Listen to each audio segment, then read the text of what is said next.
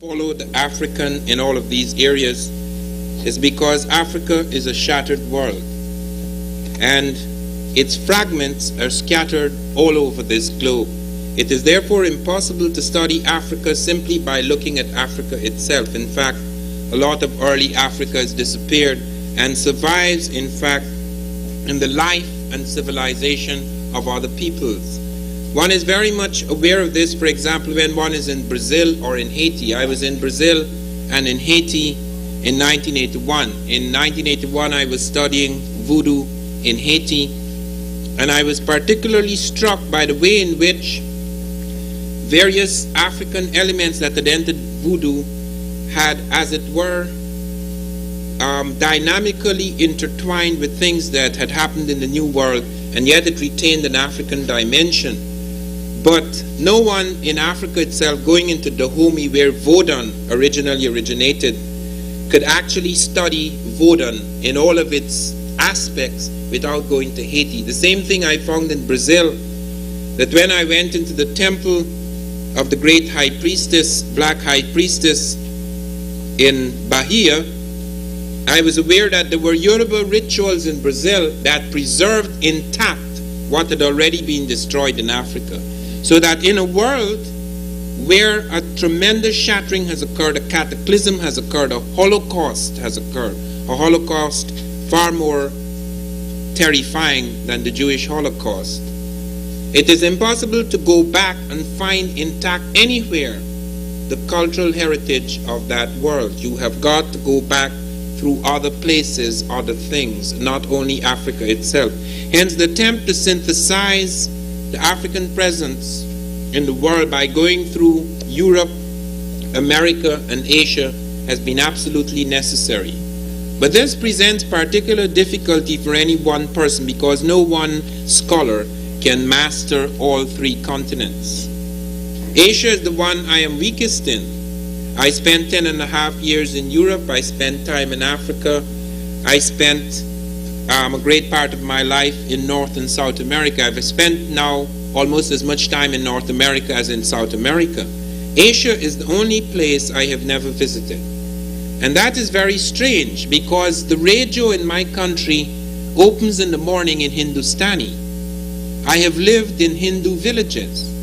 Guyana is a very strange country, the land from which I come, because it's one of those few black-dominated countries in the world which has more Indians than Africans. 52% of my country is Indian, not American Indian, East Indians from Asia.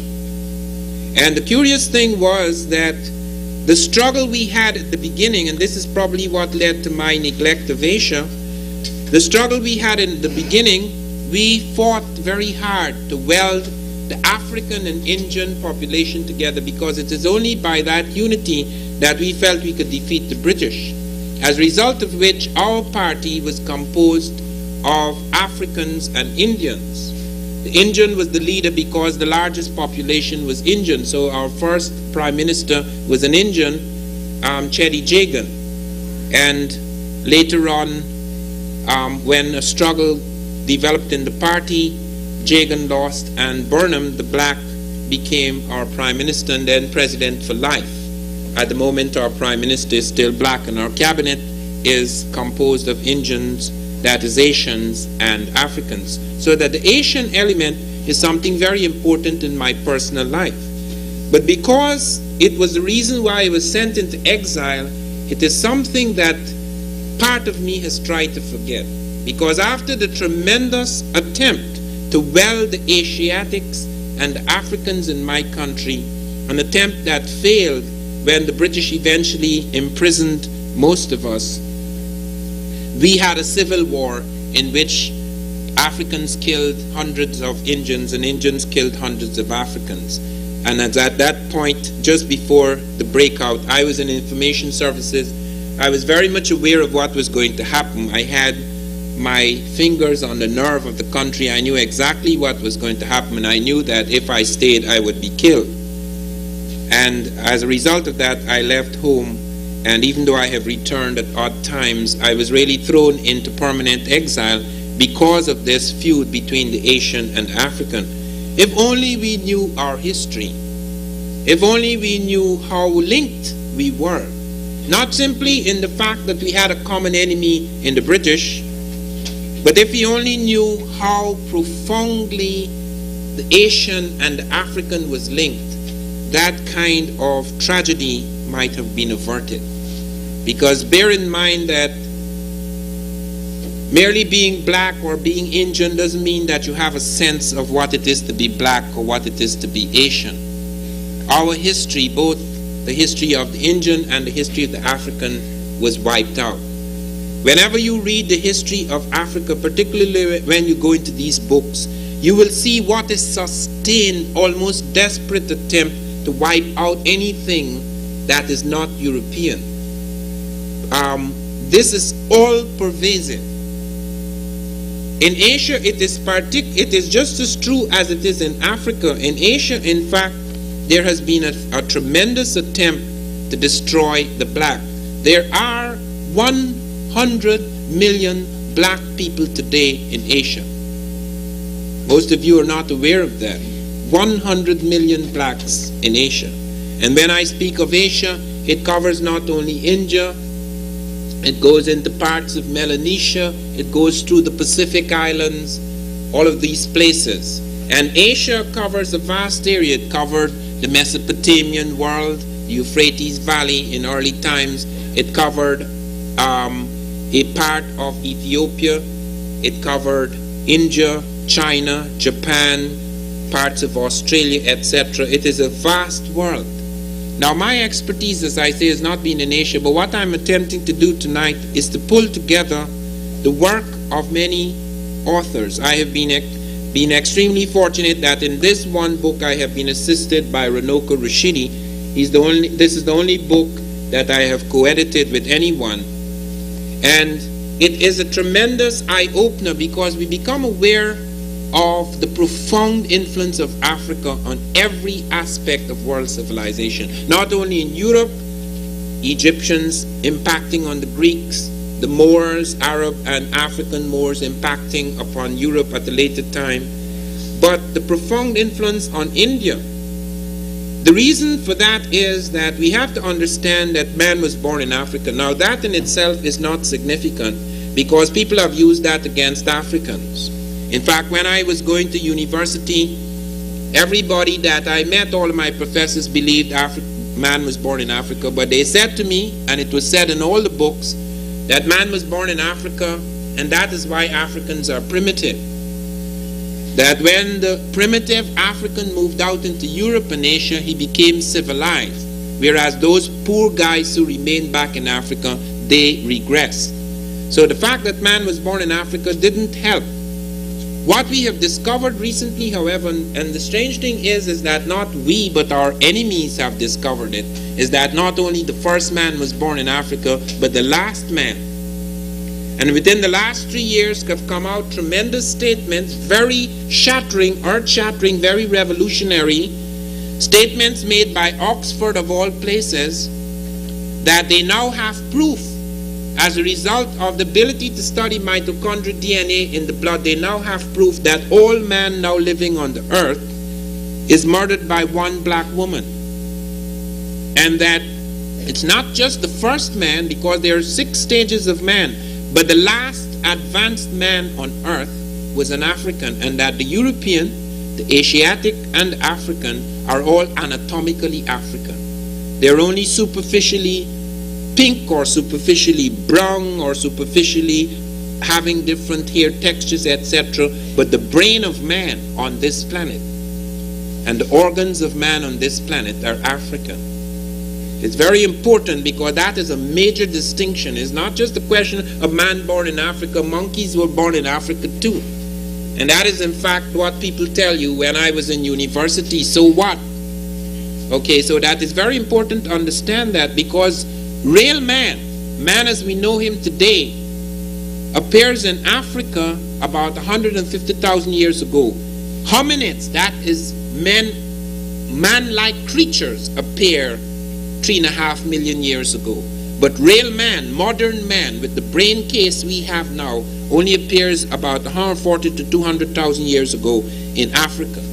Then he comes to Europe. There are no Europeans. Africans people Europe. They invade Europe. You can't call it an invasion because there was nobody there except apes.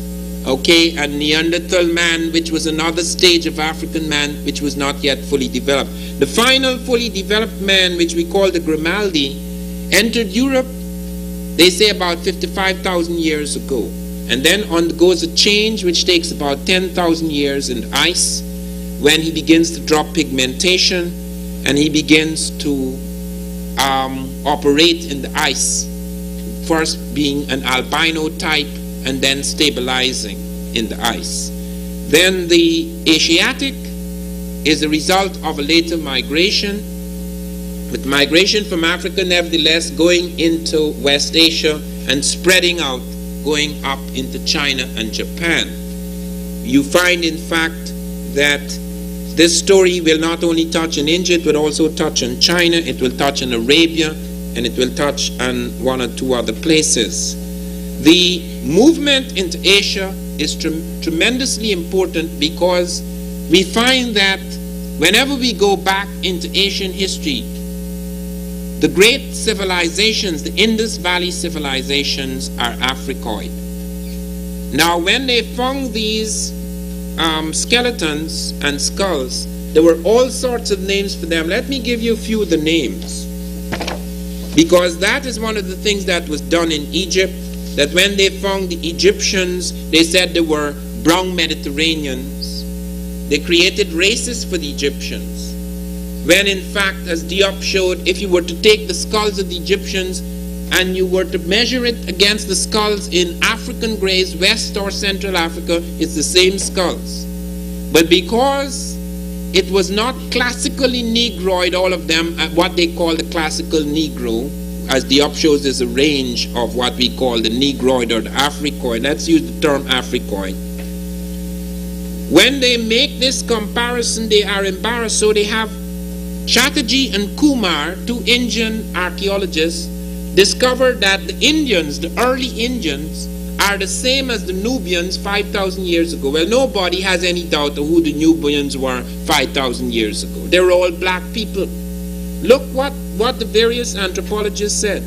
Sergi says, these are the same skulls, looking exactly like the Nubians 5,000 years, that they're Mediterranean. Bosch says they're Hamitic. Elliot Smith said they're Proto-Egyptian. Deere said they are Iranic. Fisher said they are Oriental. Lebzetzer said they are Nordoid. I never heard that one before. And Erstedt said they are Indidi, Eastern Mediterranean, or indeed.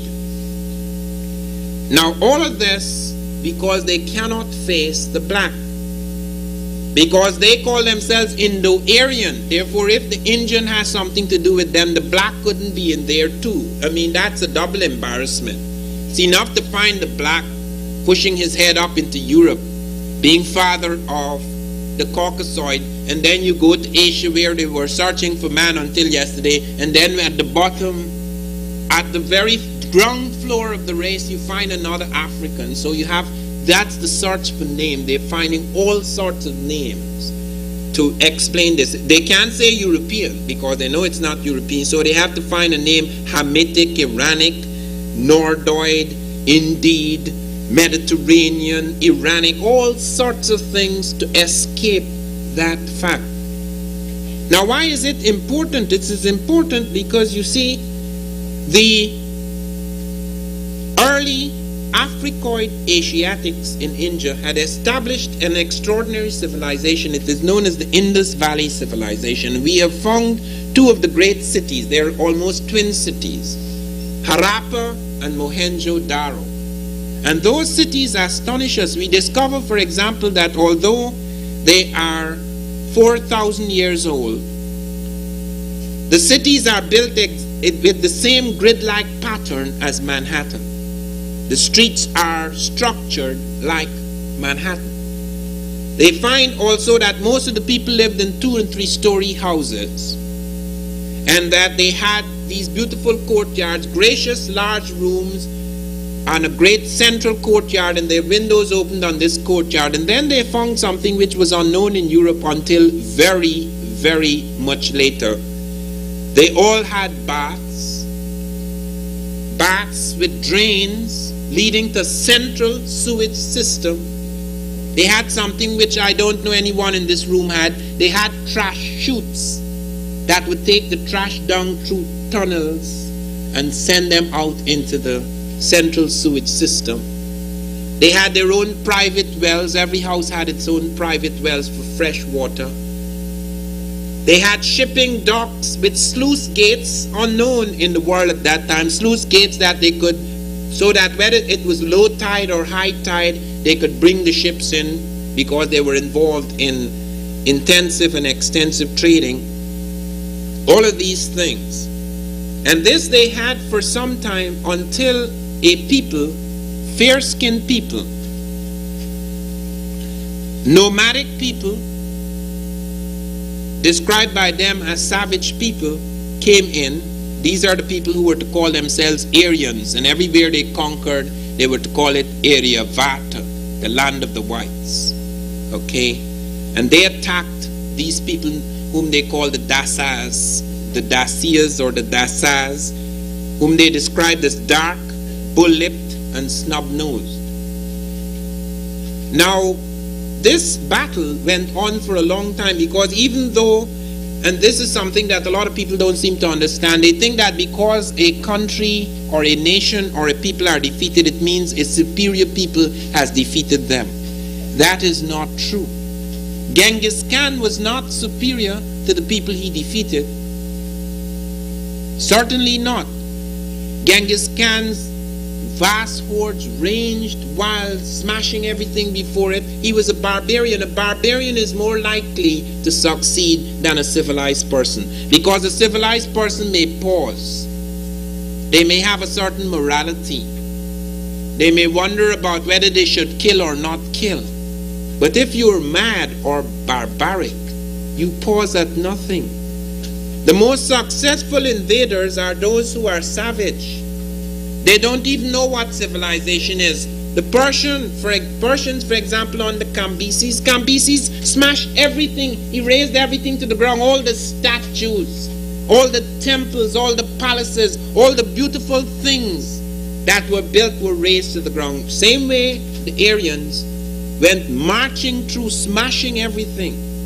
The slaughters were tremendous. They found the skeletons, masses of skeletons, butchered with their heads cut off and legs and arms. This is thousands of years later we have found these skeletons. So you can understand the kind of rage and savagery of these nomads sweeping across into India.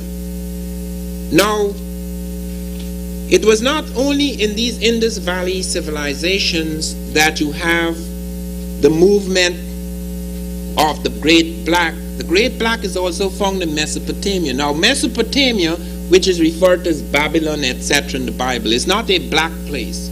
It has a major black element. It has Asiatics, it has blacks. It may also have a few Europeans, but the black emerged there with great force, because we have evidence. For example, when we go to cities, there are, Mesopotamia has great cities. Sumer, Elam, Susa, etc. have very great cities. And when we go to these great cities, we have found evidence of a major black presence. Like, for example, the governor, Gudea. And by the way, you will see some slides at the end of this talk. I do not have them all, unfortunately. You must get the book. All the things I talk about here today, and all the pictures, not only the slides you see, but far more than those slides, are found in the book. But in Sumer, it was dominated by people who call themselves the Blackheads. Now listen to this. They call themselves the Blackheads. You know what the European historian said? The reason why they call themselves the Blackheads is because they had black hair. Now all the people had black hair. This was not a European country. You could go right across India, you could go right across China. Almost everybody has black hair. So why would somebody pick out that as a title?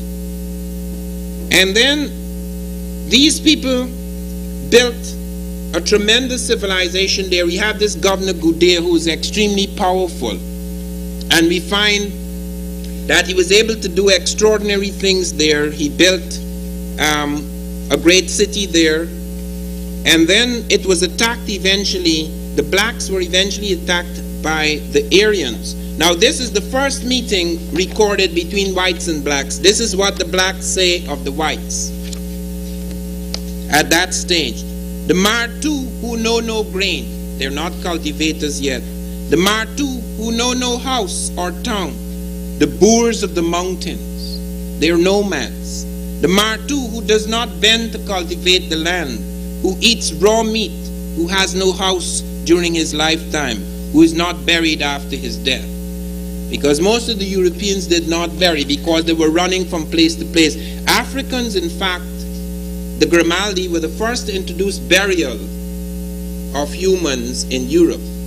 Because those before them, like the Neanderthals who were not complete, and then the later nomadic tribes in Europe, they burnt things. They burnt, or they just threw it away, or they burnt the bodies, but they did not build graves. The Grimaldi were the first to build graves in Europe.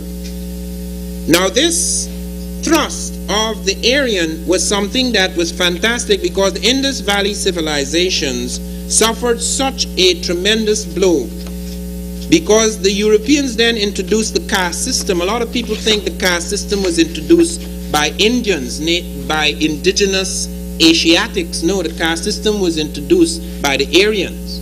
Aryans have their sacred texts. They introduced Sanskrit.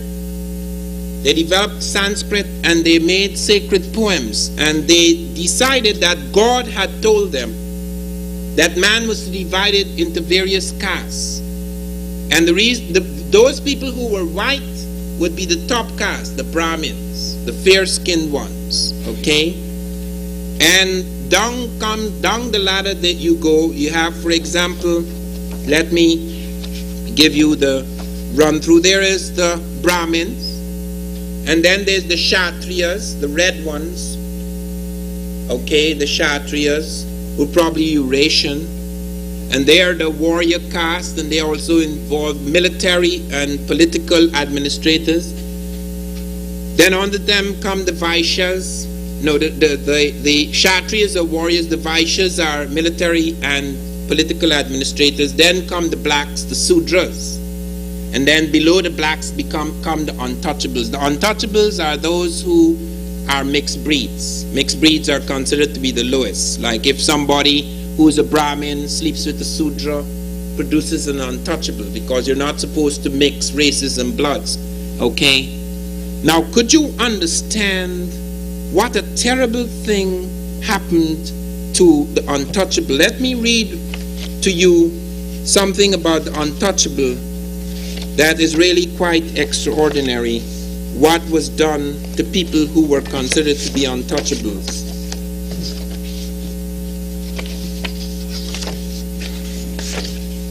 The life of the Indian untouchable was full of misery and impoverishment.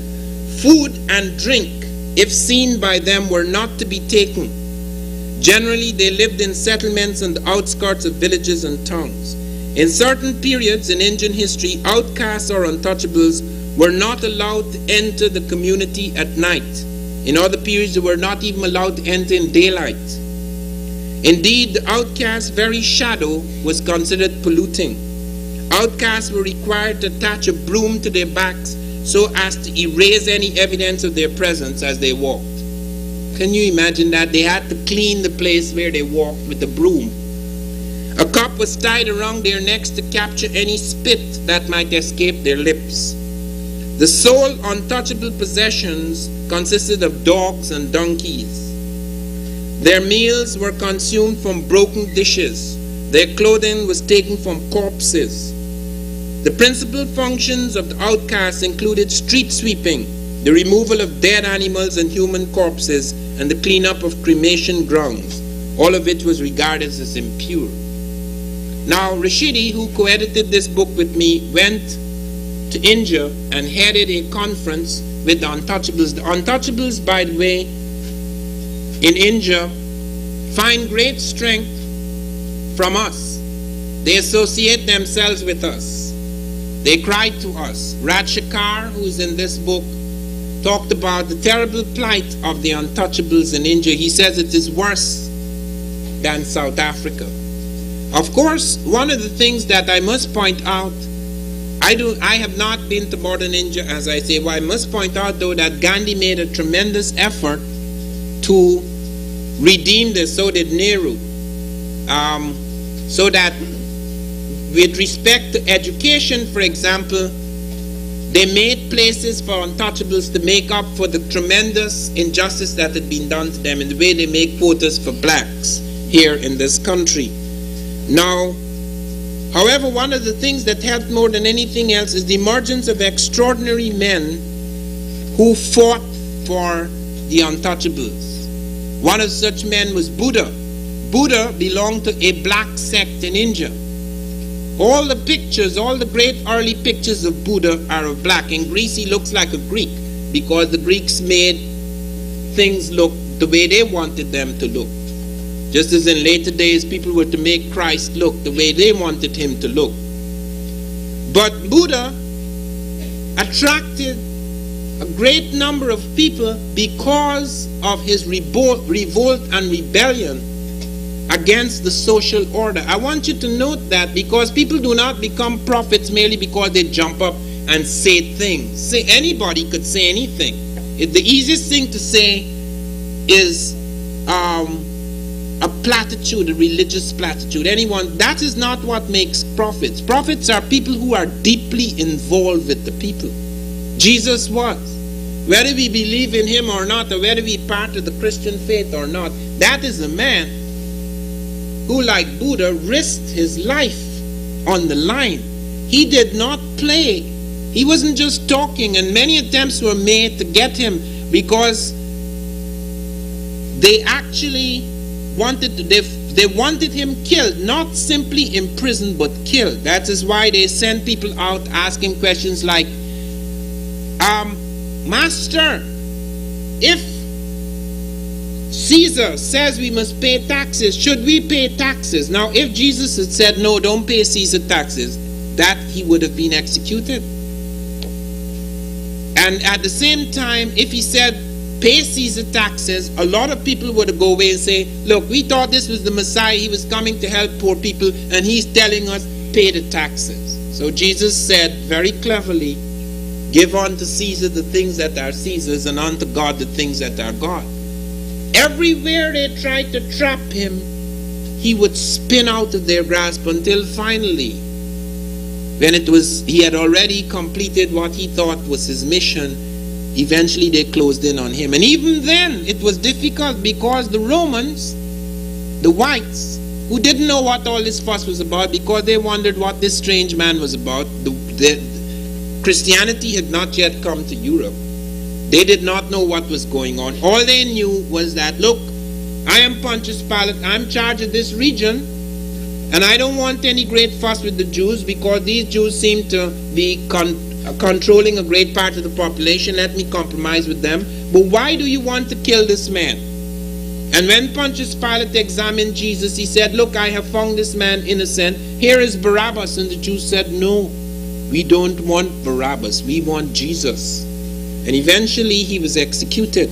The same thing occurred in many contexts. You have these extraordinary figures. And one of the most extraordinary things in the world is that these figures occurred 600 years apart. Exactly 600 years apart. Krishna, the black Christ in Asia, and you will see his black figure here in this book. Krishna, who is known as the Black Christ in India, appeared in 1200 BC. Jesus does not appear until 1200 years later. Buddha appears 600 years exactly after Krishna. And Christ appears, Jesus, the Christ, appears exactly 600 years after Buddha. Now, the curious thing is that with respect to Buddha, apart from the fact that he was born from a virgin, they say, and the name of the virgin was Maya, which is close to Mary. But Krishna is extraordinary. Listen to this. Krishna has parallels with Jesus which are really quite extraordinary. Krishna, for example, was born of a virgin. Krishna, when he was being born, his father was paying taxes in the city, exactly what Joseph was doing when Jesus was born. When Krishna was born, they said there was a light in the heavens. Some star became very bright. The same thing happened in the time of Jesus. When Krishna died, he was 33. Jesus died at 33. Krishna grew up in a village called Mathura. Jesus grew up in a village in Egypt called Mataria. When Krishna was about to be born, an angel announced his coming. When Jesus was about to be born, an angel announced his coming. You have all of these incredible parallels. Now, some people have seen that, like John Jackson, who mentioned some of these parallels as evidence that Jesus did not exist. It is just the old story told again. Jesus did exist.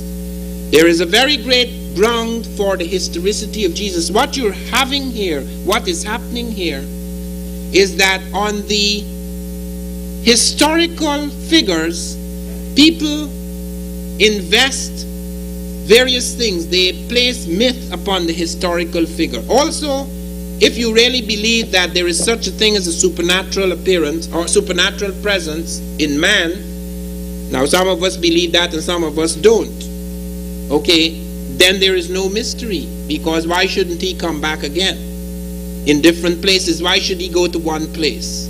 Why shouldn't he appear in other places in other forms? But I don't want to take that line, because as a scholar I can't. I have to take the line that the evidence before us shows that you're dealing with the real man in Jesus, because even though there are duplicatable dramas in the life, his sayings are not duplicatable.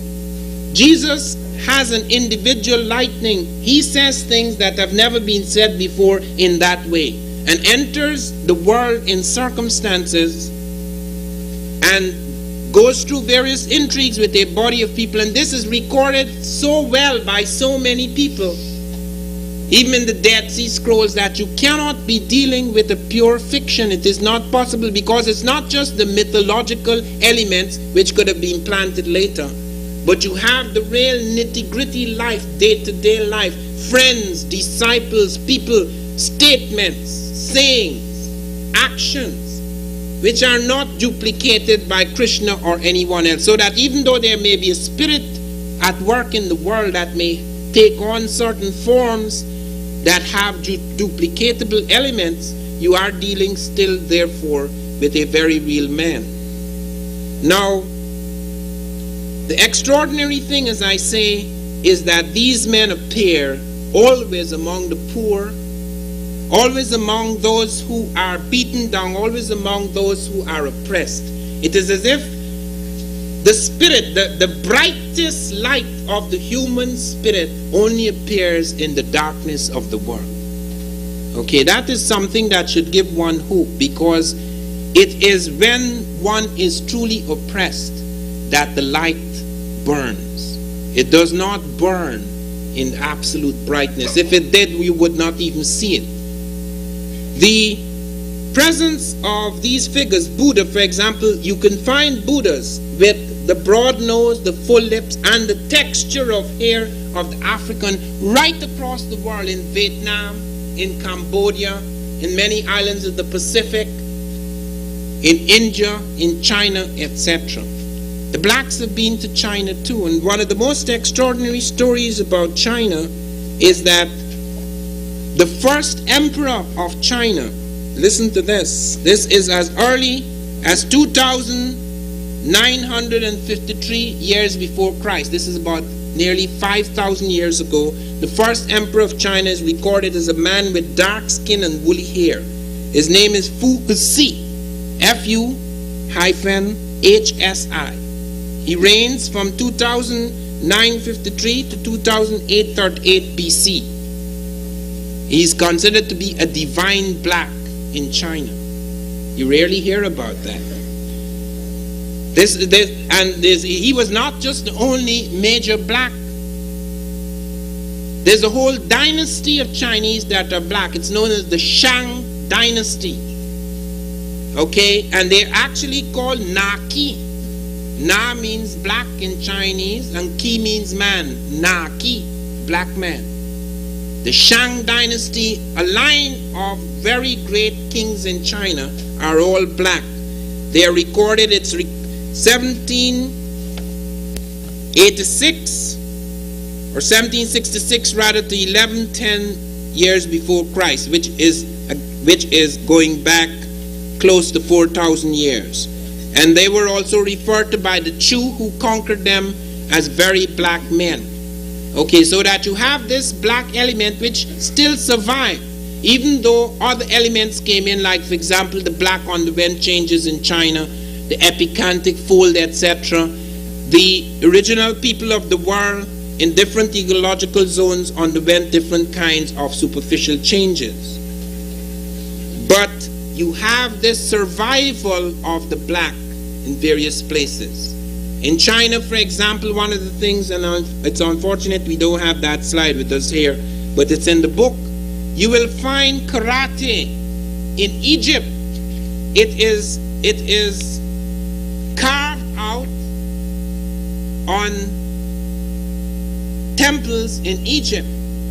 A man called Kalindi Ai has done a lot of work on this, showing the postures, the holds, the throws, which later appear in some of the Chinese and Japanese forms of combat. He shows this among the Egyptians. Now, we do not know to what extent, without a comparative combat technique, whether these are independent systems or whether the one influenced the other, whether the Egyptian may have influenced the Chinese. We cannot say that with certainty. But we do know that the Egyptians, like the Chinese, had looked closely at animals, how they fought, and how they could fight without weapons, which only man has, and that how they were able to transform this into an art of self-defense even when one did not have weapons.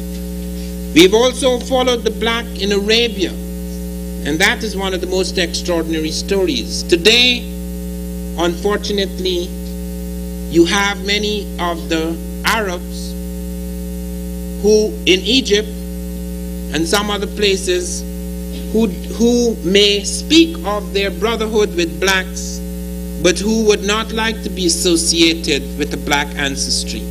I found this when my wife and I were in Egypt this summer. I was aware of that before I went to Egypt, of course, because all my reading showed me that, and I remembered some years ago when Sheikh Anta Diop, the late Sheikh Anta Diop, and I were talking to the Egyptians over the telephone, trying to push them into pressuring the British to give them back the splinters of the Sphinx nose. They don't want to do that, and I hope that they don't do it by themselves, because that nose is going to look real funny when they're finished with it. I don't know how they're going to get around that, because the structure of the face makes it difficult for them to reconstruct that with a falsehood without altering some other part. We found that in America, for example, where they altered a stela that was standing there with full lips and a certain texture of hair, and the nose had been slightly broken, and they recarved a straight nose, aquiline nose, and it didn't go along with the lip, so they cut the lip. We saw that also, some of you seen on television, where they go down into some of the tombs and temples and they're repainting things. They're putting on paint to make it look a little fairer, saying they're reconstructing things.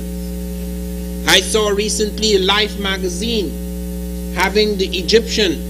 Now, since they found so many dark Egyptians, what they do is they darken the face, but they put an aquiline nose, and when you see the hair, that is so interesting. When you see the hair, when the picture is close up, you see it's African hair.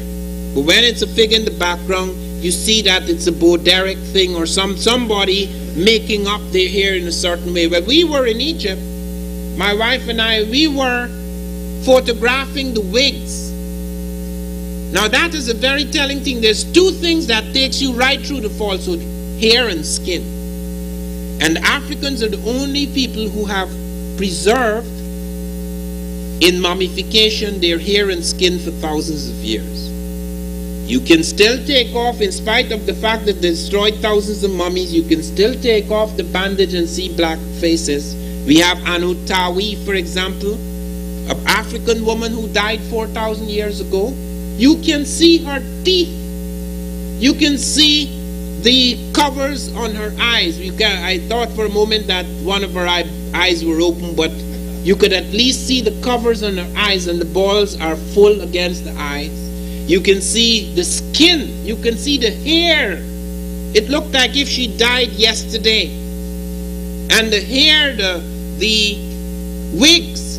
We were photographing the wigs for more than half an hour because these wigs are so clearly African. And this gentleman walked up to me, Arab, walked into me almost. Do you have a permit for your camera? And I said, of course. May I see it, please? I showed it to him. And is she using a video camera? Pointing to my wife, I said, first of all, if she was, she would have a permit for it. And secondly, she is not. May I see her camera, please? So we showed him the camera. He went looking at it, and then he gave it back. I'm sorry, I just want you to know I'm the curator of the Cairo Museum. And I almost shouted, big deal! Because he was disturbed for two reasons. One, he knows that when people pay that close attention, they're not fools. And secondly, he has not catalogued in the Cairo Museum catalog those wigs. It's not in the catalog.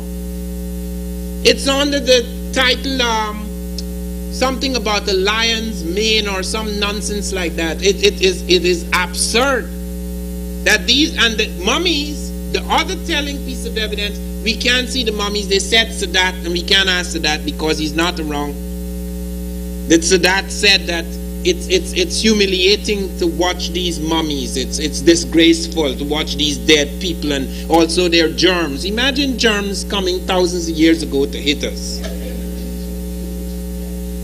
Now I say this because I want you to be aware the same thing is happening in relation to ancient India. And it was very refreshing for Rashidi to meet Ratchakar and the Untouchables. Do you know what they named themselves?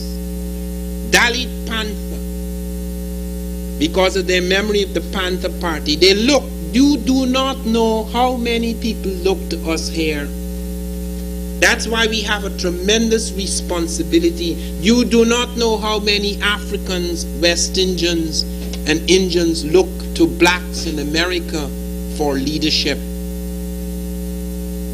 We would not have our Prime Minister, we would not have had our break against the British were not our Prime Minister educated in this country, politicized. The breakthrough in Ghana would not have occurred if Nkrumah had not come here. When I came here, I was still using the word Negro. I didn't even suspect it had a social connotation that was disgraceful or humiliating. Because in spite of our revolutionary trend, our final education was here. And it had to do with the spirit of the people here. So do not misunderstand the importance of that struggle. It's not just here in America that struggle has significance. When you sit in Africa far away, especially in Southern Africa, but even in West Africa, people are hoping that something happens here. Wherever I went in the world, for example, within the past year, even in Egypt, people would come up to you and say, what is Jesse doing? That's in Egypt. They are absolutely fascinated. They want it because that struggle is theirs too. They know that if that black image changes, it changes them. And I say it's tragic that my people, the Indians and the Africans in my country, could not see that common thread that bound them. before the attack of the Aryans. That attack was to make a tremendous difference because it did introduce, as Ratchakar says, it did introduce the caste system, and it made it binding because they said it was religious. God came and told them that they should cut society into these castes. The untouchables, as I say, there's been some improvement, at least that's what I was told in the time of Gandhi and Nehru, but Ratchakar says that improvement is not enough. They're still within a trap. Now we go to Arabia, and that is what brought me into the question of Egypt. Early Arabia was completely black. This is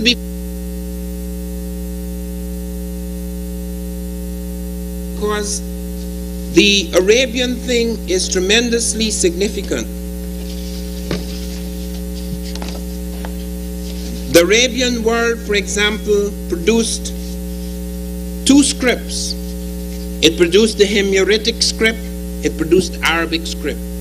As Drusilla Dungy Houston, who wrote the book on Ethiopians, she has pointed to the fact that the Himyaritic script was created by the Africans in that early Arabia.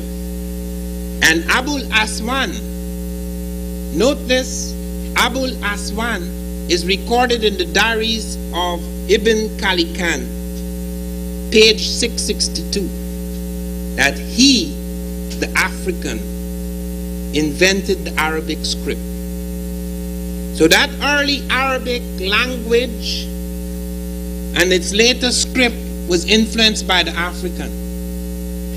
And it is true that, like with the Jews, though originally largely African, you have the Semitization, people coming in from Asiatic world and transforming Arabia, so that by the time of Muhammad, only 10% of Arabia was black. Now, some people have claimed, like Uthman Amir ibn Bihar al-Jahazi, that Muhammad was of African lineage. I have no proof of that. What we do know is that his right-hand man, Bilal, was an African, and he is known as the third pillar of the faith. It is very important because most of the great religions, all in fact, Buddha, Buddhism, Christianity, Islam, even Judaism has its roots in Africa. It's very important to note that, because even though the Arabs, as I say, were later to become Semitized, they were still close enough to the African that in later times, like in the times of the Moors, they merged with the African.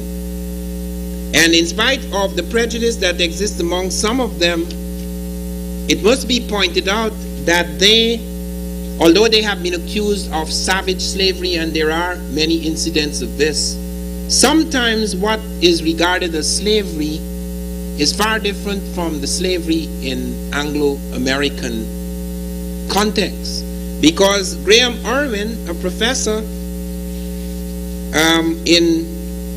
on Asia, has pointed out that they had a custom, many Muslims had a custom of calling a person a slave if they were foreigners serving them. For example, they would invite a foreigner to become a general in the army because they may be afraid that their own people might revolt against them, so they want their people to be under a foreigner. He would be called a slave, although he's the general of the army. The palace guard, the most trusted people around a king, would usually be black. They would be called slaves. The major administrative posts, sometimes as high as Secretary of the State, in one case the Prime Minister, he was called a slave, but he was in charge. Well, I don't mind being called a slave if I'm in charge. You found caliphs of Baghdad, black caliphs of Baghdad. So in spite of all that may be said about the Arab, I do not know of any European instance where the caliph who's in head is black. So obviously there was a different kind of system and a different kind of approach. You find, for example, the Mughals of India, who made the cities admirals. They were put in charge of the ocean. These are black people. They were so respected for their seafaring skills, the cities, that they were made admirals of the Indian Ocean.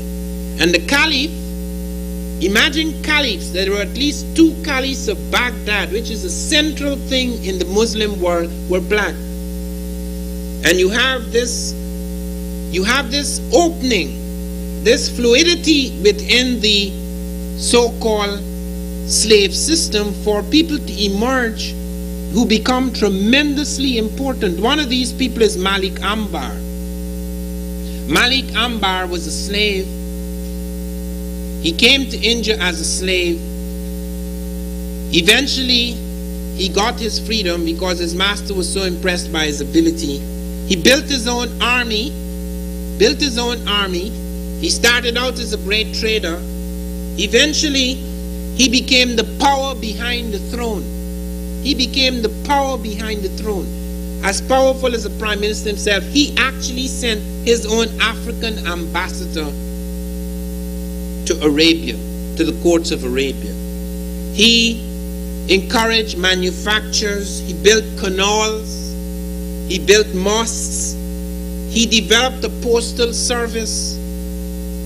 And he was able to support poets and scholars from the treasury.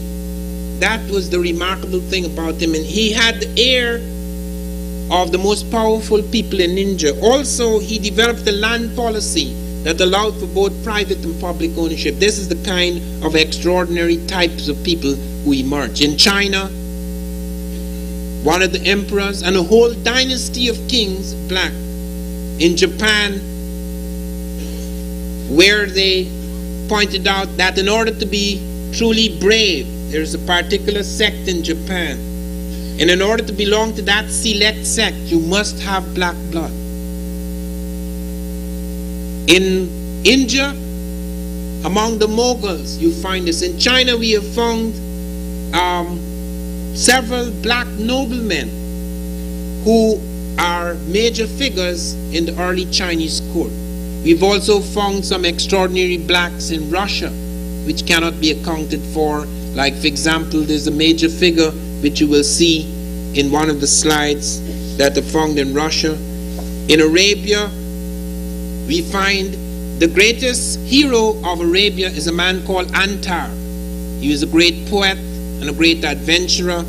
He became a legend in Arabia and is seen in many of the tales. This is a black African. You find also the black in Sumer and Elam. This is very important because these were major Mesopotamian dynasties.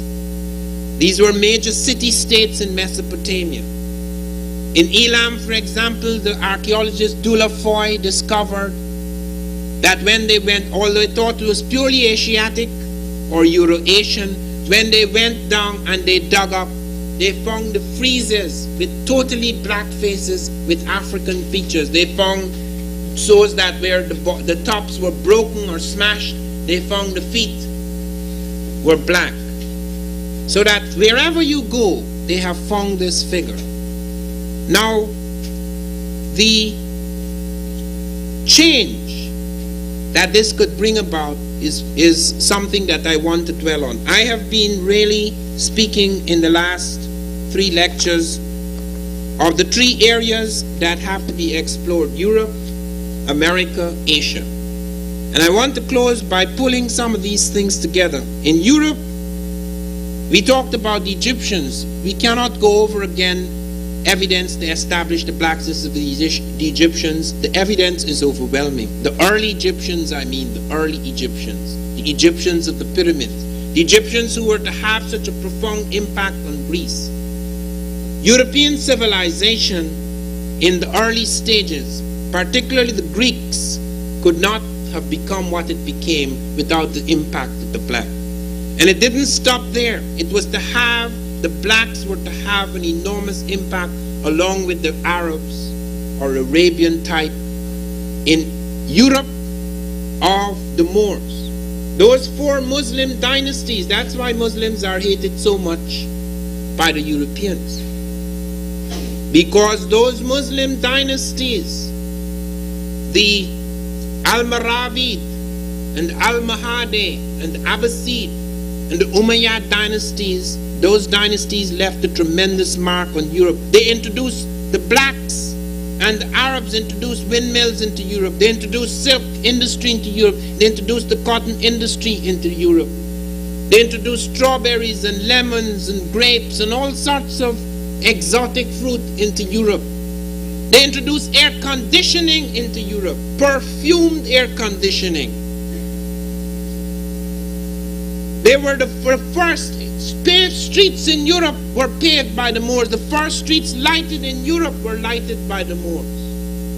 They introduced trigonometry into Europe, just as earlier the Egyptians introduced geometry into Europe. They introduced algebra into Europe. They introduced optics into Europe, the first experiments with eyeglasses and experiments that were to lead to the camera were introduced by the blacks and the Arabs in Europe. And out here in America, long, long before slavery, blacks were here.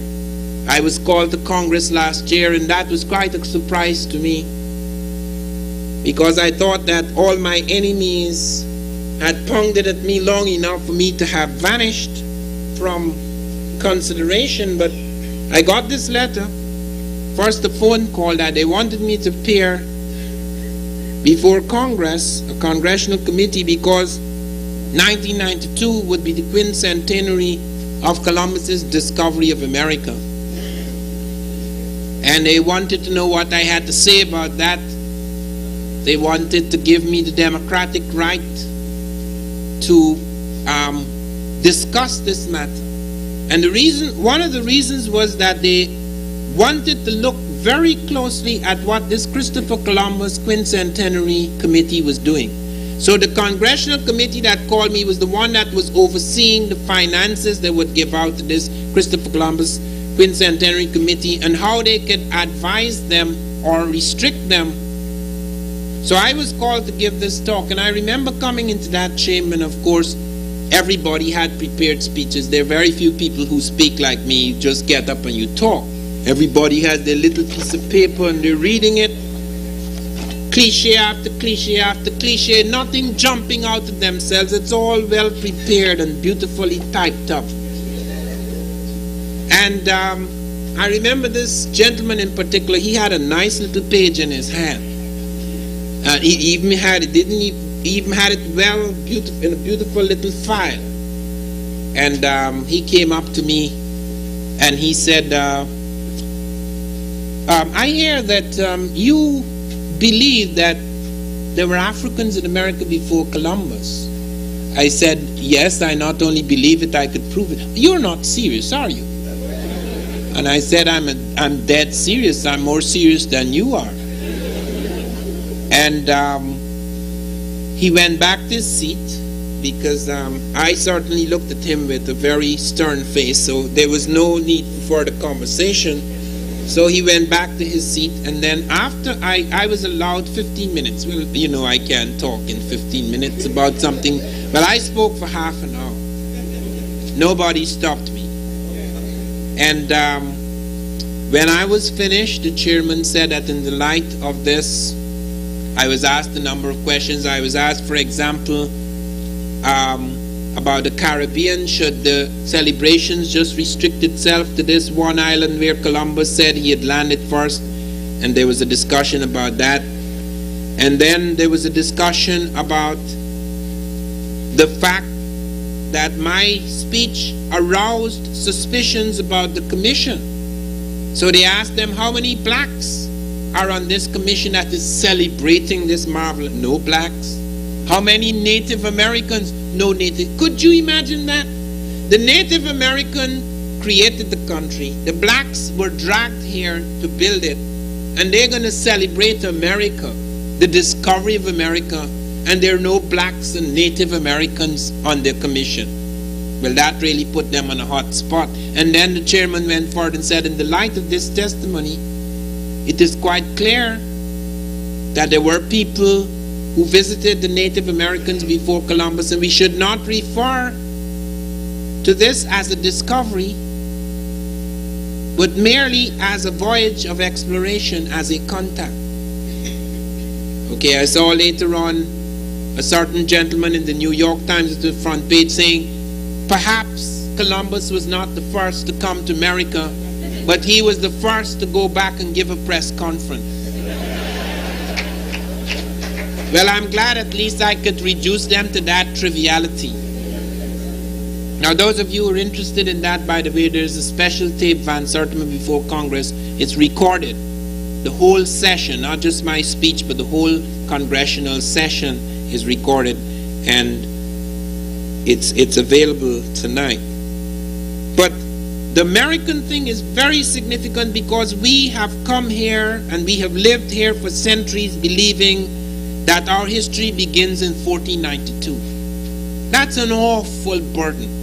I know when I was in England, I heard my friends telling me, we have to face it, Van, we have to start from scratch. Could you imagine that? We, with all this history, have to start from scratch? But they really believe that there is no real internal power. There is no dimension to us if we believe we have to start from scratch. This history is what gives us a power, a spiritual power. There is nothing more important than that. When all the chips are down, there are certain people in the world who had nothing but the spiritual power, the belief in self, and they were able to transform great tragedy because of that. That history gives us that. And the reason why we seek it out in Europe, out in Asia, out in America, is because we are a shattered diamond. Our pieces are all over the place. And we can never feel whole again. We can never feel a sense of completeness and wholeness again until we can pull all of these threads and strands together. That is our mission. That is our hope. That is the great dream of our life. That we will one day be able, through this history, through this knowledge of history, through this immersion in history, to bring back the African in us out from the exploded fragments into a sense of a new nucleus. That new nucleus can lead to the birth of a different kind of man and a different kind of world. Thank you very much.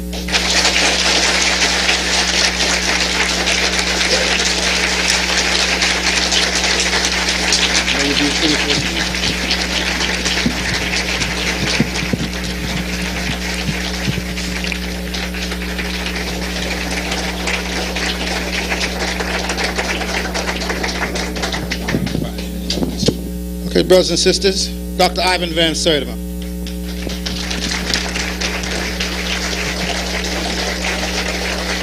Before you, Dr. Van Sertima has agreed to answer some question and answers for about 5 minutes. But before we get into that, I want to remind you that if you are eating or in your place, just do us a favor and pick up your refuse on your way out, and there's a garbage pail back there, or just take it to the back table. Remind you about next week, our tribute to our black veterans. Remind you to keep in mind the many things that Reverend Dorchy told you about the plans that we have for 89. And especially I want to remind the brothers, we're not excluding the sisters, but this is something that we have put together for the brothers. We call it a unity breakfast. And we furnish the breakfast. Good old down-home breakfast. Now, those of you who don't know what a good old down-home breakfast is, let me tell you. You know, biscuits, grits, and for those of you who eat meat, sausages. Those of you who like the pig, might have a little bacon, but we'll have some beef patties, and we're going to do the cooking, and we'll have it down here, and we're looking to have a guest speaker. This is a means that we have started before. This is a means for us, the brothers, to get together, to sit down, and put our minds together to see what we can do to help each other to build a nation within a nation. Every other ethnic group has its support system. When you go across the Brooklyn Bridge, you see Chinatown. And if you go to the right, you're in Little Italy. And if you go up a little further on the east side, it's Irish section and the German section, and etc. and etc. If we were attacked, or if people came after, they're coming after us in ones. But what happens if they come at us in bunches? What do we do and where do we go? But we need to sit down and talk about some economics. The economics that Marcus Garvey spoke about. The economics that Malcolm spoke about. And I believe the integration that Dr. King was talking about was not about us leaving our communities, but that we had the right to go where we wanted to, but to build our own institutions, our own places of business, put our own brothers to work, our children to work. Right now, our universities are training our young people in black universities to work for Fortune 500. There's nothing being said about going out to business yourself. Most of us who work here or here work make millions of dollars a year for the corporations that we work for. Why can't we do that for ourselves? So we're asking you, the brothers, we'll give you the date. It's going to be in February, but I'm letting you know now. And we're asking each brother to bring at least one young brother, any age, from a toddler on up. And let us sit down and let's start talking real business. Let's not talk about what should be done, but let's talk about what we can do together. It can be done, it must be done, and we here at APCO, the brotherhood of this church, the House of the Lord Church, the leader of this church, Reverend Daughtry, the sisters of this church, we are determined that 89 is going to be a year that the brother stands up. Like Rosa Parks, when she sat down, the movement got up. We need to do the same thing, and we can do it. I thank you. Now we're going to ask that you do questions, but please, please, we've had a lecture. This is the lecture. You know, and he comes and honorarium, and this is his business. You know, if you're not a musician, you're not going to understand with Count Basie's orchestra. So just ask the question and do not make any statements, please. Anyone that has a question, just please stand where you're at. And I'm sorry we don't have the extra mic tonight, and just kind of throw your voice out with the question. Brother back here.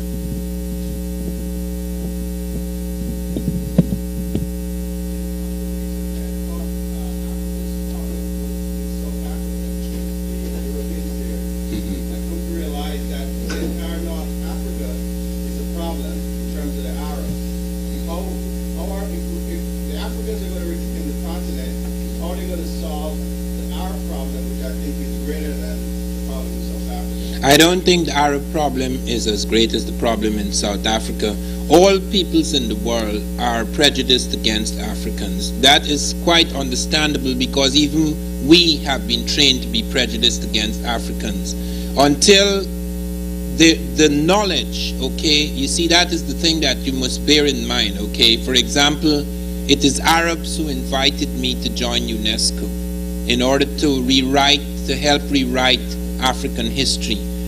Don't misunderstand, therefore, what this means. You cannot wipe out within a generation or two prejudice in the world, because wherever you go, that prejudice exists. It's a matter of degree. The Arabs are prepared, just as Malcolm X discovered, that in spite of the fact that some of them may hold on to this prejudice, they are prepared to work with Africans. Some of them are even prepared under new circumstances to actually give money to African states out of their oil fields.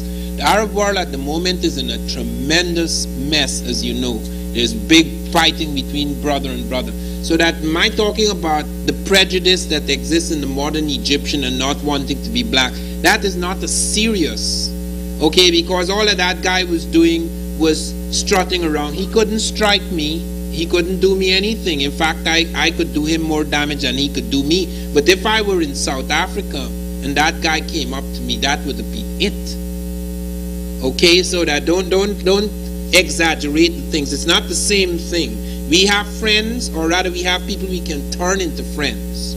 Okay, so that even though that prejudice exists, it's not on the same level. You see, prejudice may exist on a certain level, but it may not be translated into a powerful stick and gun as it is in South Africa. You know, there you have a very serious, painful thing. So it's still the central thing in the world. We don't have any more quarrel with the Arabs than with any other people, so that in certain circumstances the Arab will bend. Some of them may contain the prejudices, because you see, the Arab world is confused. It is not one world. Like, for example, Muhammad had to caution certain Arabs against discriminating against blacks, but the Arabs discriminated more against whites than blacks. The first people the Arabs enslaved were the whites. Okay, the Arab got into the slave. That's why the word slave is SLA, Slav. Okay, it is a European word. It's not an African word. The Arabs, for example, took thousands of European women and turned them into slaves. Okay, so that you have to understand that. And when they came into Africa, the first thing they did was to marry African women. They didn't have that prejudice in the same way. So these are fluid situations. They can go any way. It is up to us to give them a certain direction. When Malcolm X went to the Arab world, they worshipped him. Many of them, they were willing to open palaces to him. I mean, many of the kings and big powers opened their doors to him. Whatever kind of prejudice some of them may have had, that didn't stop them from doing that. You think Malcolm X could walk into South Africa and they open a door? They would shoot him down. So that is why I warn you that, I mean, even though these things exist, they exist at different levels. Okay. Yes? Go ahead.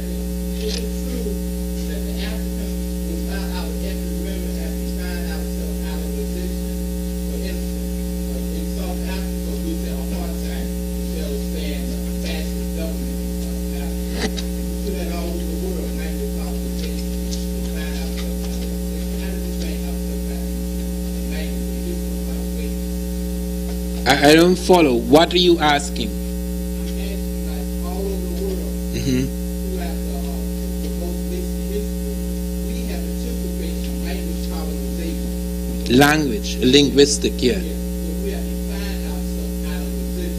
Yeah. We participated in the cause of South Africa, apartheid. We're going to call it the fascist government of South Africa. We call it apartheid. But the invaders. I don't think that changing the words around are going to make much difference. You see, while that may affect some people, the vast numbers of people don't really care what the thing is called. If something is racist, it doesn't matter whether it is fascist racist or racist fascist, okay? Words mean a lot, yes, but after a while something is so evil, it doesn't really matter what you call it. Okay, whether you call this a democracy, that's a linguistic falsification. Okay, if you want to call it so, but what does it matter? I mean, you know what you're fighting, you know the horror that is South Africa. It doesn't really matter, therefore, if you change the word from apartheid to facets, it would not make the slightest difference. We're not going to go to the barricades any faster. We're not going to help the South African anymore. We're not going to get more intensely involved in the struggle. All of us are aware that we are dealing with a great evil in South Africa. It is the greatest evil in the modern world.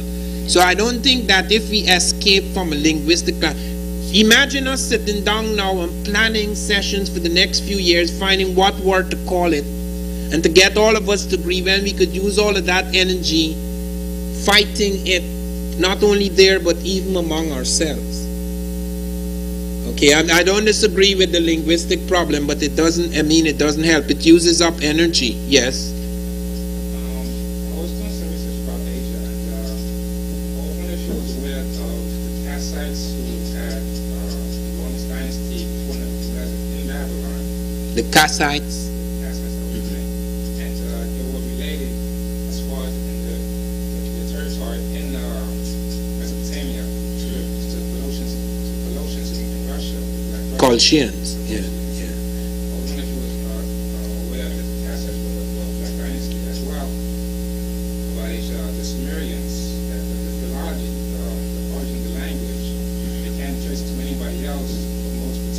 natural language, and more particularly the Zulu language. I was wondering if it was Yeah, that is very new. You should write a note about it and show your sources. That is very new. We know that the Sumerian language is considered still to be a Semitic type language. If you can show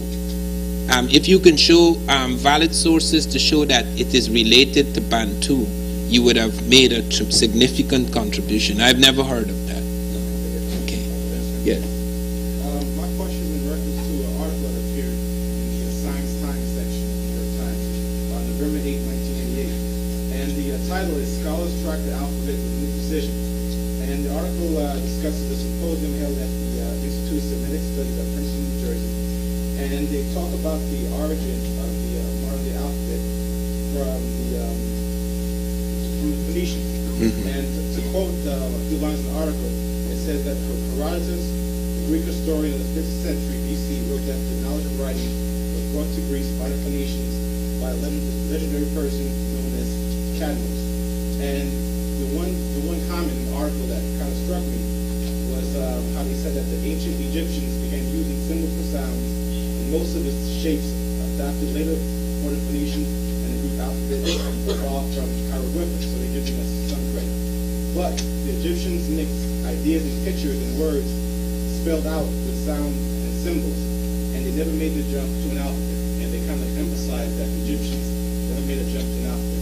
What's your comment on this? Okay, now it is very important to understand who the Phoenicians are. Okay, the Phoenicians initially, according to Diop, were black. Later they became Semitized, so that you have both black Phoenicians as well as mixed Phoenicians. The role of the Phoenicians, you see, 50% of the export-import trade of the Egyptians were by Phoenicians, who were they were not a race of people. There were all sorts of people who were involved in trade, in navigation particularly. And you find that everything that the Egyptians did, the Phoenicians would carry it to other people. If the Egyptians decided to use purple as the color of royalty, the Phoenicians carried it down the Mediterranean. If the Phoenicians decided to use this symbol for a head, the Phoenicians carried it down the Mediterranean. If the Phoenicians built a new warship, the Phoenicians would study the warship and they would make slight innovation and they would carry it down the Mediterranean. If the Egyptians decided to wear a shoe with a little hoop up at the top, the Phoenicians would take the shoe down the Mediterranean. The Phoenicians therefore were carriers, as they say. They were carriers. Okay, so that the hieroglyphs were carried by the Phoenicians, and as they entered other places, people started to play around with them. So that you get the development of an alphabet, because you see the hieroglyphics, even though part of it is alphabetical, part of it is pictorial. Okay, so that you have a later development into alphabet where you could squeeze it down into very few symbols. Okay, the Japanese, for example, are far behind us in that. That has nothing to do with intelligence, because nobody could question Japanese intelligence, but the Japanese have an alphabet that would literally blow you away. It would take months to learn their alphabet because it doesn't have 26 signs. It has hundreds and hundreds of signs. So that you can have signs and symbols, part of which are pictorial, before eventually you have that kind of alphabetic thing. Different African peoples had alphabets, like the Akan developed an alphabet.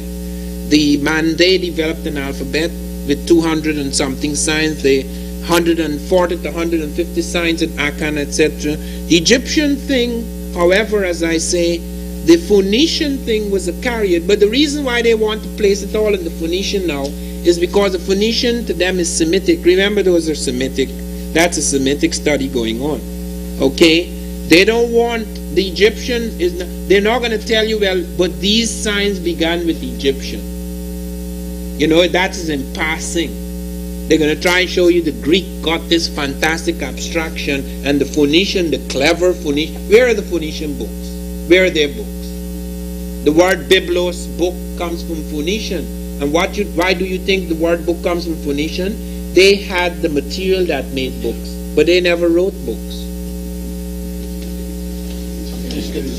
This brother here, the sister there, and the brother over there. Yes. We'll have to close it out. Okay, go ahead. We've had certain black leaders been on radio stations attacking other black leaders. I'd like to know what effect you think that has on the black movement. I am a historian, okay? You could deal with your politics with other people. I don't have anything to say about that. That's a normal thing in politics. People attack other people. Okay, go ahead.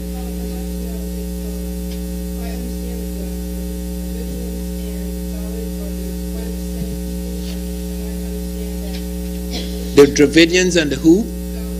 No. Dalit is a modern, the modern untouchable movement. One section of them, a great section of them, call themselves Dalits.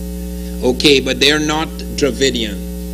Okay, Dravidian is a type. You see, the African has a lot of varieties. First, you had a very small type, almost like a dwarf, who went to China and various other places. Then you have a type following that small type, a larger bone type of African coming into, and some of them have wavy hair. Those are the Dravidian types.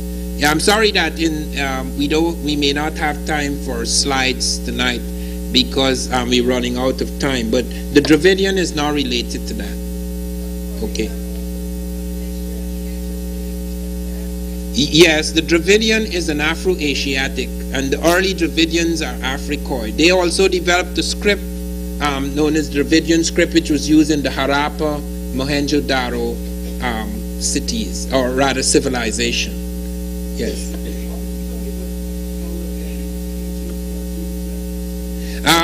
Jesus is first represented on a coin that was struck in the 2nd century AD. On the one side is a European, that is the king, the Emperor Justinian II.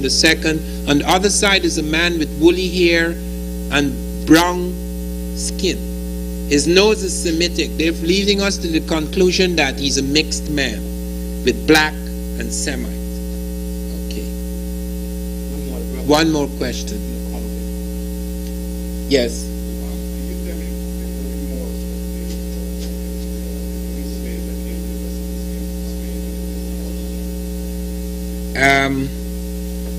I don't know much about, as much as most people do, about the slave trade. I know that the first slaves, and this is a lot people don't know about, that the first people in America who were turned into slaves were 6 Native American Indians whom Columbus captured and brought back to Spain at the end of his first voyage. He actually initiated slavery. I wish I could have said that in Congress, but that would be too much. Okay. Yes. Okay. Yes.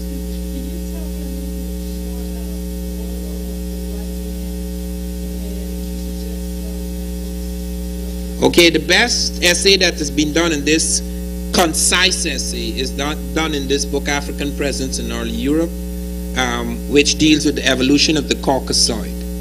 Okay, and it really deals with how the black went into Europe and how the Ice Age came, what is known as the worm interstadial, and how the blacks were trapped in the ice, and that after a long period locked away from the sun with tangential sunlight, you have dropping of pigmentation. Because you see, in sunlight, the pigmentation, we're not talking about the temperate zone as it is today, because this is a zone that is changing. In the next 75 years, according to scientists, it will become disadvantageous to have pink skin, because the hole in the ozone layer is bringing back into this, on the side of the planet which is now called the temperate zone, ultraviolet radiation is increasing. Hence, pigmentation once again will become an ecological necessity. Okay, so that those are changing situations, but in this specific time in which the blacks who were trapped in Europe underwent pigmentation change is a period that lasted 10,000 years. It's not an overnight phenomenon. It's not a passing phenomenon. That became a very cold zone of the earth. Okay, so that you have not only pigmentation change, you have hair change, because in heat you have a tendency to have scant hair, because it's supposed to you're supposed to throw off the heat. In cold, you have a tendency to, your hair has a tendency to grow longer because it has to protect you from the cold. So that you will have, also you have different kinds of drynesses and wetnesses in these ecological zones. So you'd have different, the hair follicles will grow differently. Those are superficial things. And because the Aryans, who were not as developed as the Africans, struck African capitals and defeated them in many places, the Aryan then began to set up what is aesthetic, what you should look like, what you should do, and things like that. So that you have these problems. Their religion came from outside. The Christian thing, the Muslim thing, and so forth, those are things that came out of an elder people, the Africans. But the thing is that they set up a system, okay, and the problem that we have is that we begin to see in that system. Our eyes, even in spite of even all our protests, our eyes see things in that system, okay. But what science has established is that those are very superficial, irrelevant indices of humanity. What is significant is the organic structure and the brain structure, which is Africa. That is what science has established, that anatomically we are all Africans, because the brain was developed in Africa. At the final stage, all stages of the brain, right up to the stage at which it now occupies on this planet, was developed in Africa. The breakaway, or rather speciation, it's not speciation really, it's mutation, because you don't have different species in man. The mutation occurred on the special conditions. Okay, we must break now. Thank you.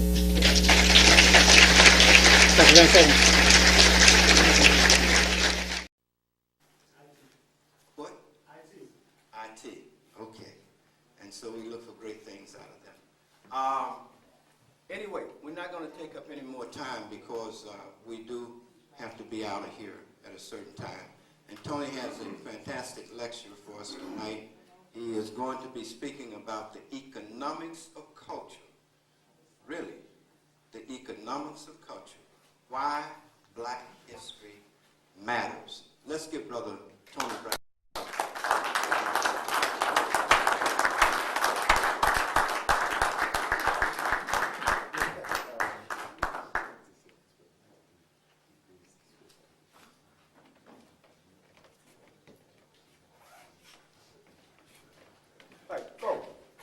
Can you give us 10 minutes? We like to switch some things around so that we can have a better environment for the presentation. So we'll take a 10-minute break, 8:30, we'll be ready to roll. To be here, to have the opportunity to just share some information with you about subject matter that's very near and dear to my heart, history, culture, and all those things that make us who we are. I was over at UAM last night giving a presentation. And I want to share some information with you. How you doing, sis? All right, I remember. You retired. You've been retired now for a couple of years. You look so much happier. Something that I'll be sharing with you all this evening is something that I shared with the audience last night. As Reverend Brown just mentioned, I just got back from Egypt last month, and we're currently working on excavation in Egypt, an excavation of 25th Dynasty tomb. And last Wednesday, the Egyptian government finally issued a press release about the findings that we made last month. And so now I'm free to talk about what we've done and to share pictures about what we've done. As a matter of fact, I started receiving a slew of phone calls and emails this morning and was informed that, I forget the sister's name who does the weekly commentary on the Tom Joyner Morning Show. She did a commentary on our discovery this morning in Tom Joyner's Morning Show. So it's about to go national, and what is about to become nationally known, I feel, is our opportunity to begin to find our proper place and to assert our proper place, not just into this society, but into the world. So everything goes in cycles, and I came in on the tail end of Reverend Oliver's talk, but what he was sharing with you all is so meaningful to me because I'll be heading to Selma next Tuesday, and this will make my third trip to Alabama since April. I was there in April to do some presentations at Selma, and while I was there, actually I was at University of Alabama in Huntsville to do a presentation, and then went down to Selma. And on my way to Selma, I stopped down at my mother's and grandparents' hometown, Vernon, Alabama, which gave me an opportunity to meet family members that I never knew I had.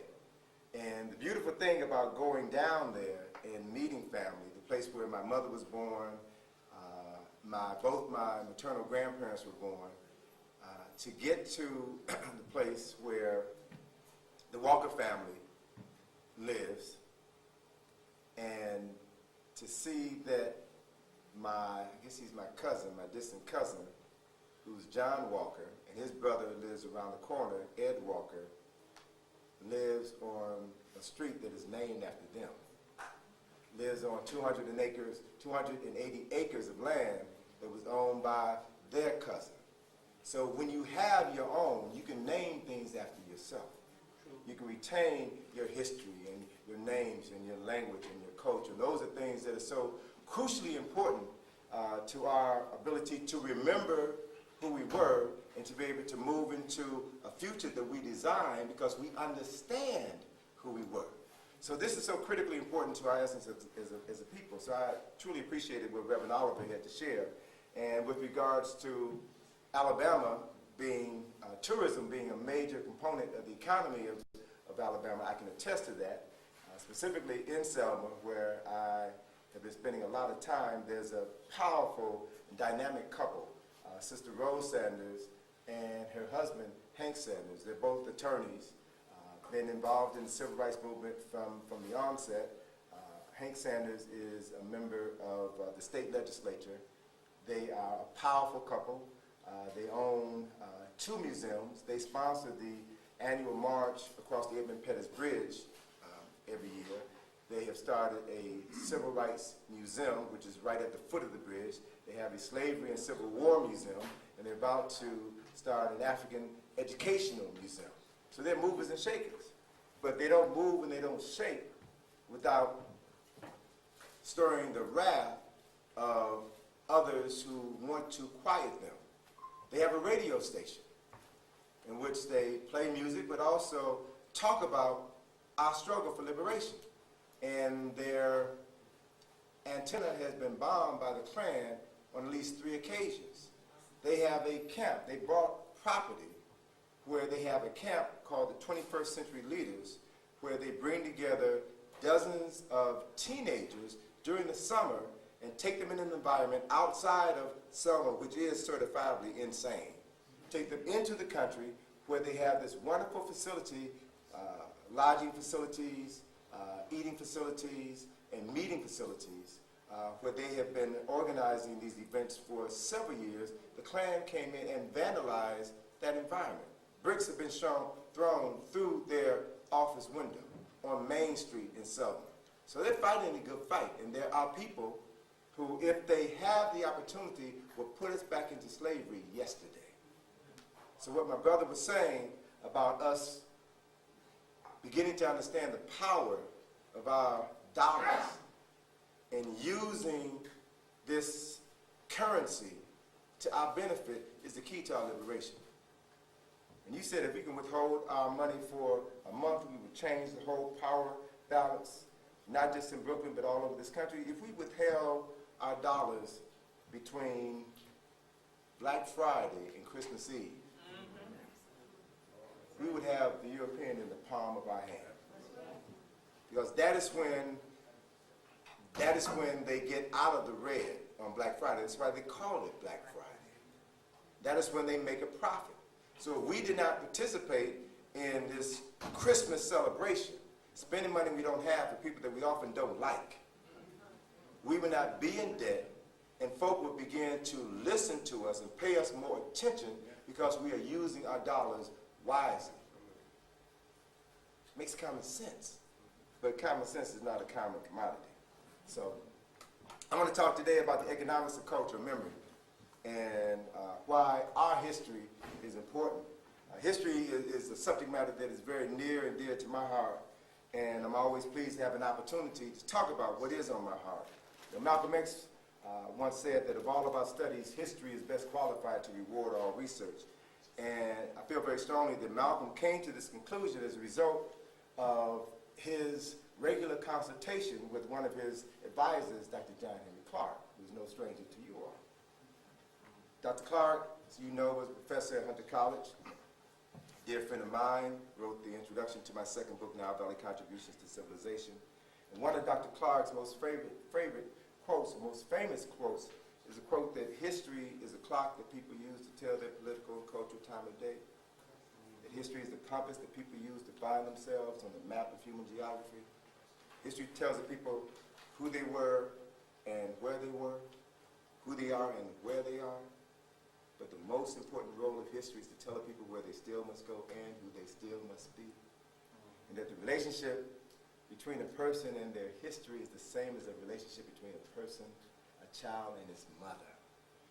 So history is something that we cannot afford to take for granted. So the life of a historian is built on a foundation of memory. And memory is nothing more than the collection of images and information that have been printed indelibly on the brain. And when properly accessed and sequenced, historical memories helps one understand what Dr. Clark meant when he said that all history is a current event. If you understand clearly what happened 5,000 years ago, 500 years ago, 5 years ago, or 5 minutes ago, that helps you understand how you got where you are today and where you will be 5 minutes from now, 5 years from now, 500 years from now, 5,000 years from now. History is cyclical, and it follows specific patterns and cycles. And once you study history and begin to discern the very subtle changes in those patterns and those cycles, then there is no mystery as to why you're in the shape that you're in. You know how you got there, and you also know what you must do to get out of that situation, because history tells you what you have done. It repeats itself. So what we have to begin to understand is that we must become serious studies of history. Unfortunately, if you talk to the average person, they won't have an interest in history because of how they have been taught to approach history. They think it's just names and dates and this and that, but history is life. History is as important to you as the air you breathe. And as someone who has spent 33 years of my life researching African and African American history and culture, I've come to see myself as less of a historian and more as a memory recovery specialist. See, over the years I've come to understand that many of our people suffer from EH, MS, excessive historical memory loss. We don't think history is important. We think it's irrelevant. So we wind up repeating the mistakes of history over and over and over again.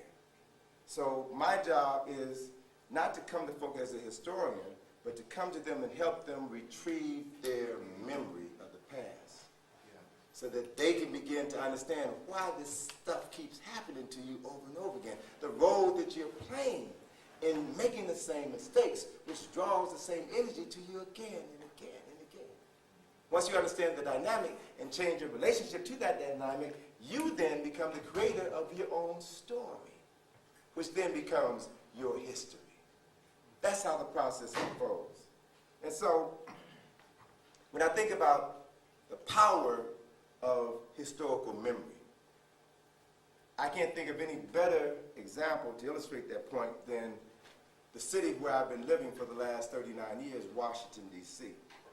Washington, D.C. is the capital of the wealthiest and most powerful nation in human history. And it did not achieve that status accidentally.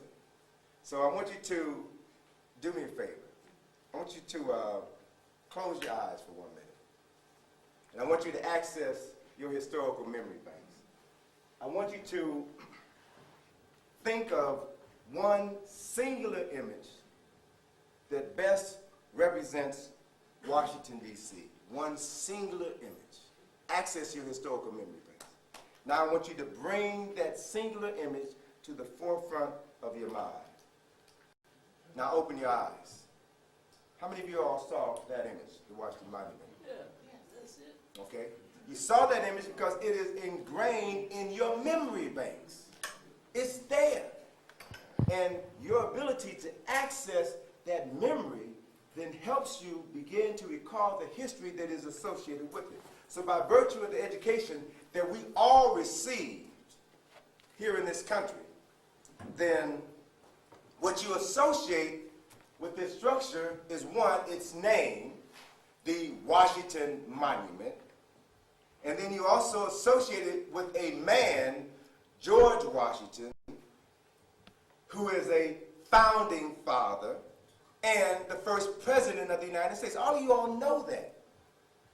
How do I know you know that? Because you all were educated by the same folk who educated me. And we were all given the same memories, which we access the same way. Throughout this country, cities and streets and universities and institutions bear the name of this founding father. They bear his name in order to ensure that his legacy will never be forgotten. That is why you name institutions and organizations. It's one example of the importance of memory and culture. The Library of Congress in Washington, D.C. is the oldest cultural institution in the city. This building contains the largest collection of knowledge in the world. It has in its collections over 25 million artifacts. It receives on average 13,000 items every single week. It is an ever-expanding collection of images, knowledge, and information. The idea of a congressional library was first suggested by James Madison in 1783. Madison, as you all know, was the father of the U.S. Constitution. Madison understood very clearly that if the United States, he understood very clearly the words of the Roman philosopher Cicero, who said that to not know what happened before one was born is to always remain a child. So, if the United States of America was to take its place among the pantheon of great nations, then she had to have access of all of the knowledge of the great nations that preceded her. So in 1800, President John Adams signed a bill authorizing the establishment of the Library of Congress. And he purchased 740 books from booksellers in England. And in an effort to create a national identity, America's founding fathers returned to their motherland, England, to access their ancestral memory. They read books on English history in order to find their way. They also read books on ancient Rome.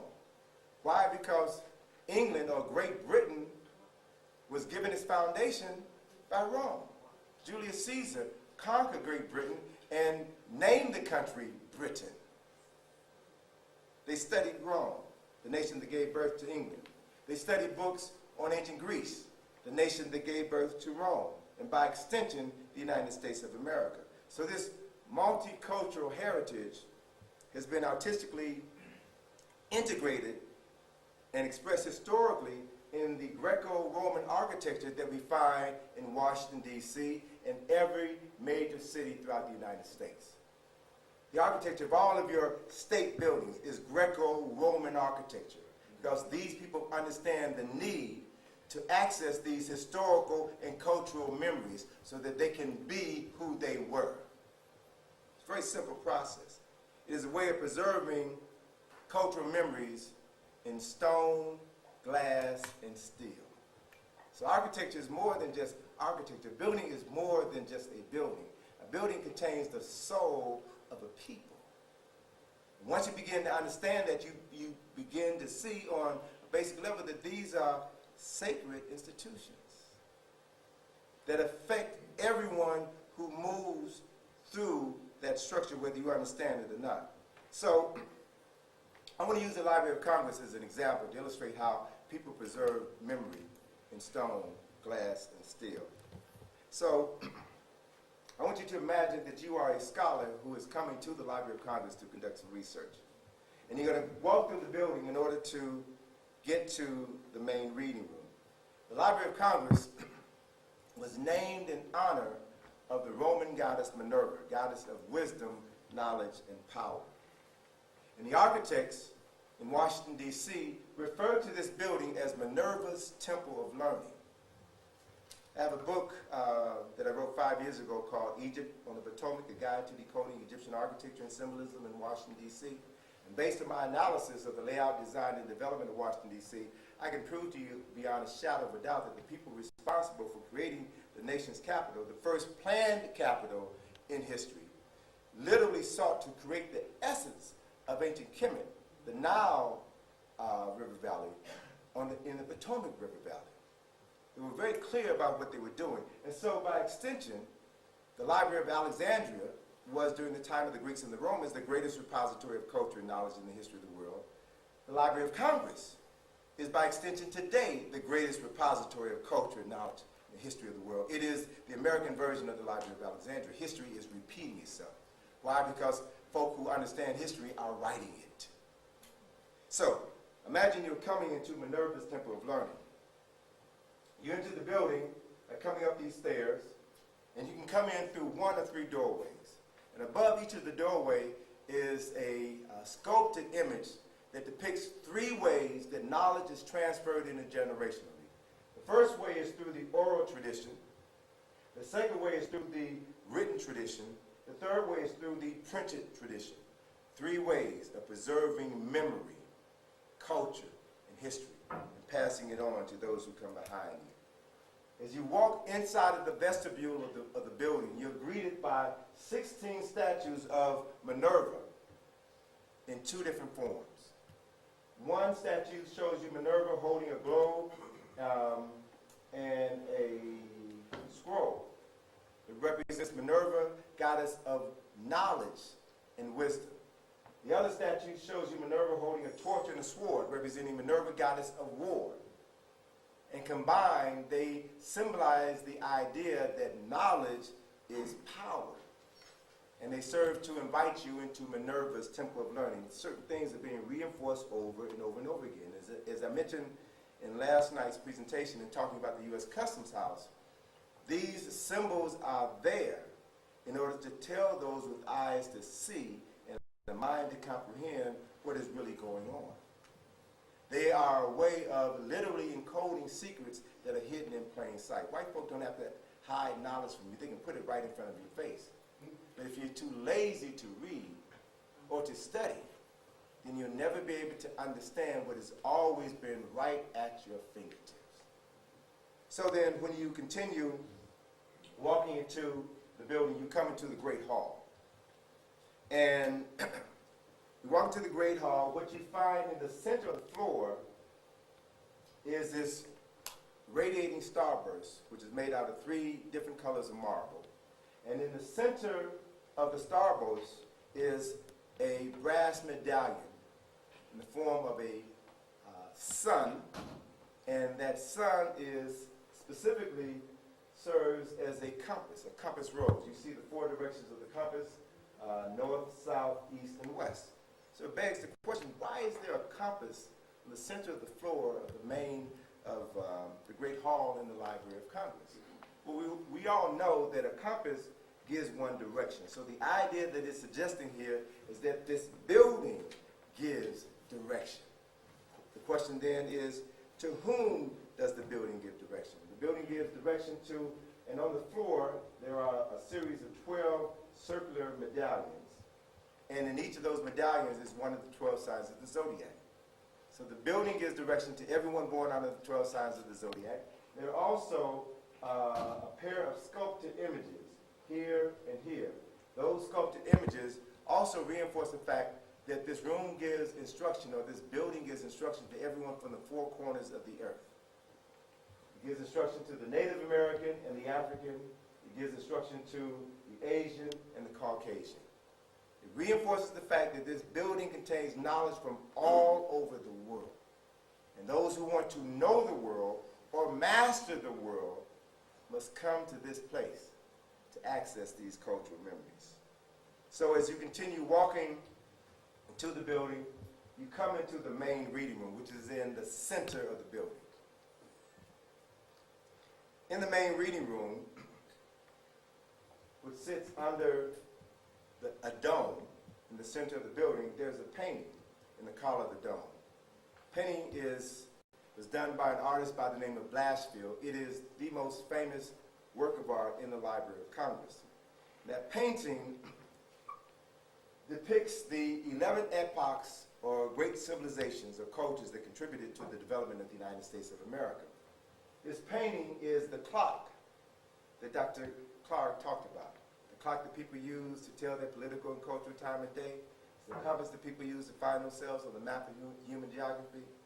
This is the most famous work in the Library of Congress, and that clock consists of 12 figures. First figure here represents America, the last figure here represents, the first figure here is Egypt, the last figure here is America. And the clock moves counterclockwise, moving back, actually moving back into the future and the present. Beginning in Kemet, we have here 12 figures. Next to the figure is the name of the country that they represent, and below that name is that nation or that era's contribution to culture and civilization. So I want to run through these figures very briefly so that you can understand the significance of this painting. Egypt is the first figure. Kemet is the first figure. Egypt gave the world written records. Then comes Judea, which gave the world religion. Greece gave philosophy. Rome gave administration. Islam gave physics. The Middle Ages gave us our modern languages. Italy gave fine art. Germany gave printing. Spain gave discovery. England gave literature. France gave emancipation, and America gave the world science. And the person who represents America is the image of a young, beardless Abraham Lincoln. The reason why the artist selected Abraham Lincoln was because Abraham Lincoln was born poor. Abraham Lincoln didn't know his dad. Abraham Lincoln was a failure in every activity that he attempted as a young man until he finally found his footing in politics and then went on to become the 16th president of the United States. Some say the greatest president of the United States. It's all relative. But the important thing is that Abraham Lincoln is depicted as an electrical engineer. America represents science. The representation of science in this instance is the literal definition of science from the Latin cere, which means to know. So America represents, America is then the beneficiary of all of the knowledge that preceded it, and it is applying this knowledge in order to move forward and create its own history. So Lincoln is an electrical engineer. He's making a dynamo, and he's stumped. He's got to a point in the construction of this object where it can't work, and he doesn't know how to move forward. He's holding a book in one hand, and he's resting his chin, his chin in his hand, and he's thinking. He is literally tapping into a stream of consciousness that goes back through the ages all the way to Kemet in order to define the answer to the problem that he's stuck with. So we see here in the greatest institution of memory in the world that they acknowledge Egypt or Kemet as the source of all knowledge. So then let us move forward to Kemet and let us look at what we know about Egypt. Reality is the same people who taught us about George Washington taught us about Egypt.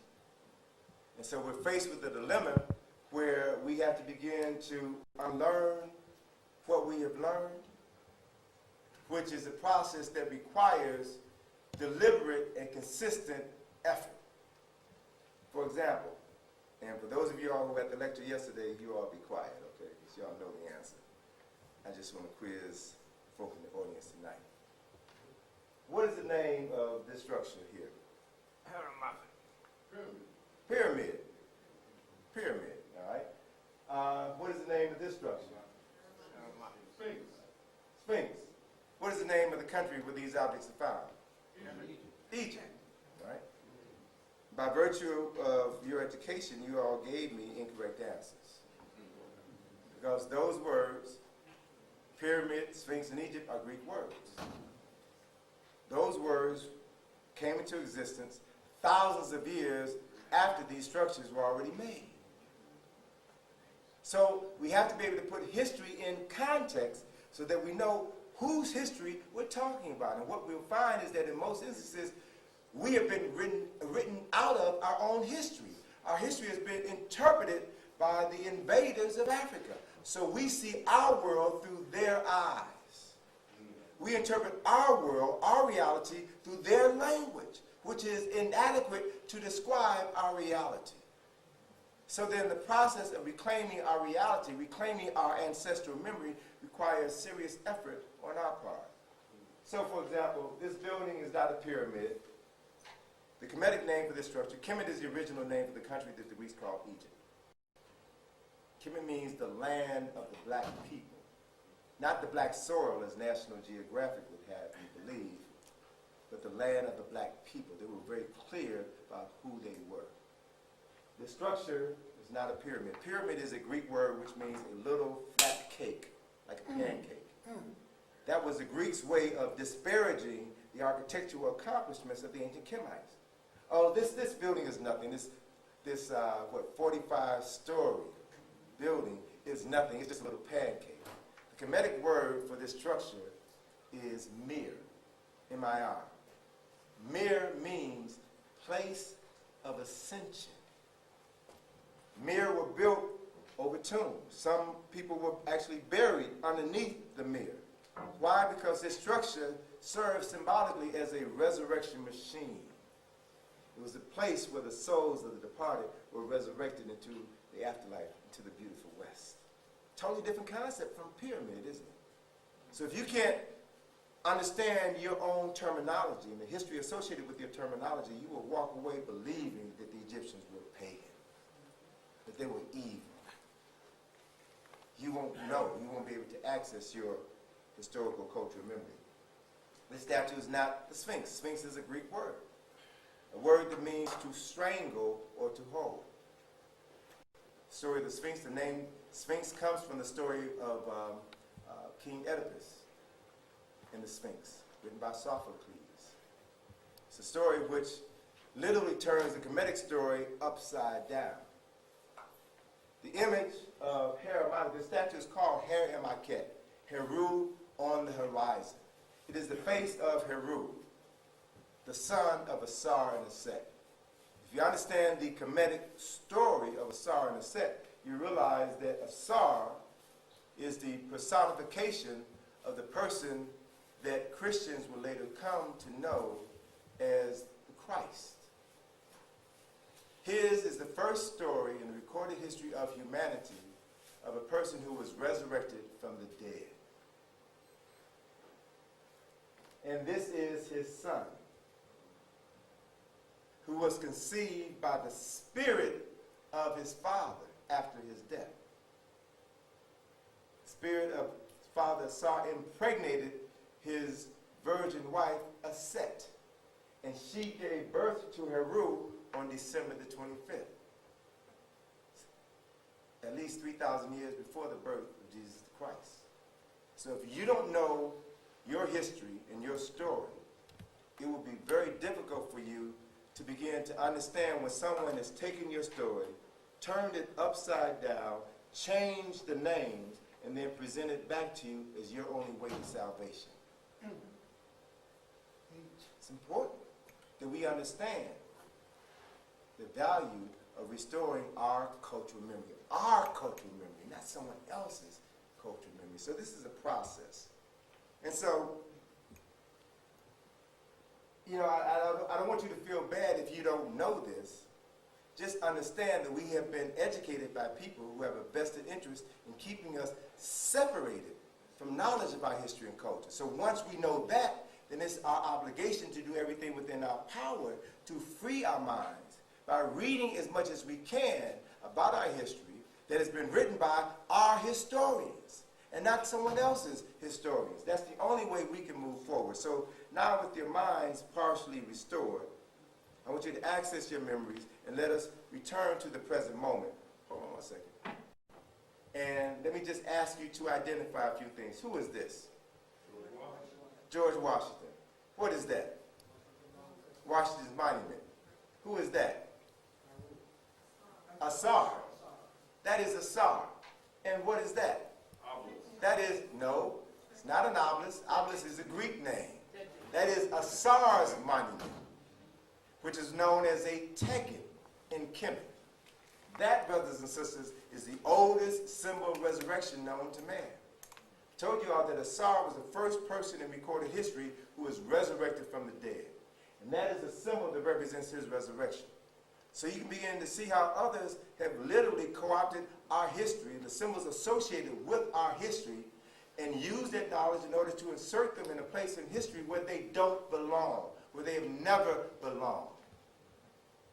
Hijacking our historical and cultural memories in order to create an inappropriate place for them in history and in the consciousnesses of people all over the world. So this is an important process, something that we can't take lightly. And so it is because of this that Dr. Carter G. Woodson established Negro History Week, and an opportunity to create a time and a space where we can become actively involved in the process of restoring our memory. And what we've come to understand in the years since that celebration was set in motion, Negro History Week evolved to become an entire month, and now it's known as Black History Month, and some refer to it as African Heritage Month. It's an opportunity where we mentally and spiritually engage in restoring our cultural memory. And what we find is that as we slowly begin to regain our memory, it changes our thoughts and our behavior. Consequently, we no longer refer to ourselves as Negroes or colored people. In the 60s, we began calling ourselves black. In the 80s, we began calling ourselves African Americans. And in the 21st century, it's time we started calling ourselves Africans, because that is who we are. And if we identify ourselves as anything less, we will be less than who we are. And so what I've come to truly understand is that if the story of African people were a book of 1,000 pages, then the story of our enslavement would begin on page 997 and would only be 2 pages long. But we have been conditioned to believe that that is when our story begins. And as a consequence, we have, as Dr. Clark has stated on numerous occasions, been written out of the respectable commentary of human history. And so I want us to think about the first 500 pages of this book of African history. They detail the birth and the development of human beings, humanity, Homo sapiens sapiens. It's a Latin word that describes man with thought and with the capacity to know that he's thinking. Thinking man. Sapien means wise. A man with wisdom and has the wisdom to know that he's wise. So the first person with the capacity for thought were us, our ancestors. They only lived in Africa. The oldest skeletal remains of Homo sapiens sapiens have only been found in Africa. It has been proven genetically that Africans have the oldest DNA of any human beings on the planet. And last year, October 9th of last year, the Washington Post was an article that talked about what is now acknowledged as the oldest skeleton of a human being that was found in Africa a decade ago, but they sat on this information for 10 years. It was the skeletal remains of a person that they have named Artie. Artie. Prior to that, the oldest skeleton was one that they named Lucy. All right? But the skeleton of Artie precedes Lucy by 1.5 million years.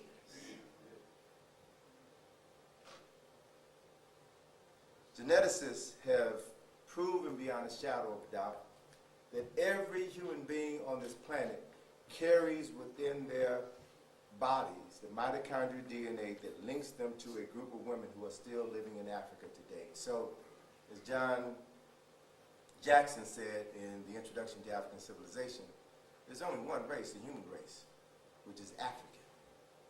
There are those who have retained their African phenotype and others who have speciated or evolved to become the other so-called races that now populate the planet. But we were the first human beings, developed the first cultures and the first civilization. I want us to think about the fact, America's first so-called black president, Bill Clinton, moved into Harlem, right? And he was the first wave of that effort to bring Europeans back to Harlem. And as you said, brother, Europeans are now the dominant population in Harlem. More white folk in Harlem today than there are black folk. They have taken over the hood. But I want you all to remember in 1998, when Clinton made one of his last trips to Africa. He landed first in Accra, Ghana. And when he stepped off the plane in Ghana, CNN showed it, but they didn't really broadcast what he said. But when he stepped off the plane in Ghana, he said to the world how proud he was to be in Africa, the birthplace of humanity. And then a week later, he was in Cape Town, South Africa, and he was interviewed by Tavis Smiley. And he shared with Tavis that just less than 4 months ago, scientists found less than 100 miles from where they were taping that interview, the oldest human footprint on the planet. They didn't talk about that, but Clinton knew where he was. And he shared with those who had ears to hear the importance of African history and culture. I've traveled to Kemet 45 times since I made my first trip with Dr. Ben in 1980. And I want to share with you what I know, not what I believe. Belief is something you accept without proof. But knowledge is what matters. And what I know beyond a shadow of a doubt, that Kemet is the oldest documented nation state on record. Kemet was responsible for creating and giving to humanity, whether she did it intentionally or not, everything that is the foundation of culture and civilization and literacy and architecture and science and philosophy. It all sprang from the minds of African men and women on the Nile Valley. I want us to understand very clearly that African civilization thrived in the Nile River Valley for 3,000 years before the first Europeans came in and got a taste of civilization. And they took that small piece back to Europe with them, and only then did Europe begin to rise as a nation. And they conspired to marshal their forces and come back into Africa and take as much as they could. And in the process of taking, they had to erase the memory of what ancient Kemet was. And that's the reason why in that historical clock, the ceiling of the Library of Congress begins with Egypt. It begins with Kemet because they know. So if we look at pages 850 to 996, we would read about the great civilizations in Southern Africa, and Central Africa, and West Africa. Civilizations in Zimbabwe, and Timbuktu, and Songhai, and Nigeria, and Ghana, and Mali. Great African civilizations that were literally erased with the onset of the European enslavement of African people. So on page 997 of this book of African history, we would begin to read about the European enslavement of African people, which lasted from 1444 until 1888. So within that period of time, we can say conservatively that 55 million African men, women, and children lost their lives. And that's a lowball figure. But let's just look at that figure. 55 million African men, women, and children stolen from their homelands, taken to Europe, North America, South America, and every island of the Caribbean, where they were used to build up these nations the expense of Africa, at the expense of the African homeland. So this loss of life is almost impossible to calculate, but it is possible. And I submit to you that the loss of African life through the MAFA is the equivalent of the loss of life that America experienced on September 11, 2001, which is approximately 3,000 lives. It is the equivalent of September 11th happening every day for 44 years and 8 months. Can you imagine this continuous onslaught, day after day after day after day for 44 years and 8 months? That's what happened to us. That is the effort, the ongoing effort that went on to ensure that our memory was erased and that the erasure was forgotten. So that when somebody who looked like you tried to retrieve your memory, you said, nigga, you crazy. Here you come talking that black stuff again.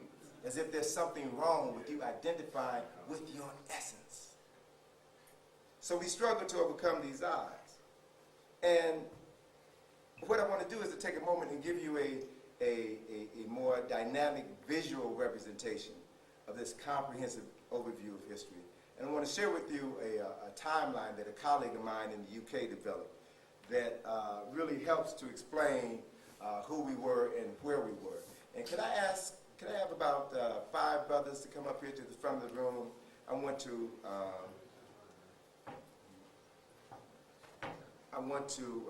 take this timeline and share it with the audience. I'd like for you all to hold it out. Okay, brothers, you can start here on this end. And if you all can stand behind, stand behind, close to the stage. George, move down, so move down as far as you can. Stand behind. Stand behind. Okay, that's good enough. That's good enough, brother. And Spike, can you move down a little bit? Okay. This is a timeline that my colleague developed in the UK. He was a history teacher.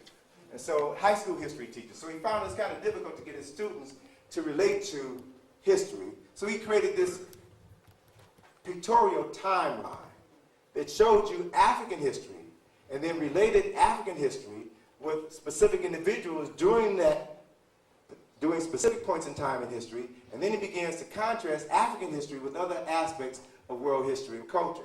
So then we began 5200 BCE here in Kemet, in Africa, the oldest documented civilization on earth.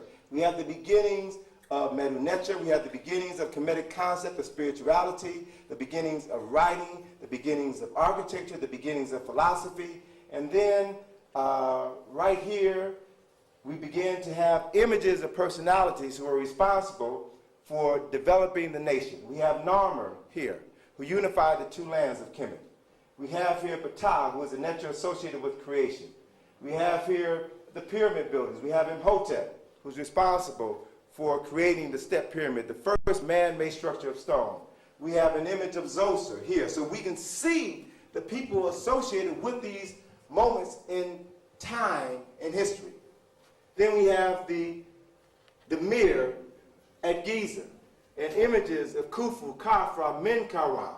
So we can see the African faces of the African people who are responsible for creating their history. This is the first golden age of Kemet, when all of the pyramids were built, dynasties 3, 4, 5, and 6. We see here images of other historical African personalities, and you can see their faces. They're all African people. The Greeks haven't come into Kemet yet. The Romans have not come in yet. The Arabs have not come in yet. So by going to the historical records, we can see clearly who these people were. We don't have to make up history. You just go to the records. The records are still here. Kemet suffered a period of internal disorder, the second period of confusion, when Asiatics invaded Kemet for the first time in its history, approximately 150 years.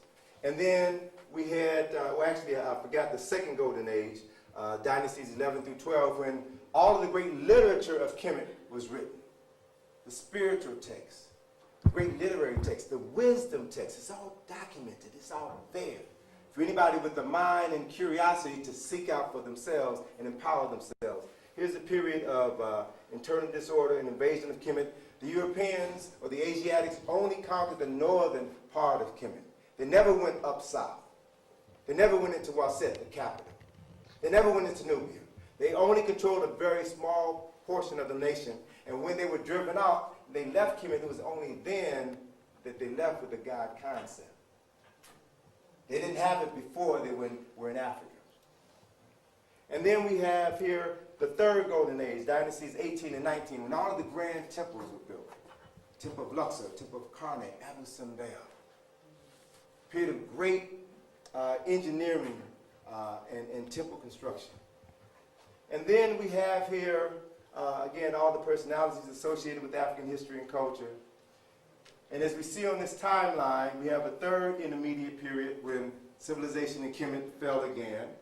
And then the last great walk in the sun for African people was during the fourth golden age, when the 25th dynasty conquered Egypt and restored the land and allowed Africa to experience, allowed Kemet to experience what Dr. Clark referred to as its last great walk in the sun. And then when the 25th dynasty ended, the end of Kemet began to exist.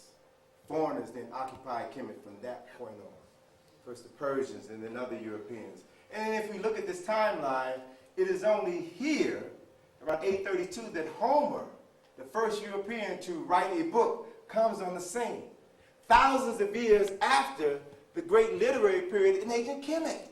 So we can contrast our story to their story and turn our world right side up. It's only here in 753 when Romulus and Remus found the city of Rome. So we can put them into their correct historical context. And then it's only here when Alexander conquers Egypt and the Egyptians begin to become white, non-African. And at the end, after the end of Black Kemet, after the end of Black Kemet. And then there's other periods of Kemetic history. Another important point that my colleague noted in this map is that 1200 BC, according to the research of Dr. Ivan Van Sertima, 1200 BCE is when Africans from the Nile Valley began to build ships, navigate the Nile River, the Mediterranean Sea, the Atlantic Ocean, and began coming to America. So Africans traveled to the Americas between 1200 and 600 BCE. We did come before Columbus. So then, this is when Jesus was born, in the year 0. So all of this happened thousands of years before the birth of Jesus Christ. The story of Asar, Set, and Heru preceded the story of Jesus the Christ. And it's all there for us to see. It's all there for us to understand if we are courageous enough to take this leap of consciousness to free our minds. And it is a leap of consciousness. And then the important thing that I want to share with you is this period right here in blue.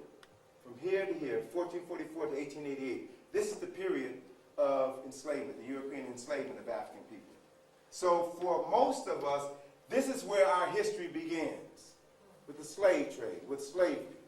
So if we allow others to establish this as our point of cultural memory, it means that we are missing out on all of this knowledge, all of this science, all of this philosophy, all of this data that can empower us to become the men and women that we truly are. And unfortunately, for many of our folk, we're stuck here. We're still lamenting what happened to our ancestors 200, 300, 400 years ago because we don't know that we have the capacity, we have the right to tap into all of these memories. That's your birthright. So the purpose of history is to help us restore our memory so that we know where to go in this clock of human history, where we can go to retrieve information that will help us to move forward to create a future that we design and stop living somebody else's reality, which is our nightmare. And then the other thing that the brother did was, you understand that all history is occurring event. You study history in order to understand where you've been, where you are, and where you're going to go. You apply the knowledge of the past in order to determine where not only you're going to go, but where your great-great-great-great-great-grandchildren are going to go. If you can't think and plan for 7 generations in the future, you are wasting air. If you can't begin to plan now for 150 years into the future, you're not living. You're not free. You're not doing what free men and women are supposed to do. So he extends our timeline into the future by tapping into the knowledge of our scholars, Dr. Ben and Dr. Clark and Obinga and Sister Marimba and a host of others who have given us the knowledge that will show us the way forward. This is where we are. And we have to make a conscious choice today whether or not we're going to begin to embrace the memories of the past and to begin to use that knowledge to determine where we're going in the future. Thank you. Can you roll that up for me, please, brother? So then,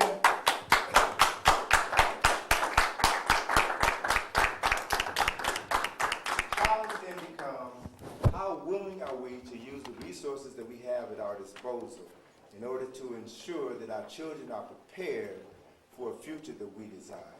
Everybody in this room pays taxes.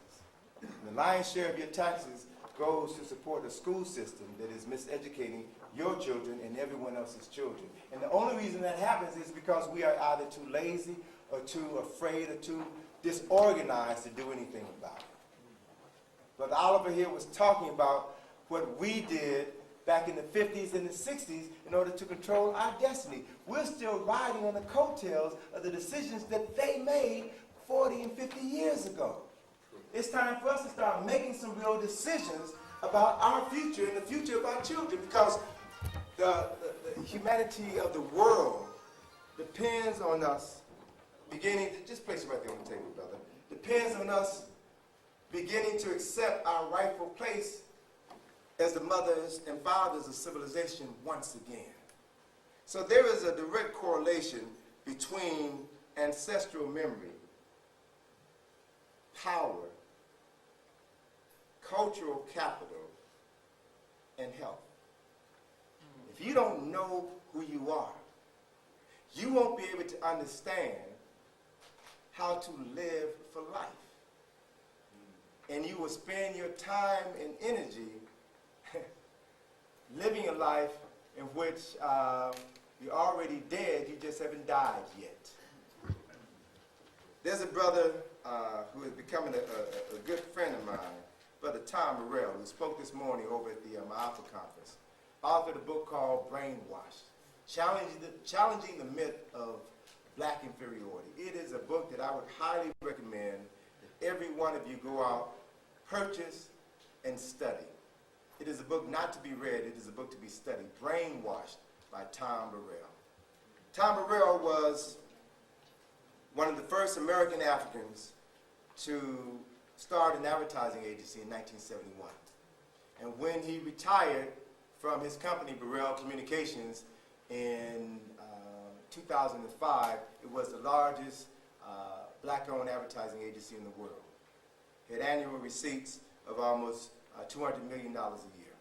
He was a major player in advertising. He was the person responsible for producing ads that showed us for the first time in a positive light, not just as consumers, but people who had some value and people who were worthy of some respect. And so since he's retired, he has now taken his energies to begin to look at how we have been conditioned to buy things we don't need. He talks about how we bought into this myth of black inferiority. And as a consequence, black folks spend more money on household cleaning appliances than any other people in this country. Because we believe that black is inferior, black is dirty, so we spend more money psychologically, we spend more money buying cleaning goods, trying to clean the blackness out of our skin. You know the tidy bowl, this little blue gadget that you put in your toilet to make the water blue? Black folk buy 85% of that product. We have been brainwashed. We have been conditioned to believe in our own inferiority. And what he does with great intelligence and with a plethora of facts and details is shows how the media has conditioned us to work against our own best interests. And he shows in each chapter of the book the short-term and long-term effects of our ignorance. He has chapters on black-on-black relationships, why we can't stay together. He's got a chapter on while we eat ourselves to death. And being the advertising genius that he is, he comes up with these magnificent catchphrases that really allow the concepts to stick in your mind. He talks about how black folks suffer from, we're at the top of every worst disease list in the United States. We have the highest incidence of prostate cancer. Black men in the United States have the highest incidence of prostate cancer. Black men in Washington, D.C., the capital, the wealthiest, most powerful nation on earth, have the highest incidence of prostate cancer on the planet. So with all the education we got in Washington, D.C., with all the money that we got in Washington, D.C., we are dying more. Black men are dying more in greater numbers than any other black men on the planet. Black women have the highest rate of cervical and breast cancer of any females on the planet. We have the highest incidence of diabetes. We have the highest incidence of people on kidney dialysis. Why? Because of diet one. And he refers to this process of us killing ourselves through the food that we eat as chewicide. We literally eat ourselves to death. Eat ourselves to death. And you can drive through any black neighborhood in the country and you see evidence of us eating ourselves to death. All this fried food. All this pork. That's suicide. And we don't have enough historical awareness to realize that that's slave food. That's not food that we ate in Africa. That was part of our diet when we were enslaved here in America, because as Malcolm said in one of his lectures, white folk ate high on the hog. They ate the best part of the hogs. If you're going to eat hog, eat the best part of the hog. But we eat everything but the oil. We ate low on the hog, the feet, the tail, the snout. And what's lower than chitlins? We ate that stuff, but Mama cooked that with love. She infused all that funk with love and made it taste good, but we didn't realize we were eating ourselves to death. Sugar runs in the family. Diabetes runs in the family. Damn, that's because you're eating the same stuff that your mama ate, your grandmama ate. Change your diet and you change your relationship to health. It's Sesame Street simple. It's not rocket science. Change your diet, change the intake of the things that come into your body. You change the chemistry of your body. It is simple. But we've been conditioned to be a people who are moved by emotion and taste, appetites. And this is a false way of living. This is a faulty way of living. This is a disastrous way of living, because as Brother Alva says, next year we'll have a net worth of over $1 trillion. We'll have a net worth of the 7th largest nation in the United States. In the world. In the world, Spain. We got all this money. What do we own? What institutions do we have? So we're at a point in our lives where we can no longer afford to act like we don't know. Because folk have a plan for us. They don't need us anymore because they got Hispanics to do what we used to do. So they can escalate the process of us killing ourselves. There's a chapter in Tom Morell's book called Homicide. Why black folk kill each other. And the numbers are startling. You all see it right here in Brooklyn. Every single week you're reading stories about black folk who are killing other black folk for no reason whatsoever. There's a chapter in there about comedians, which he refers to as the new neo-coons. Why the laugh is always on us. Why we're the only people who laugh at things that are embarrassing. We're the only people who will pay money to listen to comedians curse you out. Every other word is profanity. B and H and S and all of this nonsense. And we laugh as if it's funny. So we've got to do a serious reevaluation of what it means to be the descendant of kings and queens and artisans and craft persons and nobles. And either we're going to start acting like it, or we need to shut the hell up and stop pimping our ancestors. Because they don't deserve to be pimped that way. We got the best in us, and it's time for us to start acting like it. I want to share this good news with you to wind this session down, because I can talk about this stuff, forever. But I just want to encourage you all to go out and buy Brainwashed by Tom. I'm not even pushing my own books. Go out and buy Brainwashed. It's a book which... Brainwashed be first. At my bookstore. Brother, where's your bookstore? It's 492 Nostrand Avenue. And what is the name of your bookstore? True South. True South Books. Are you open now? We're open now. Brainwashed. Buy that book and study that book. $16. We're going to talk about, the sister's got a copy. Sister, can you bring the copy of the book up here for a second? Have a brother bring the book up here. Don't walk up here. Have a brother bring the book up here. Can I say that he will be at Abyssinia, Oh, that's right, on Sunday. 9 a.m. and 11 a.m. Sunday? Go see Tom Morrell, all right? Go see Tom Morrell, and when you see him, tell him Tony Browder sent you, all right? Tell him Tony Browder sent you. This is a magnificent book. The first 11 chapters, he talks about the problems that we're confronted with. In the last chapter, the 12th chapter, he deals with solutions to the problems. All right? So this is an unusual book in that regard. It is, I shared with Tom last week that, in my humble estimation, this is the 21st century version of the miseducation of the Negro, the brainwashing of the Negro, and he gives us the blueprint for how we can begin to dry clean our minds. All right?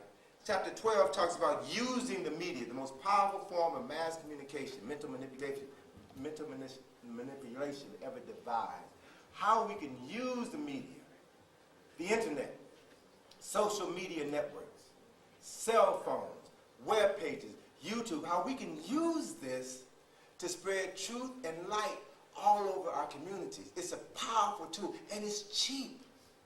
So we're going to give you some suggestions as to how you can become involved in this process of freeing your mind. I love the fact that he begins the book with a quote from Malcolm in the introduction. And that quote is a quote that you all have heard dozens and dozens of times. You've been misled. You've been had. You've been took. You've been brainwashed. And it's time for you to dry clean your mind. You've got to do it. White man's not going to do it for you. Your mama's not going to do it for you. Your daddy's not going to do it for you. Jesus ain't going to do it for you. You've got to do it because you have within you the power and the ability to determine your own destiny. It is your birthright. It is in your DNA. Once you understand that, then it becomes a simple thing to do. So let me share with you this news that I'm very excited about. You all are the second audience that I'm sharing this information with. In 2008, I was in Egypt working on doing some research for a new book, and a colleague of mine, an Egyptian colleague of mine, came to my apartment and said that there's a person that I should meet. And this person is a Russian Egyptologist by the name of Dr. Lena Pishchikova, who lives here in New York City, who was trained, came to the United States in 1990, got a degree from NYU in Egyptology, trained under Bernard Bothmiller, who was at that time the foremost authority on the art and the architecture of the 25th dynasty. The 25th dynasty is that era in Kemetic history. It is the era of the last of the four golden ages, Africa's last great walk in the sun. It is the only period in Kemetic history that European Egyptologists acknowledged was ruled by black pharaohs. We know better, but they give us the 25th dynasty. Why? Because the kings from the 25th dynasty came from Kush. Kemet was as knocked out as George Foreman was in the Rumble in the Jungle. Right? Kemet was flat on his back. And so the Kushite kings came into Kemet, drove out the Libyans, drove out the Assyrians, and restored order from the south to the north. And then they underwent a massive rebuilding project. First Pianke, then his brother Shabaka. And then their sons followed in their footsteps. They gave us an example of what black men did when they were in control of their destiny. It is a model that we can use today, that our black men throughout the United States can use today. We don't have to reinvent the wheel. The information is already here waiting for us to tap into. So Dr. Lena Pistakova worked for the Metropolitan Museum. She was involved in excavating and conserving a number of tombs in Egypt, specifically in Luxor. In her spare time, she was looking for these tombs, these 25th dynasty tombs that she had read about in a 19th century book written by a couple of British travelers who had seen the tomb. She also had read a book by a German architect by the name of Eigner, who had visited that tomb in the 1970s. She knew that these were important tombs, built in the early part of the 25th dynasty. She had a general idea of where they were. So in her spare time, working for the Metropolitan Museum, she began to use her money to hire workers to dig in an area known as South Ossetia. And in 2005, she found the tombs. And so when she came to her employer and told her employer of her discovery, this 25th dynasty tomb, the 25th dynasty tomb is an era it is the era of the Rehimimisu, the repetition of the birth. It is documented as the first Renaissance in recorded history, where Africans were physically involved in reconstituting the land of their ancestors. And in these images that she found in this tomb, specifically the tomb of Karakamun, who was the first archpriest of the Temple of Karnak, in this tomb, built 2,700 years ago, she found images of this African wearing the same clothing of his ancestors who were the pyramid builders in the first golden age, who lived 8,000 years earlier.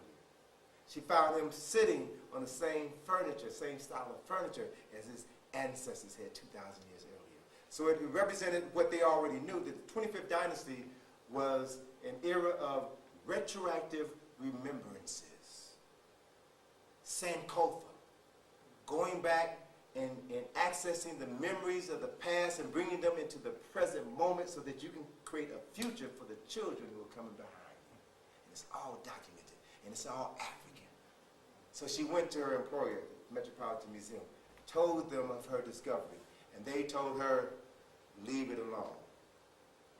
Walk away from it. But this is history. It shows you that the black people from Kush were the same black people as the ones who built the pyramid. Those are not your people. Leave them alone. So this courageous woman quit her job. Used her own money, her 401k, to finance the excavation. And when she ran out of money, she used her daughter's college fund to pay for it. So when I met her in July of 2008, she had run out of money. And she was afraid. Maxed out her credit cards, didn't know where she was going to turn. I was introduced to her by a colleague.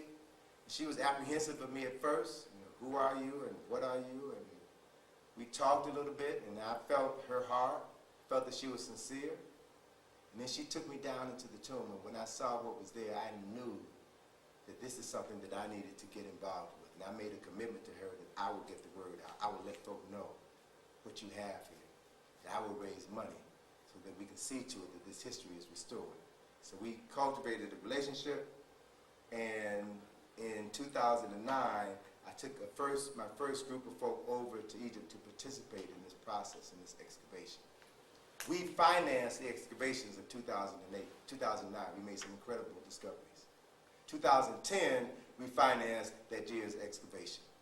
This past summer, we took a total of 13 people over to participate in the excavation. She's got students coming from all over the world to participate in this. PhD students, master students from universities in Arizona, universities in England, white folk coming to learn about our history so that they can become the experts to tell our story. We were there for a different purpose. And we were there because we financed all of the work that was going on. And we struck pay dirt last month. So I want to share with you very briefly what we found. This project that we have, this is the image of Karakamun, that priest, the first archpriest of the Temple of Karnak. The project is called the Asa Restoration Project, named in honor of Dr. Asa G. Hilliard, who passed in Egypt August 13, 2007. He was there for the ASCAT conference when he fell ill. He was hospitalized in Cairo and passed in Cairo. So Dr. Hilliard was my colleague. Dr. Hilliard was my spiritual father, my guide, my brother. He wrote the introduction to my first book from the Browder file. And so I felt, what better way could I honor my brother than to name this project after him? I went to Atlanta, I spoke with his family, I received their blessings and their permission, so we established the Asa Restoration Project, which is a non-profit entity, which means that any contribution you made to this project can legally be written off as a tax-deductible expense. So, this is what we're doing. This is South Asasif. This is the area where the excavations are currently taking place. South Asasif is in Luxor, Egypt, on the west bank of Luxor, Egypt, right near the Valley of the Kings. For those of you who have been to Kemet, if you've gone to the Temple of Hatshepsut, you've driven right past this site. There used to be a village right here, homes. A village that was run by the Abdullah Rasul family, who was the chief of the village. The Rasuls are the greatest tomb robbers in the history of Egypt. For over 200 years, they robbed the tombs of our ancestors and sold their artifacts on the white market to tourists, financed their lifestyle at our historical and cultural expense. When Dr. Lena found the three tombs there, the tomb of Karabashkin. Karabashkin was the mayor of Waset, Luxor, or Thebes. That was the capital of Kemet. He was appointed mayor under the rulership of Pianke. So this is the beginning of the 25th dynasty. Karakamun was the first archpriest of the Temple of Karnak, the largest temple complex ever built by human beings. He was responsible for doing the morning libations at the Chapel of Amun in the Temple of Karnak.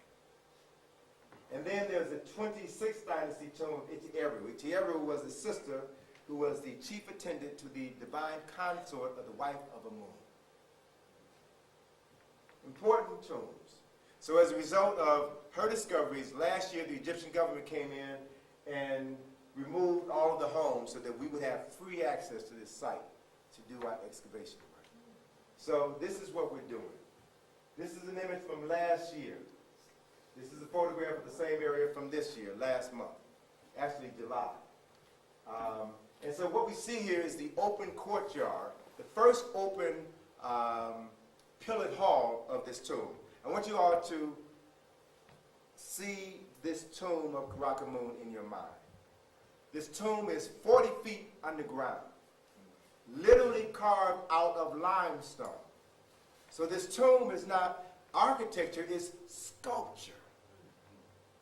So you had in the first pillared hall 8 pillars that were 4-sided pillars that have on 3 of the 4 sides 3 of the hours of the day.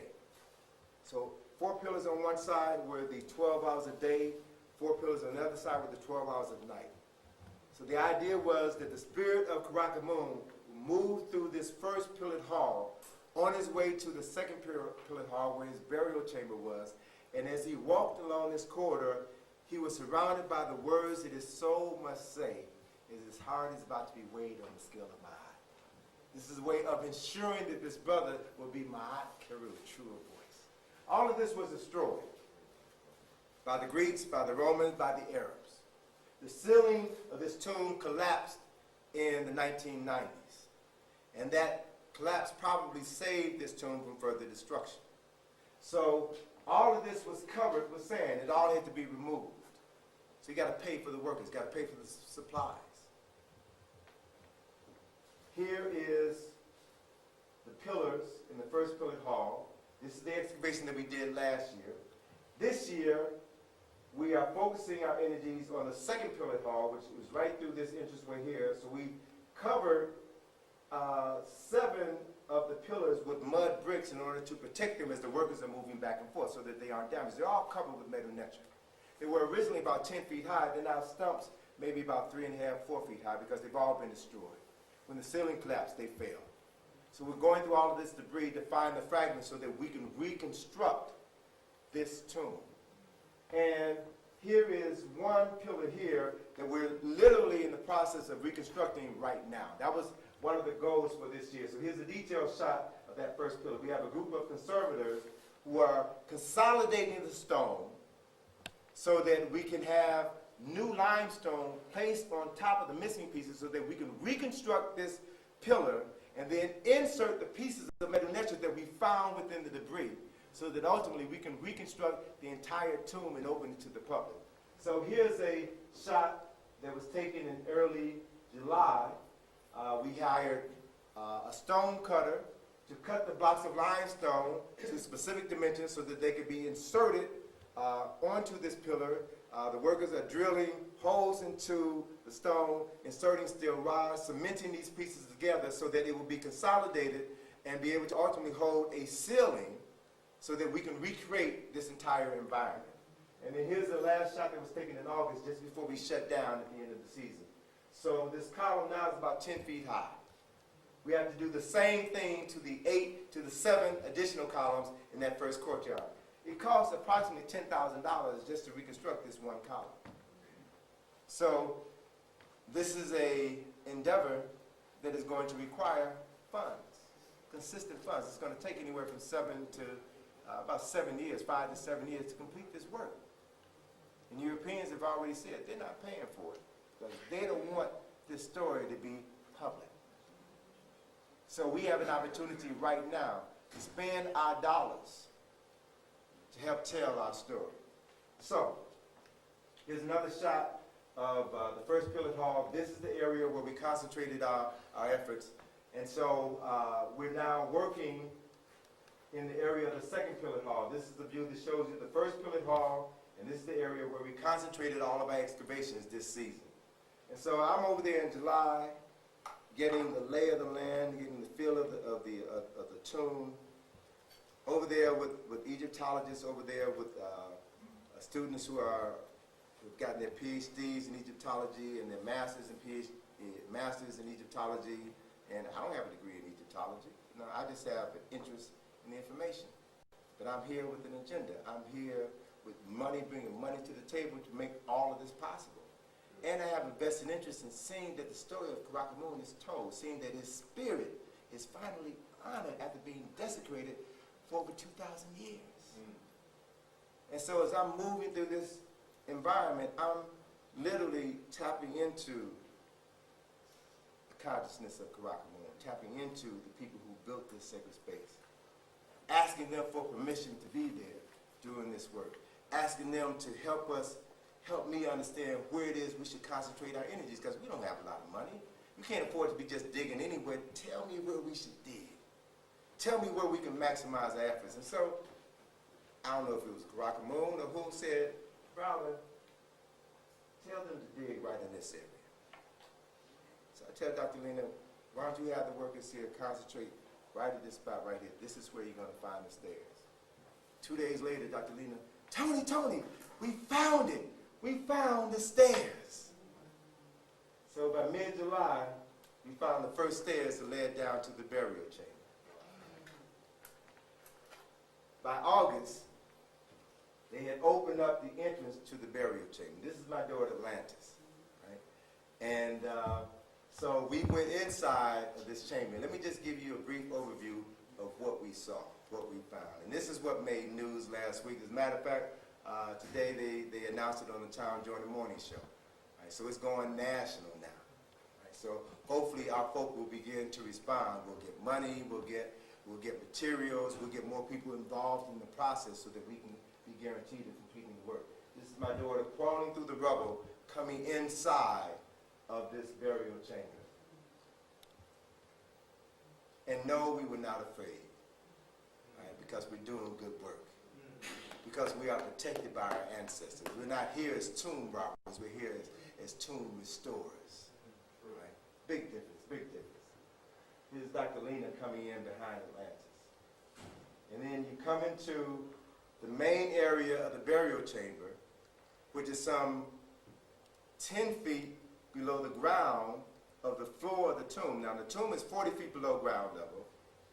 This initial chamber is 10 feet below that, 50 feet below ground level. And then we find this shaft, which extends down 30 feet into the stone. So we're now 80 feet below the surface. We didn't have a 30-foot long ladder. We had a couple of 15-foot ladders. So what the workers did was tie 2 ladders together. And we climbed down this ladder into the burial chamber. And again, no, we were not afraid because we were doing our ancestors' work. We were protected by them. So here, Atlantis is climbing down the ladder.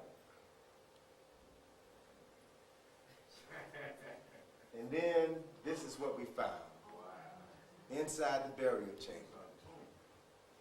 This is inside of the burial chamber, inside of the tomb of Karakamun. Hey, Right. hey. So now, this is what Zahir was and the Supreme Council of Antiquities released the press release on last week, announcing to the world this discovery. So it's important for us to understand that American Africans, us, financed this. We made it possible. And so, as my daughter and I had reached the bottom of the ladder and about to go into the burial chamber, I said, baby, I want you to go in first. Because I want you to be the first American African to go inside of this tomb. Right? So here we are. The tomb, the burial chamber, is about 12 feet wide, 18 feet long. Height from floor to ceiling is approximately 7 feet. But the Rasuls beat us there. They had already robbed the tomb. They had already desecrated this sacred space. And not only did they steal the artifacts, but in their effort to cover their tracks, they filled the room with debris. Ooh. So we're sitting on a pile of rubble that's approximately 4 feet high. So we only have about 3 feet clearance between the rubble and the ceiling in this small environment. So I want to show you some highlights of this space, right? On the ceiling is an image of Nut, the Netcher, who represents the sky, who swallows the sun when it sets in the west and gives birth to it in the east as Kepri. So this ceiling is covered with celestial and astronomical scenes to guide the soul of Karakamun as he makes his journey to the beautiful west. Right? So here is a more detailed image. Look at that African face. Look at that Nubian face. Huh? So when you're in charge of telling your story, you can depict your images of your ancestors, of your Netru, in your image. Because that's what free people do. As Dr. Ben said a long time ago, man was not made in the image of God. God was made in the image of man. Because man created the concepts of God in order to allow his mind to move forward into a world that the Netru created. So we create images of the Netru that look like us because we're exercising our prerogative. Why? Because we are the Netru's chosen people. Because we chose the Netru. Right? That's how it works. Can you repeat that, my brother? God is not made of what? Well, the idea, the concept is free people choose their relationship with the Creator, choose their relationship with God. And free people create God, or the Netru, in their own image. So we made the choice to choose our relationship with God. We were the first chosen people known to man. So when you know that, it changes your whole attitude. It changes your consciousness. It changes your relationship with this force, this power that we call God. Because it exists within you. It is in every cell in your body. And when you know that, it creates a relationship that allows you to do anything. And that's why we did and how we did what we did when we were in Kemet. No people on the planet have done what we've done. That demonstrates our relationship with the Netru, our relationship with God. No people on the planet have ever had that quality of a relationship with deity as we have. So we need to stop looking to other people's concept of God and return home. Be true to ourselves, be true to what? Our God, be true to our native land. So then, here is an image of celestial figures, constellations in the heavens. This is how we go home. These were the first people to give humanity a concept of heaven, a concept of the salvation of the soul, a concept of judgment, a concept of resurrection. These were all concepts that sprang from the minds of African men and women in the Nile Valley when we knew who we were and demonstrated that knowledge every day of our lives. Stars in the heavens. 5-pointed stars which represent your body. Head, 2 arms, 2 legs. That's why all stars that we see on the flags of all countries have 5 points on them. That's a Kemetic invention. That's a Cushite invention. And what we know through the real study of history, what we know when we study Chancellor Williams, author of Destruction of Black Civilization, Kemet is Ethiopia's oldest daughter. So the culture really begins further south and further east. And it's all connected. It's all interrelated. I had some wonderful conversations with some Egyptologists from all over the world who are not held in check by some of the racist views in America. And they were telling me things about the relationship between the Kemites and the modern-day Sudanese and the modern-day Ethiopians, that they're all part of the same culture. They have the same oral traditions. We don't get that information here. No. But folk know that. So it's time for us to begin to do the research, do the primary research, and share that knowledge with the rest of our brothers and sisters. So here's Atlantis again, here's Dr. Lena, here's Hassan. Hassan is the person that introduced me to Dr. Lena 3 years ago. Okay, part of our family, part of our extended family. And then here's Atlantis. Atlantis and I spent a week in this burial chamber, excavating, recording, and photographing the objects that we found. I want you all to take note of what she's holding in her hand. She is holding the mummified hand of a child. So what we found in this burial chamber were the remains of 2 adults and a child. So it is our belief that this was the burial chamber for Karakamoon, his wife, and their child. We found in this tomb 2 skulls. Told you these were all mummified remains that the Rasul family violated in the worst way imaginable. Tore apart these bodies, tore apart the caskets to get to the gold, to get to the jewelry, to get to the papyrus scrolls that were buried within their body, that were wrapped within the bandages, so that they could sell this to finance their lifestyle. That proves beyond a shadow of a doubt that these are not their ancestors. No. They wouldn't do that to their Arab ancestors. No.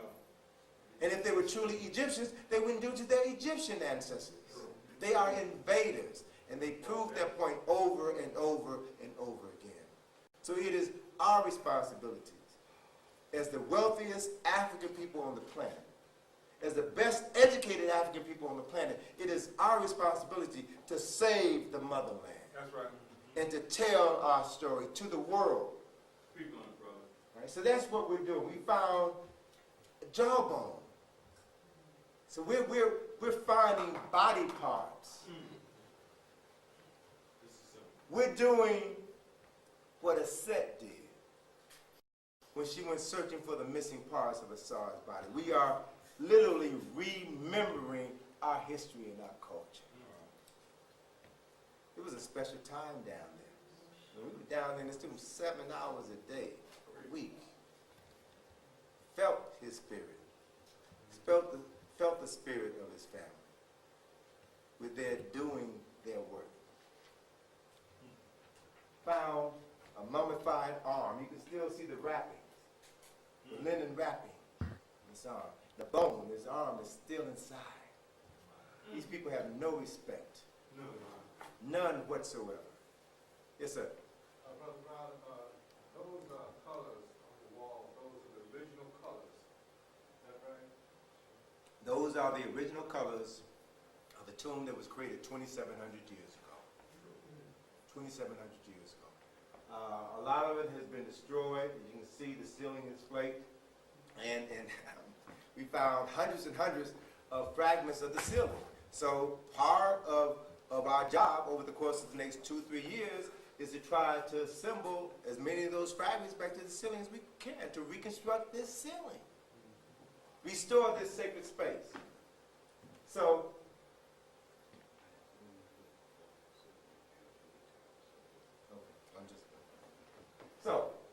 here's a shot of the staircase after we cleaned the entire area. So this is what it looked like. Stairs leading down to the burial chamber. There are 15 stairs leading down to the burial chamber. Here's a shot from inside of the burial chamber looking out.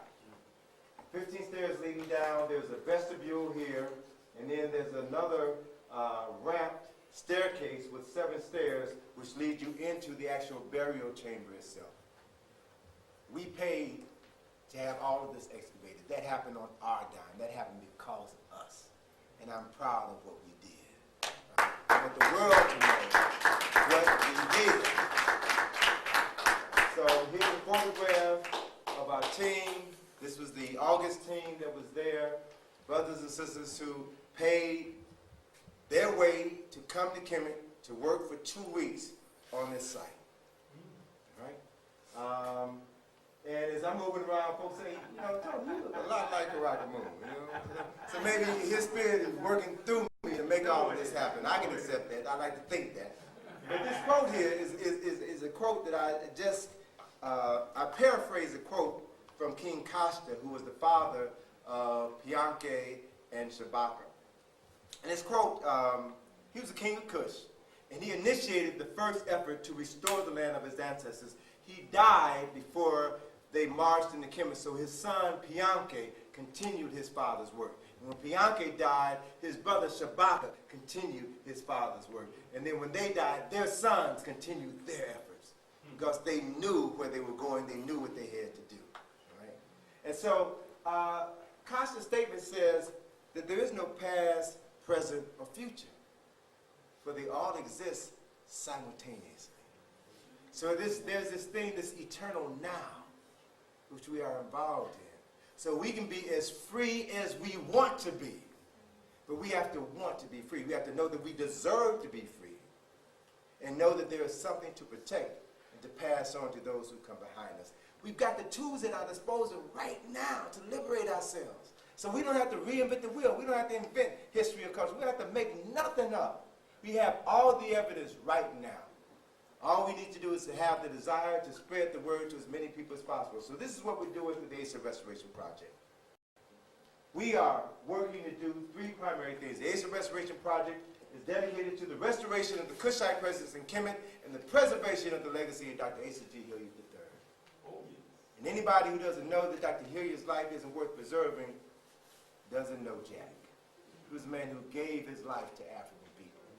Right? One of our most brilliant scholars. So, 3-pronged project. 1, we are looking for 400 people to make a tax-deductible pledge of $10 a month for 1 year. That will give us the $40,000 a year that we need to work on these tombs, to do the excavation, the conservation, and the restoration. Right? 400 people, that ain't a lot of people. So if you stop spending your money in these other shops here in Brooklyn and Chicago and D.C. and elsewhere, you'll have more than enough money to finance our future. And that's what we're talking about doing. What we also want to do, we like to be able to take at least 40 people back to Kemet next year for the excavation season so that you can be involved, physically involved in the process, for those who want to go. And I'm telling you right now, we only want people who are willing to work. We work 6 days a week from 6 o'clock in the morning to 1 o'clock in the afternoon in 115, 120 degree temperature. So if you're not willing to work, we don't need you there. We don't need folk complaining. We don't need folk crying. We don't need... Stay here, send your money instead. We need workers. Workers. And the third component, which is also important, for those who can't go, for whatever reason, what we want to establish are cultural circles. Cultural circles are action-oriented study groups that we're going to establish. These cultural circles we have named in honor of Dr. Ivan Van Sertima. The whole purpose of the cultural circle is to put together a curriculum where we're focusing solely on 3 texts. These are action-oriented study groups. Black folk been talking forever. It's time for us to act. So these are action-oriented study groups. What we're doing is coming together to study 3 texts. The first text is Dr. Hilliard's book, Savor, The Reawakening of the African Mind. The second text is my book, Nile Valley Contributions to Civilization. The third text is Dr. Hilliard's DVD, Master Keys. So that will be our curriculum for understanding the 4 golden ages of Kemet, to be able to put that knowledge into historical context. And then once you have mastered that information, we then want to train people to be able to go out into communities and to teach this information. Take the schools and churches and organizations and meetings so that we can begin to tell our story. Right? We want to be able to provide you with the information. We want to be able to provide you with the slides so that you can tell the story. You ain't got to make nothing up. You don't have to argue with white folks. You just tell the truth. And the truth will free our minds and our behinds.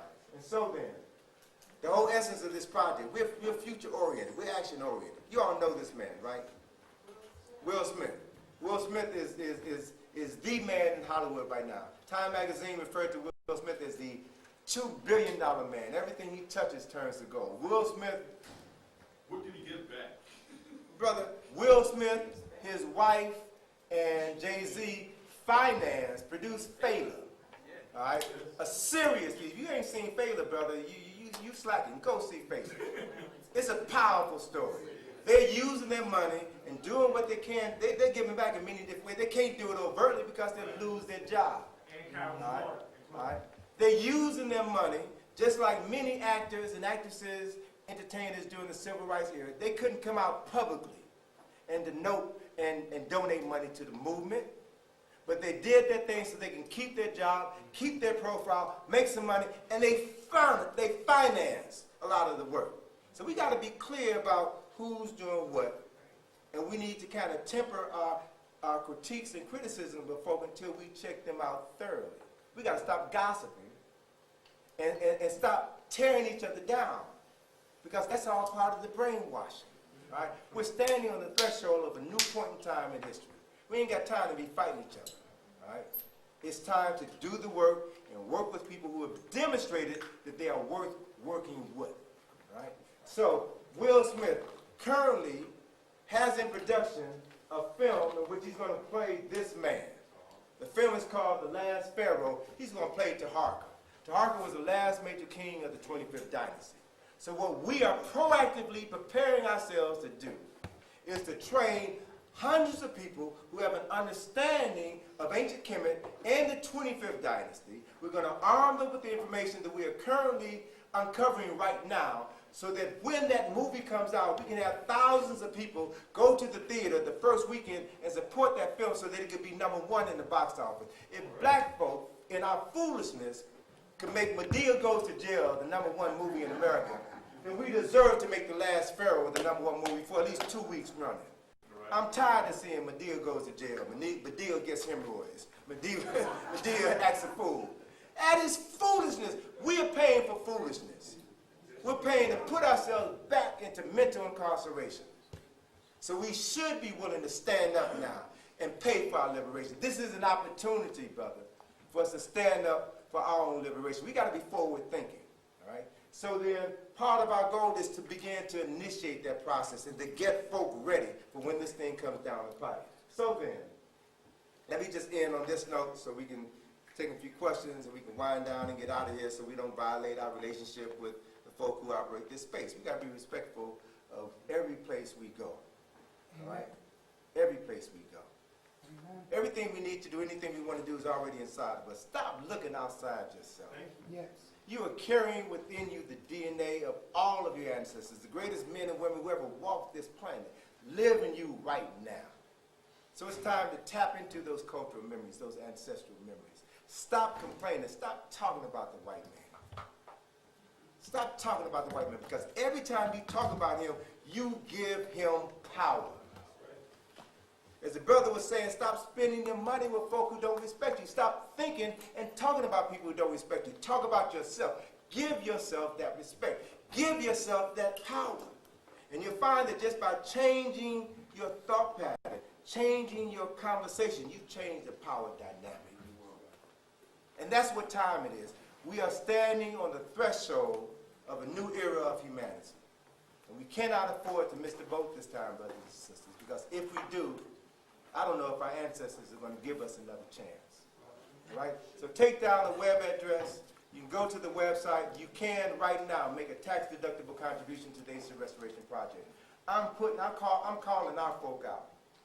If Dr. Lena Pishakova can spend her life savings trying to tell your story, y'all can at least afford to spend $10 a month to show your gratitude and become engaged in the process. So there's no excuse, none whatsoever. So I'll shut up now and take some questions. Yes, sir. Brother in the back. We don't have time. We really don't have time for the questions. And I tell you, Sure. Do your thing, brother. Do your thing. we want to give thanks to Reverend Dillon and the members of this church for allowing us this space. But they're very precise on time. And we were supposed to be out of here really at 9:30. Okay. Now, I'm asking you, don't leave, because we also have to pay. I mean, you know, nothing is really free. We have to pay our speaker. We have to raise an honorarium. And you cannot pay for what you have received this evening. Let's give Brother Browder a hand.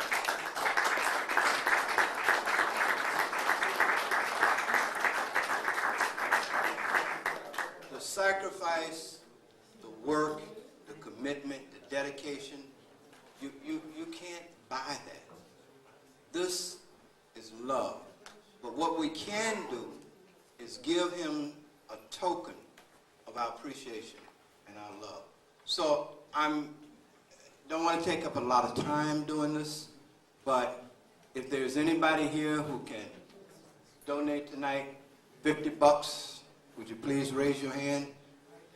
Brother Oba and Sister Yah are co-producers of this event. You know, I've been up here talking all evening and they quiet, but we work like that together. We trust each other, we know each other, so one hand washes the other. So Brother Oba here has a basket in which we want to put something in. So if we can get just 2 people to donate $50 to help us with tonight's expenses, it'll go a long ways. Can we get 2 people with $50? Just 2 people. Open your heart. Any hands? Okay. All right. Let's do $20. How many people we can get that? Okay, thank you, Brother Munderson. $20 for Brother Munderson. Anybody else? Sister who went to Egypt with Brother Browder. I know you enjoyed that trip. Thank you. Thank you, sister. Thank you, Brother Shabazz. Thank you, Brother Shabazz. What's your name, sister, out of the door there? Sister Grader? I hope we're going to see you next week. Yeah, because thank you so much. We'll be having these lecture series every week. They're very serious. Next week we will be dealing with banning the N-word, how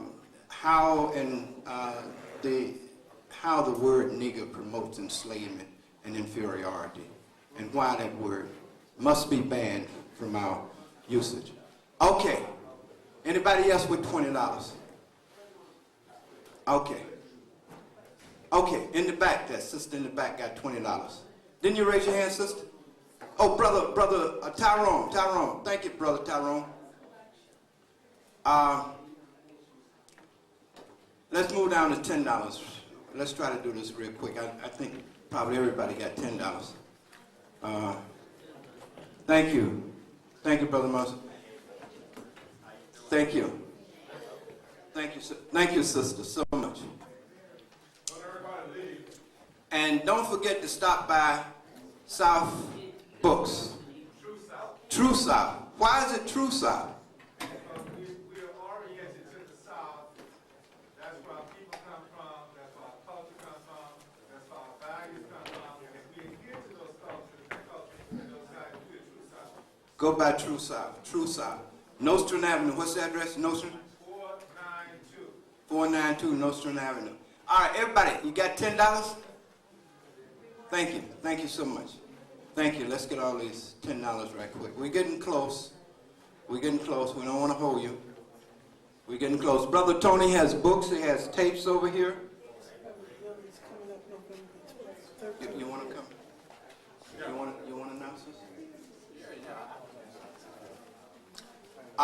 Everybody with $5, please. Let's get your hands.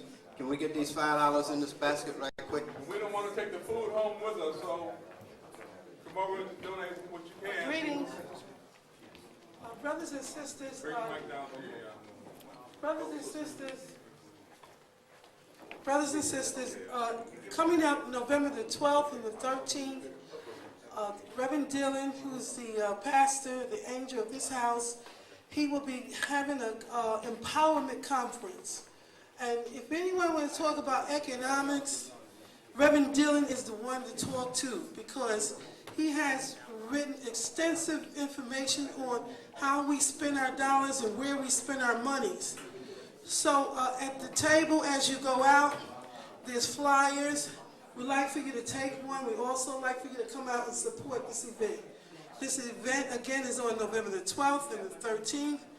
And please, for information, the phone number is on the flyer. You can get further information. Thank you.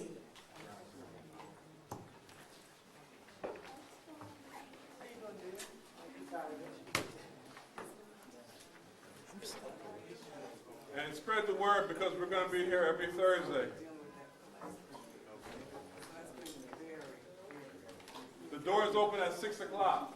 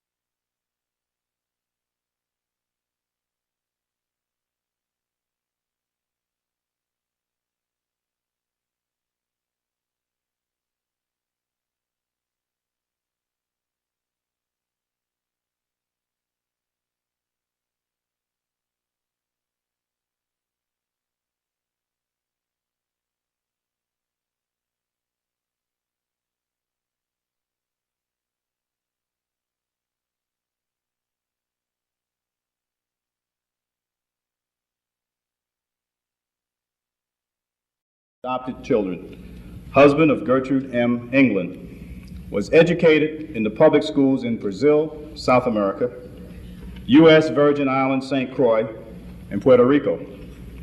He received his B.S. in civil engineering in Puerto Rico, Ph.D. in cultural anthropology in Cuba, and a Ph.D. in Moorish history in Spain. He also received a LL law degree. Dr. Ben, as he is affectionately known, has practiced law as an assistant prosecutor in Puerto Rico, and he has worked as a civil engineer in both Puerto Rico and the United States. 1945 to 1970, Dr. Ben was chief of the African desk of the United Nations Education, Scientific, Cultural Organization, UNESCO, dealing with cultural, anthropological, historical, and archaeological information. He also served as the civilian advisor to the permanent African missions to the United Nations from 1957 to 1964. Dr. Ben has taught at numerous universities in Africa, the Caribbean, North America, and South America. Dr. Ben is presently a professor at Al-Azhar University in Cairo, Egypt, where he recently retired from Cornell University in Ithaca, New York, where he was professor emeritus. Dr. Ben is chairman of the Al-Qabulan Foundation and the Al-Qabulan Books and Education Materials. He is author of 28 published books, 16 unpublished books, and a 6-volume encyclopedia on Africa. Dr. Ben is presently conducting educational tours to Egypt and the Nile Valley, and he is presently directing an archaeological digs in Aswan, Egypt. Dr. Ben recently celebrated his Jubilee year in Egypt, March 1939 to March 89. We are most fortunate to be in the same time and space with this multi-talented genius. We now present to you Dr. Yosef Ben Yochannan, Dr. Ben.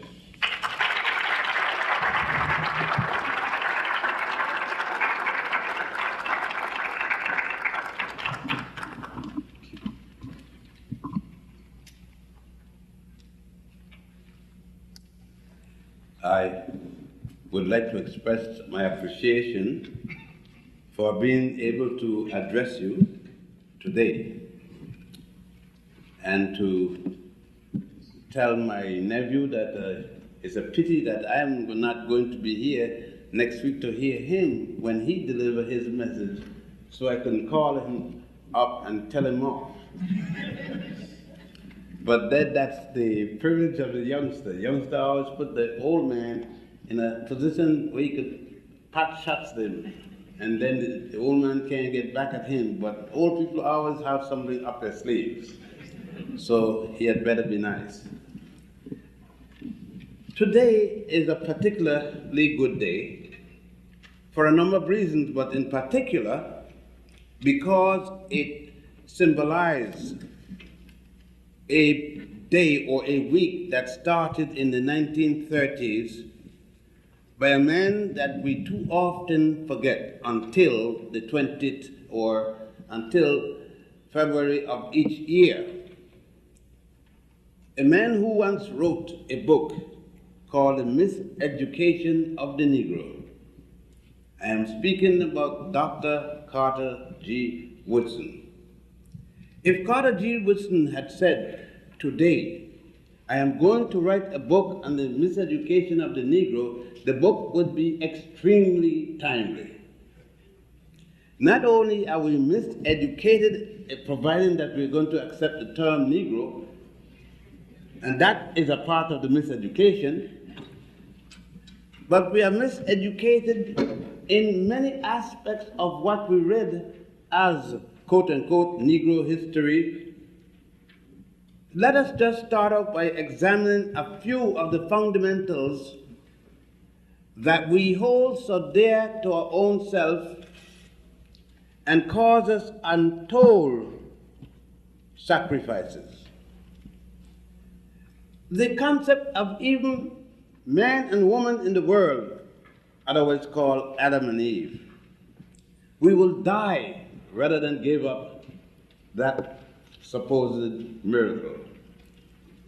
African women are constantly condemned over the thing, and I can't see educators continuing to teach it, at least women educators, because I can't see a woman accepting that she could have written such a thing.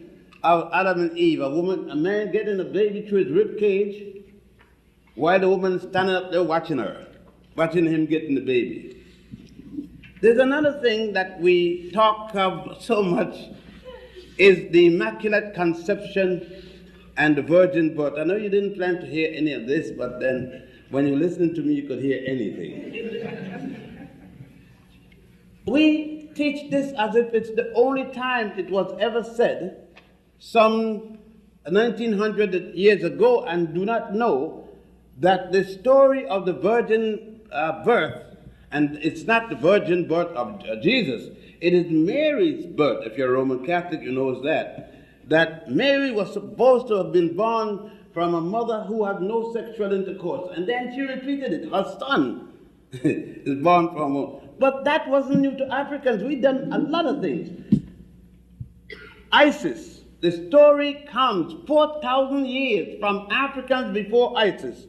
If you should go right now to the temple of Setaiwan, in a place called Abydos in Upper Egypt, in one of the many rooms there, you will see on the wall not only the written story, but in picture form friezes showing the Immaculate Conception of Isis, receiving the sperm from god Osiris to produce the virgin-born child Horus.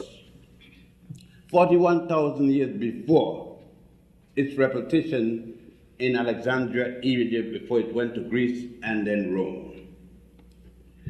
I started at this point because we tend to be celebrating from 1619 in Jamestown, Virginia. We are the only people who were born and started our existence in slavery. We drop out of the clouds in slavery. And so when we are going to speak, like I'm here, I said it's best to speak from where you are. I looked right in the corner beside this building when I came, and I saw a celebration of quote-unquote black history. I don't understand what that is, but it must mean something. And there were books of musicians, baseball players, basketball players, a tremendous celebration of quote-unquote black books. And this is a hospital and medical school. So I knew that I would see a book on Hale B. Williams. I guess you may not ever heard the name, but he's a fellow somehow or the other that performed the first successful heart surgery on a kitchen table in his office with a butcher knife. By the way, he was a doctor. And then I said, well, since they didn't have Hale B. Williams, maybe Charles Drew is someplace hidden in the background. And then I didn't see Charles Drew. I guess he ran out of too much blood and they didn't have a chance to pump someone and bring him so he don't die on the wrong side of the tongue. I then looked to Dr. Mesrit, the man who many doctors said the king could not be saved, who took that butcher knife from the back of Martin Luther King. And so on, I continued to look, Dr. Wright at Harlem Hospital and numerous other physicians. And I looked to see if they didn't have something on Mary Seacole. Because long before Clara Barton came to the Crimea, it was Mary Seacole, not only attending to people, but had to attend to Clara Barton herself. And nobody speaks about Mary Seacole. And so on, I could go on all week.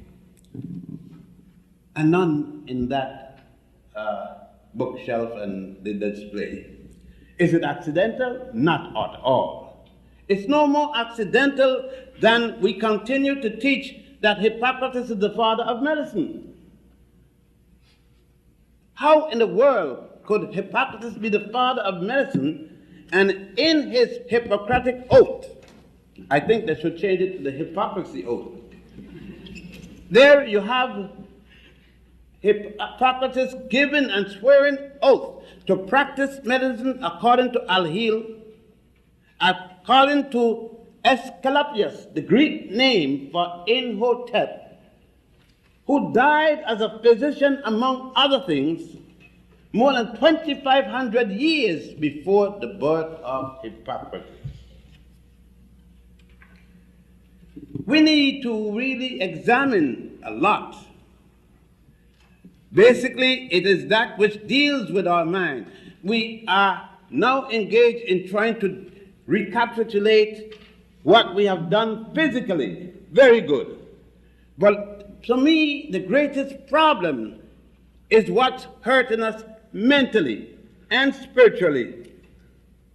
It is what's causing crack to run amok in our community, because we refuse to deal with it. We refuse to deal with even concept dealing with our existence as a people.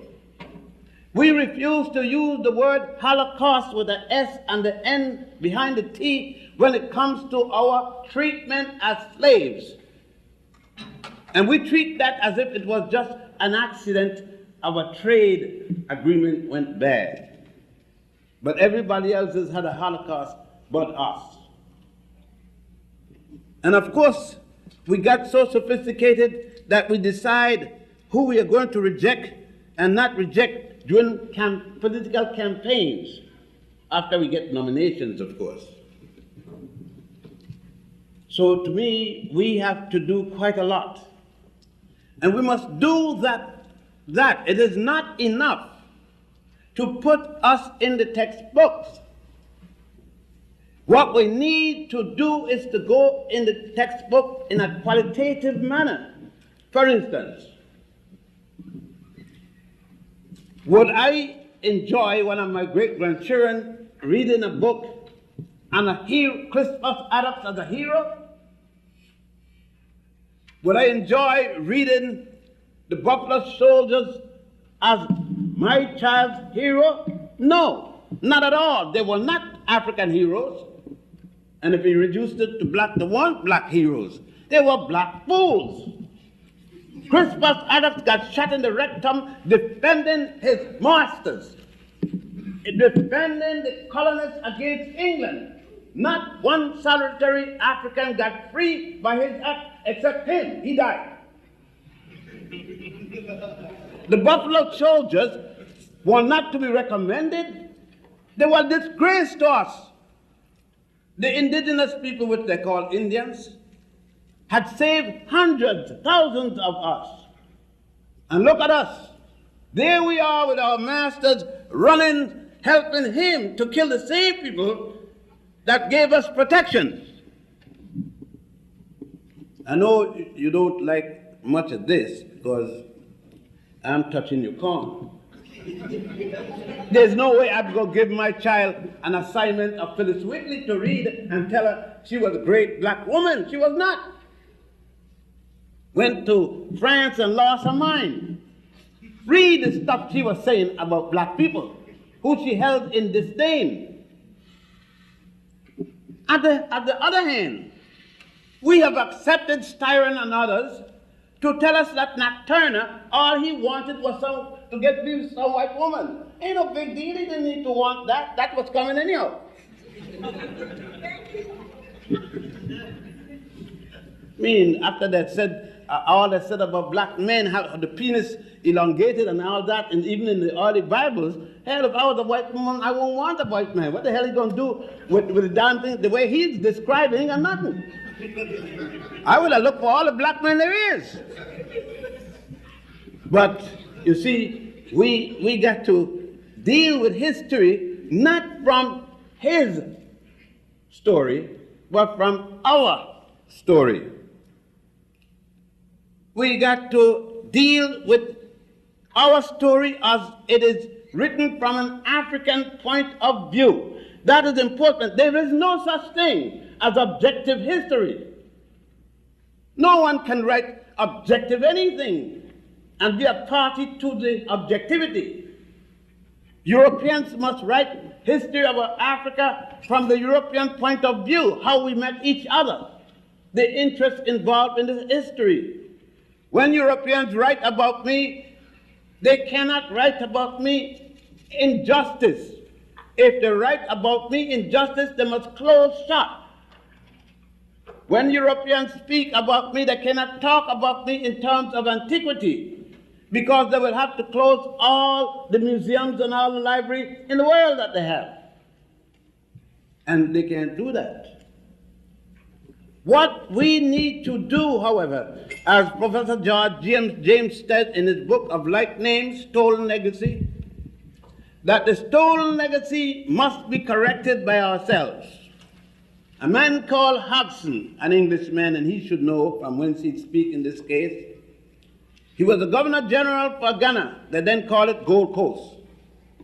And Hodgson, in the last part of his paragraph in the highway, said, we shall probably have to wait until African historians write for the African reading public before we know the true history of Africa. Hodgson was dead wrong. We don't have to wait. No probability. If we didn't write, Hodgson wouldn't have any education at all. There would be no England for him to talk about. Long before England, a place called Pyrrhus, Pyrrhus, dealing with the first writer of Europe, a man called Homer, in his Odyssey stated, even the god Zeus and Apollo came from Ethiopia. So we don't have to write. Hodgson think that we have to now write because nobody knows about us. And we need to tell people about us. That is untrue. Even the concept of a god. There is no record of any other people on the face of the earth other than the people of the Nile that started the concept of a god, a deity. Akhenaten spoke, Amenhotep IV, otherwise called Akhenaten, spoke of the god Aten, A-T-E-N, before there was a Jehovah, Jesus, or Allah. Akhenaten was writing in that. Before an African, if in fact there was a Moses, I mean, there's no record in Egypt about Moses, whether you sing go down or go up, Moses. No record whatsoever, that's strictly Jewish propaganda. Now, we got to deal with the thing now, let's get it down front. There is not a single prime minister that's been in Egyptian history by the name of Potiphar. No record of anyone in Egyptian government by the name of Joseph. Part of Jewish folklore. And, of course, not a single Jew was alive. That will get you in trouble for inviting me. Not a single Jew was alive when the last pyramid was built, much less the first pyramid. Abraham, the first of the Jews, and by the way, I may not look Jewish, but I'm much Jewish as Scotch. You say when your mama Jewish and your daddy Jewish, you ultra Jewish. They call me Falasha, I'm not a Falasha. I'm better Israel. But Moses, it said, was supposed to have been born in the city of Goshen in Egypt. Went to school in Egypt. They said in the Bible, he was learned in the ways of the Egyptians. Of course, Egypt is in the Middle East. I want to know east of what? I thought, and you must forgive me being an African, we don't think good unless the missionaries baptize us. And since I wasn't baptized, I'm not subject to think right in the rest of my life. I thought that everyone who went to school in Egypt, before Moses and subsequent to Moses, if in fact he did live, were learned in the ways of the Africans of that time. The papyrus of Hunefa of the Book of the Dead said, we came from the beginning of the Nile, where God happy dwells, at the foothill of the mountain of the moon. The Egyptians couldn't be more specific. They said, what? Beginning of the Nile, the Blue Nile is in Ethiopia, the White Nile is in Uganda. At the foothills of the mountain of the moon, Kilimanjaro means mountain of the moon, and Rwenzori means mountain and moon. That means Kilimanjaro between Kenya and Tanganyika, and Rwenzori in Uganda. So the Central East Africa being the place where the Egyptians said that they came from. We have to look and examine our history from another perspective. The slave boats, and I wonder if I should call them that, the boats that brought Africans to these shores and then enslaved them. They didn't catch slaves and brought them. They caught free African people, brought them and placed them in slavery. Quite a different thing. I mean, they call it semantics. And for those of you who may not understand that those Africans were all at least cousins like you are, the African cousins in Barbados being cousin to those in Mississippi, who are cousin to those in Panama, which Colin, what's the fellow there, the little colored joint of staff? Powell doesn't understand. You need to check with his own granddaddy from Jamaica to know that he is also cousin to those in Guyana. And those of us at Virginia blue blood blacks of the Jefferson Farm need to know that we are cousin to all black people, that the slave boat did not bring West Indians, Georgians and Mississippians. They bring pure old black folk, otherwise called African. I know many of you got problems with that when you look at the mirror, especially when you got a coat of scleral on your face. Then you know you got problems. But how can you call me black? I am not actually black. I don't care how actual or not actual you are. They're going to call you nigga just like they called me. As a matter of fact, you calling yourself that now as if it's a badge of honor. Every time I go on the subway, here is this young brother. I see the nigger and the white man. I said, well, what was a nigger? A bugger? See, a white man and a nigger. Somehow you failing in your classrooms. Mr. Gaines, you were teaching these teachers. They solely emphasize it. Every time a black kid in your class says, nigga, you should slap him in his damn mouth and let him nigga choke him to death.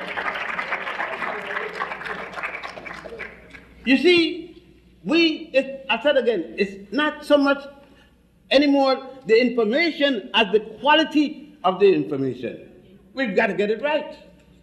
We are out here condemning little black girls now and saying we have a teenage problem, pregnancy problem. Of course, none of the boys go across the television screen because we can't see if he's pregnant or not.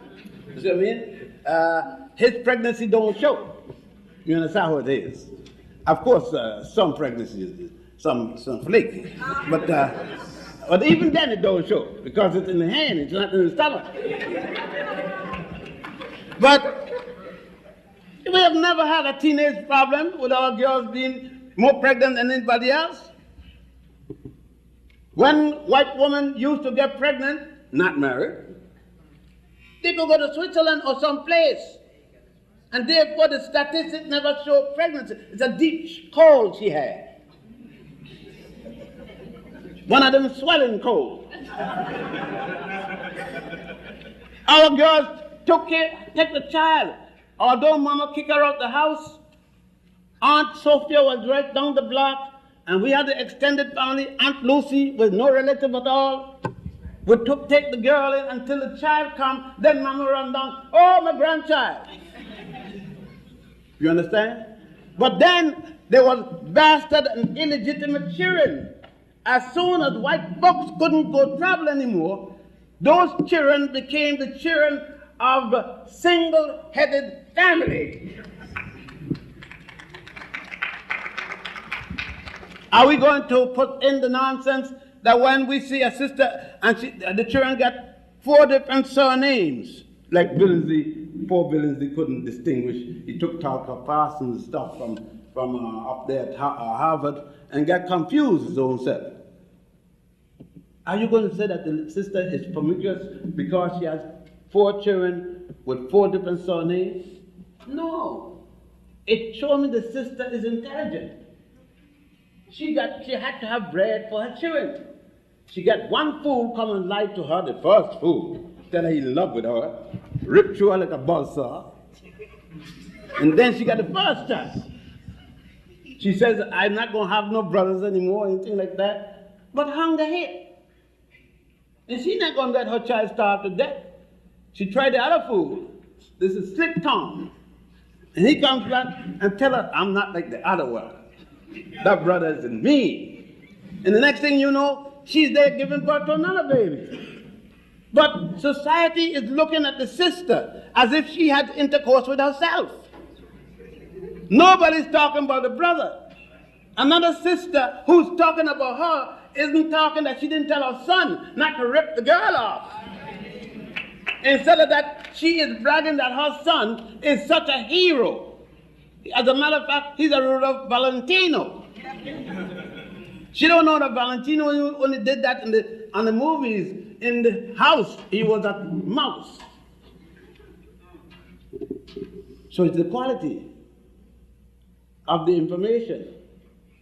When we talk about ourselves in the society today, we must look at the condition of the greatness of the African woman. I have been charged with being ultra pro African women. That's a lie. I'm not ultra pro African woman. I think they're gods and goddesses. Pro doesn't describe my love for African women. Nothing exists unless there's an African woman. If I hear in the morning that all the African women died, I commit suicide immediately. There's nothing else to live for. What else is there to live for? There ain't nothing to live for other than that. Brother said, I can't find me a good black woman. We go to the whorehouse, that's all he goes to, whorehouses. My problem is that I can't get away from enough good women. That's my problem. I'm going to have to carry these fellas around to find some black sisters because I don't know where they're looking. They must be looking uptown in the hillbilly show. Again, the quality. Why not praise the sister? Every time we get a brother that goes to school, control basketball, a little bit up there in the air, run with a football, get a baseball contract, the day of the marriage. I'm looking to see the sister that's been laying up behind the building, or behind the closet in the taxi seat, in the bush. I know he's coming down with his sister, and I look, and it's not the sister, it's the woman that the sister worked for. Somebody got to write about that. We've got to write about it and deal with what happened to his mama, what happened to his own sister. He couldn't find anybody like that. Brothers, I don't mind if you're mad. I don't care if your wife is one. I don't care. That's your illness. I mean, it's about time that we talk about it. We can't just come and gloat in what some one of our ancestors did in building a pyramid. We can't gloat in the fact that our ancestors give the world writing, the Medunetia, which the Europeans call hieroglyphs. We can't gloat in the fact that medical science started with us, and the hundreds of papyri that were written by African doctors, both male and female. We can't gloat in the fact that the 10 Commandments came from the negative confession. It has nothing to do with any Moses on Mount Sinai. Long. Moses himself was charged with committing murder, according to the Torah, against the Pharaoh soldier, and was running from punishment. And he didn't reach to Mount Sinai until 40 years later. Somebody had a law against murder before he ran to Mount Sinai. But we can't deal with that either. We're going to have to deal with something different on Sundays and Saturdays and Fridays. We're going to have to deal with a theology that deals with the African philosophy of life. and not the distortions that took place in the Hebrew, among the Hebrew writers, the Christian writers, and the Muslim writers. You see, when we start to think about ourselves, just think on the furor they have in the Soviet Union today. And were it not for an African of the Soviets would not have even given recognition to their own language. Because the Soviets used French as their language. They were ashamed of Russian, wanted for Alexander Pushkin, who had to tell them that the language had substance. And we got to look at the facts. For those of us who call ourselves Christians, must realize that it was an African that made modern Christianity what it is. It was Augustine, otherwise called today Saint Augustine, who wrote the Confessions, the Holy City of God, and a number, as a matter of fact, 45 more works that made modern Christianity what it is today, set the moral principles, particularly those rules on sexuality. We must explain it. When we start to deal with sexuality as if we had some commands falling from the sky and grabbed by some people direct out of the mouth of God, and no God is unfortunately, that it was this Augustine. It was another African by the name of Tertullian, whom the church never liked, therefore they never made him a bishop, who wrote most of the fundamental social laws that Aquinas copied and plagiarized in his own works. And we got to deal with it. We have to deal with these things, because if we do not, then we left them and people will assume that they are correct in the manner which they are today. We have to look and realize that what happened in 1619 or 1620 in Jamestown, Virginia, was only one advent in the totality of our experience as an African people. Though important it is, how can we ignore more important issues that brought that about, and yet directly related to us here on these shores? I recall not long ago when the assumption was that Haitians started AIDS. You remember that, when you were scared of every Haitian you saw? Man, you say Haitian and black folks run a mile, jump through window, commit suicide. The AIDS didn't get them. Windows got them. Had a Haitian girlfriend, you chase her out the house. Haitian wife, you got rid of her and your children. Had no idea what Haitians mean to you. You forgot that the Haitians were the first Africans brought to the Western Hemisphere. It was there that, those of you Catholic, law your history, it was there that Pope Martin V ordered the Knights of Genoa and the Knights of Malta to bring Africans from Spain who had lost power. After entering Spain in 711, ruling Spain until 1485, 774 years, when the order of the church in confiscating these Africans' property, stealing, forgetting thou shalt not steal, brought these Africans to Hispaniola, today called Haiti and Santo Domingo. So when you look disparagingly to the Haitian people, remember, they're your senior cousins.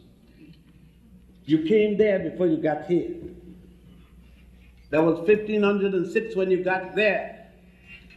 You went to Barbados in the interim. As a matter of fact, the first 13 Africans who came to Virginia did not come from Africa. They had sojourned over 168 years in the Caribbean already, coming from Barbados on the way to holiday in England when the ship was weather beaten between Cape Hatteras. And they came in with a storm that started around Cuba. Thus, when we start to refer to people as Geechee, check yourself and see if there ain't a big bit of Geechee in you. You don't have to speak with the accent to be a Geechee. Just look at you. The Geechee written all over you.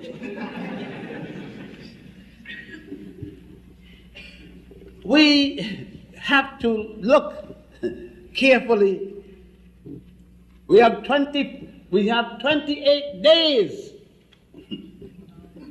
to teach the world's oldest history.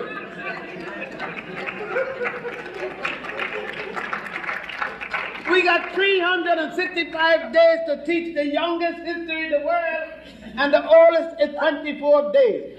But they're saying to us, you all are great. You don't need 24. I think I'll go along with that. We are great, but we want our 365 that we're entitled to after all. We made the calendar. We made the calendar with 12 months of 30 days each and 1 month of 5 days still being used in Ethiopia today. The 13-month calendar. It is our geologists, our scientists, who made the world's first calendar when there was no Greece, no Rome, no Jesus, no Jehovah, no Allah, no Jew, no Gentile, no Christian. Our ancestors were on the Nile, first in the Grand Lodge of Saqqara, then in the Grand Lodge of what is today called Luxor. Originally we call it Waset. The Greeks came and changed the name to Thebes. We make the first calendar in 10,000 before the Common Era, revise it in 4100. It is that same year, 4100, when we gave the world the first Holy Scriptures. The Book of the Dead, the Book of the Dead, Budge call it, properly the Book of the Coming Forth by Day and by Night, the Book of the Gates, the admonitions to Goddess Ma'at. We gave to the world a symbol of justice, copied by the United States Supreme Court. No mention of it. They can't mention it because of the distortions they put it in. Instead of Ma'at holding a scale balance, she holds a scale upside down. It can't be justice. That is just this.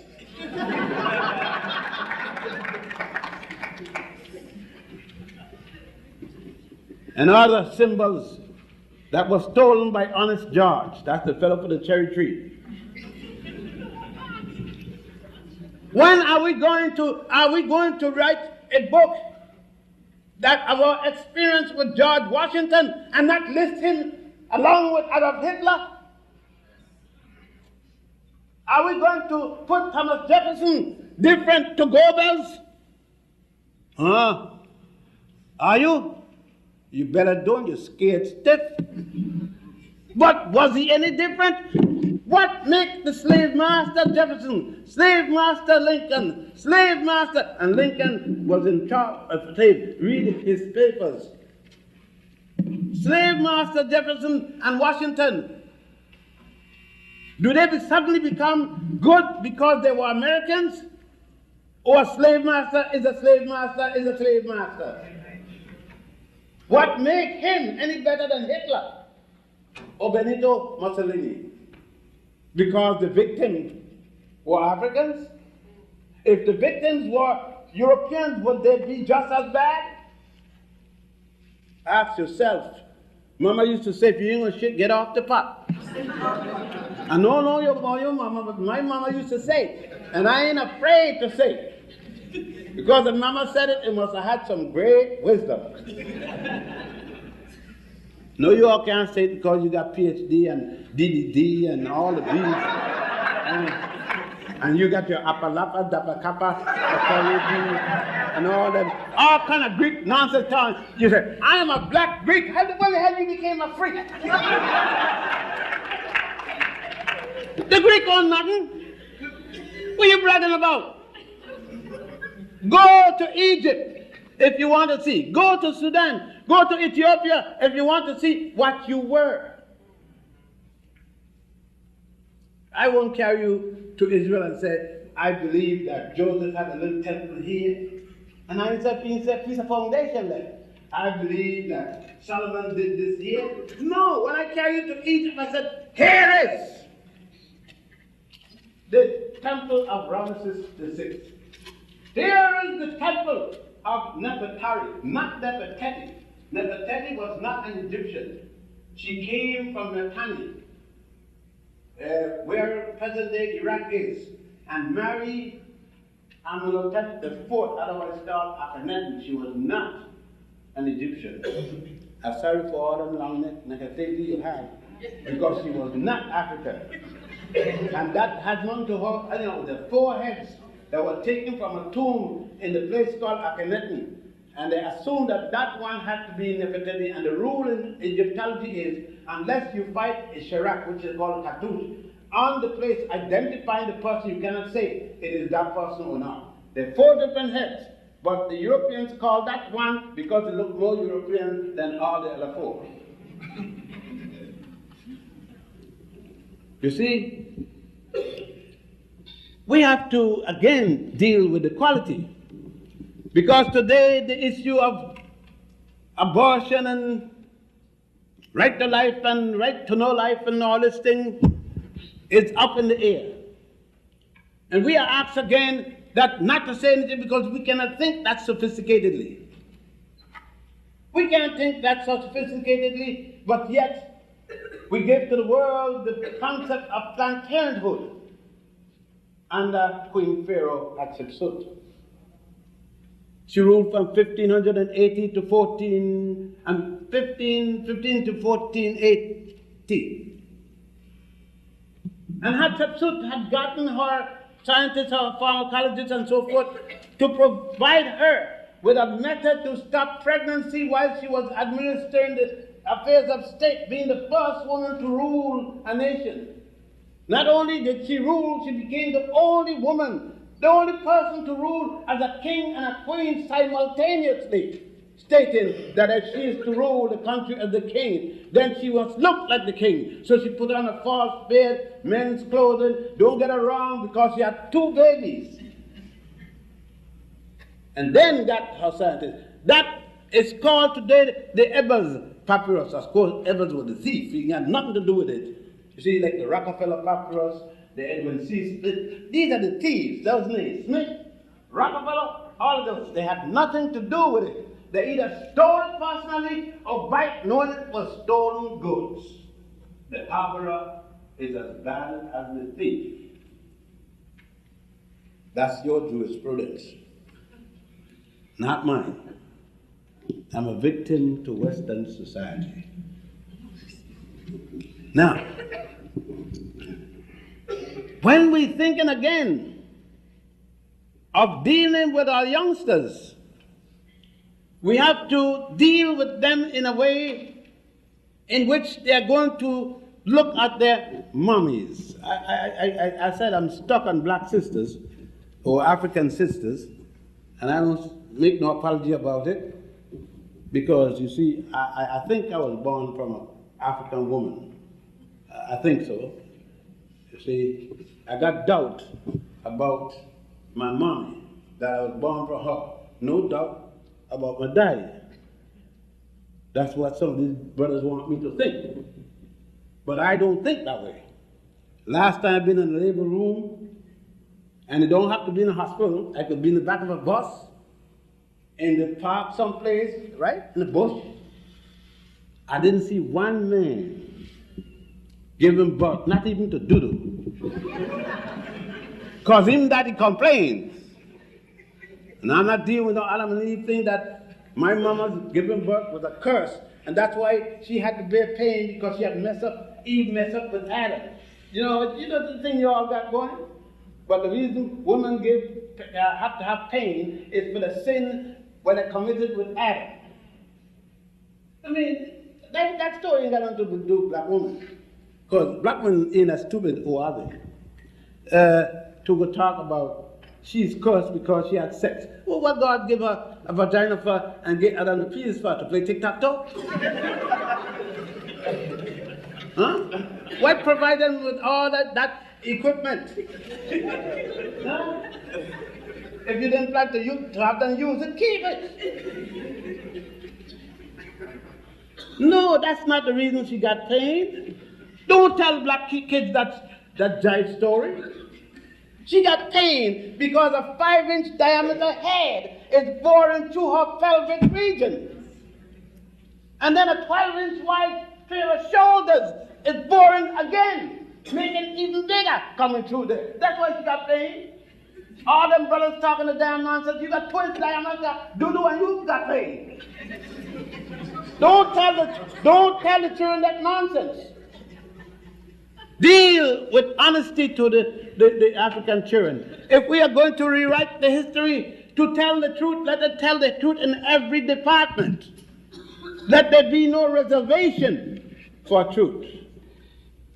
Our youngsters need to know the truth so that sisters would not be running around here douching with Pepsi Cola, trying to avoid. The other day, I saw a case, one of my daughters is a physician, and her daughter is a physician. And she was showing me a case, without name, of course, of this sister who came in, and she was completely eaten away in the inside from the amount of douches she took with Pepsi Cola, believing that would stop her from getting pregnant. So every time she had sexual relations, she douched immediately with Pepsi Cola. Sure, she didn't get pregnant, but she was eaten away. All that kind of ignorance because of stupidity and fear. No, we have to teach about the Hale V. Williams and the Charles S. Drew in terms of all of this. We have to teach in terms of how the Africans dealt with prayer. One of the most difficult things is our misuse of the concept of prayer. When we write the name of God, anybody else God, in lowercase, G-O-D. As it says, small case, G-O-D. But Jesus with a capital G. Jehovah with a capital J. Why? Why is Jehovah and Jesus any better a God than Unkulunkulu of South Africa? Or Ngai of Kenya? You are saying that? I think Chinua Achebe spoke to you on this issue and things fall apart.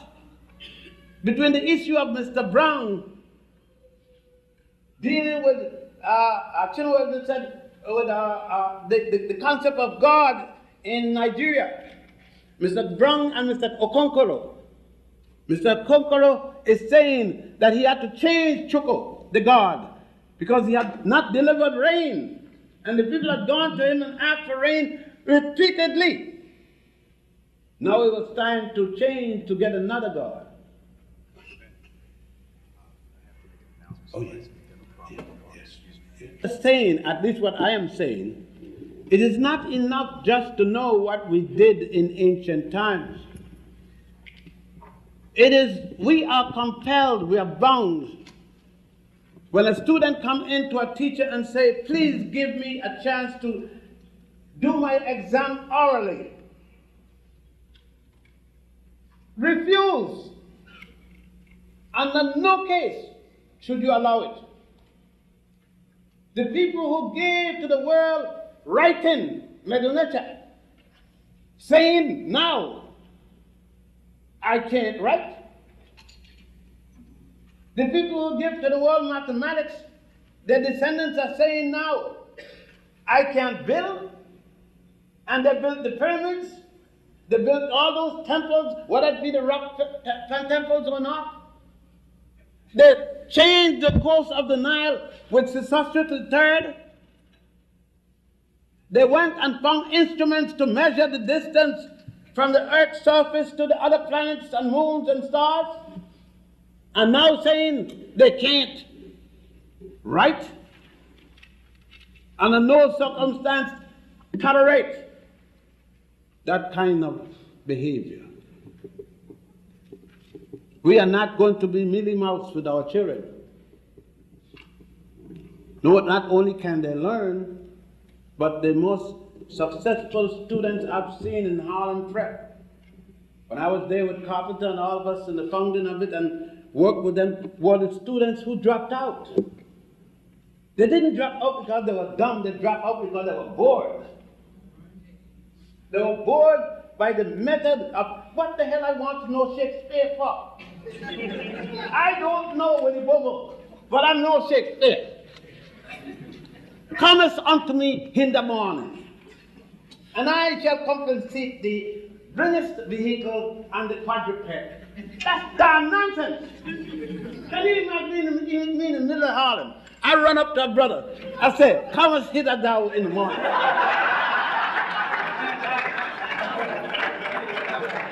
That brother would hit on me in the mental institution, Ward 9K, without the padding. Man, we could get in a lot of jive, talk, man, and things. That brothers walking around saying Shakespeare all day long in the street. Forgetting that Shakespeare wrote 7 plays dealing with African. Huh? Not 2 plays, not Gentlemen of Verona, that, not all that. And he wrote more. Not only Shakespeare, but his partner Bacon also. By the way, Bacon is the one, get the thing right. When you say the T, every dot, and so forth is true. Ain't no right. So Francis Bacon was commissioned by James to find other people to rewrite the Gutenberg Bible by Martin Luther, the priest that was kicked out of the Roman Catholic Church. And he went to Eton College, University of Glasgow, Scotland, Cambridge, and a few other, and took 47 men and himself, and wrote a Bible to suit James. We need a Bible to suit ourselves.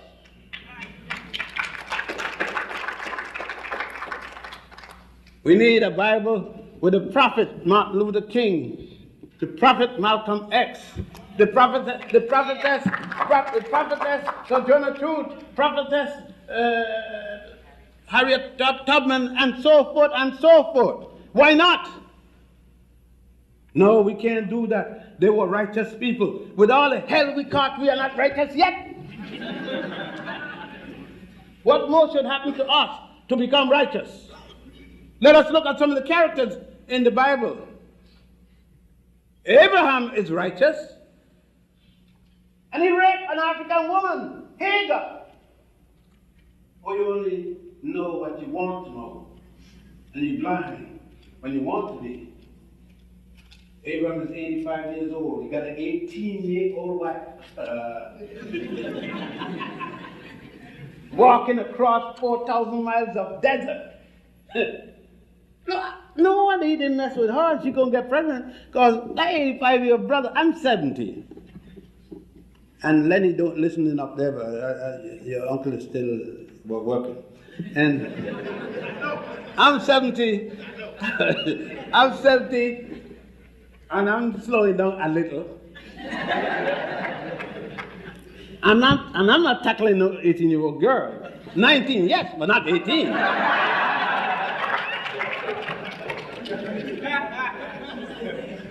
So his wife Sarah, Hadassah, said, look, I can't get nothing. You go on and deal with Hagar. So he kept his 4 servant girl, African servant girl. Your Bible says Egyptian, but where's Egypt? Last 2 weeks ago, I saw Egypt was in Africa. But maybe I'm wrong. Being African, we don't think right. And so now you're going to tell me that Hagar, servant girl, her food, her clothes, her house, everything she got comes from that house. Think of the day when it is. It's around 1675 BC, the 13th dynasty, this scenario. She can't say no to a master. So she's raped. You call it statutory rape. She gets pregnant. Everything goes until finally Hagar shows Abraham where to find the spot. So Abraham tried, and Sarah got pregnant. Sarah is now 85 years old with her first pregnancy.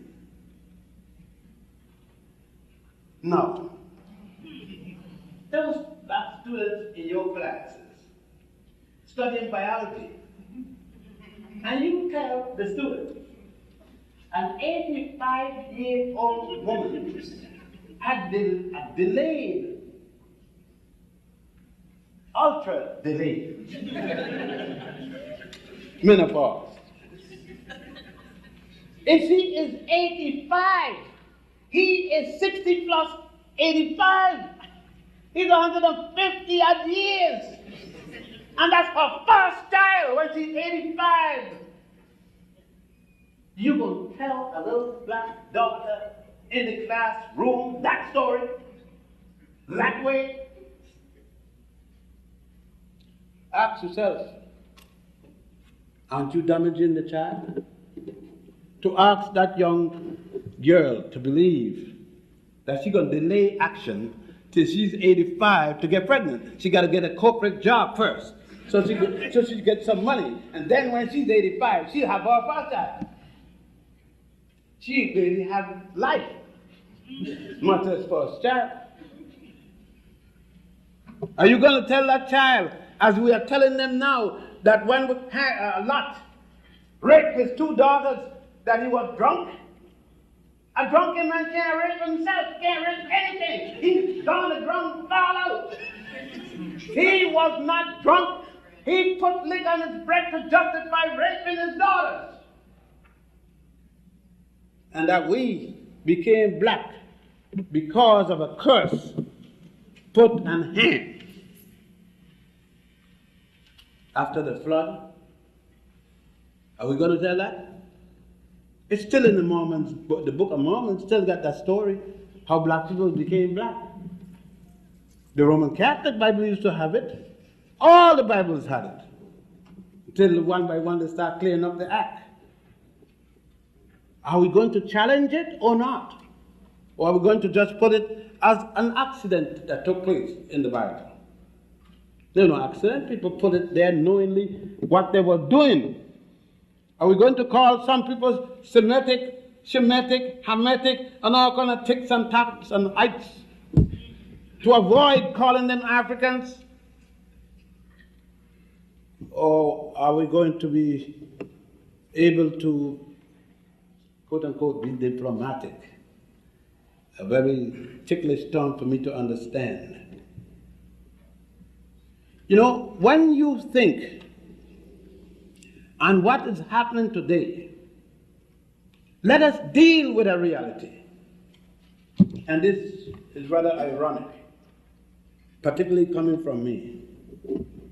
Do I believe the day will ever come when the United States government will ever be able to accept a true presentation of African history? No, I don't believe it. But I believe we ourselves could take it in our hands to teach irrespective of what the government thinks. Am I advocating a revolution? I'm not advocating there should be one already.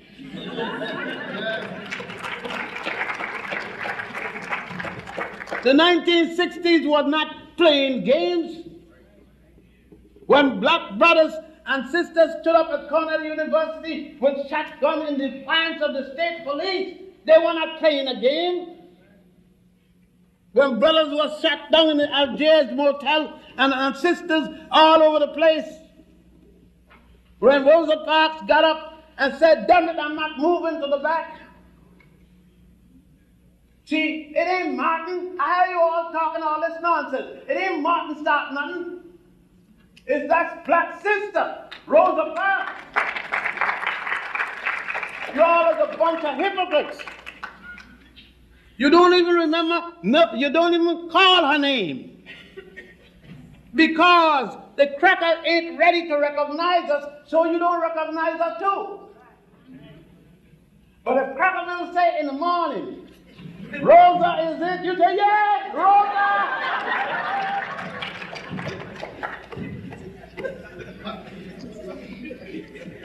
No, and now you're mad because Avalanche said that Martin got tightened up. Ain't nothing wrong with that. You know that the ministers get tightened up. Some of you tighten them up yourself. And if you preach dry bones and very good one day, you get double tightened up. And there's nothing wrong with that. Ministers should get tightened up. God get tightened up in the garden. God said, let us make man. Do you think that God was talking to a phallic? When God said, let's make man, he was talking to Mrs. God. I don't let God get married because I'm not going to have God tighten up. So let God get married. He spoke to a Mrs. God called a goddess. Why is there a God and no goddess? Because of your European orientation, that God can't have a woman.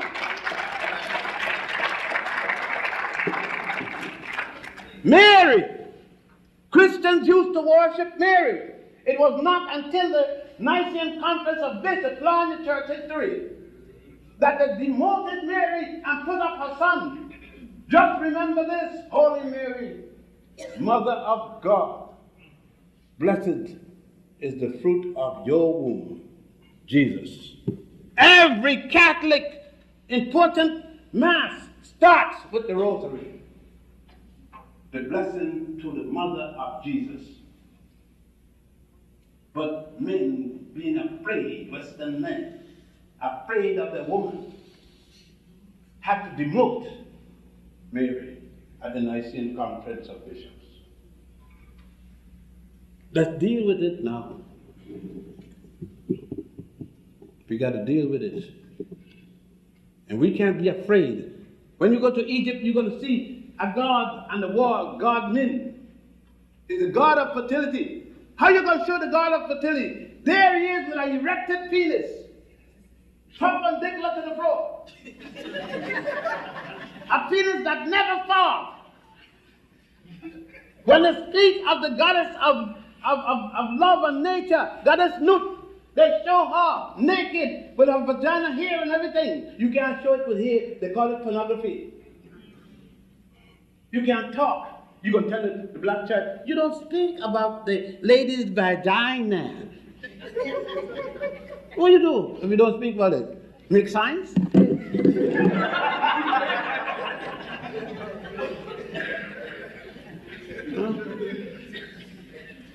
I mean, this sense of ridiculousness. Go to Egypt and see the show. I know. I don't pray to go to heaven. I came out of heaven. I don't pray. My mama's is heaven. When you go to Egypt, they show you goddess Nut. One head, her hands, and her head down in this corner. Her legs down in this corner. Her back is forming the heaven. They show God Shu, the god of the air, holding, and the caption reads, Goddess Shu, holding Goddess Nut as the two columns of heaven, one hand on her breast and the other on her vagina. God Geb, the god of the earth, laying forward, holding her hands out and her feet separate. And they call it the formation of the heavens. Yeah, it isn't so?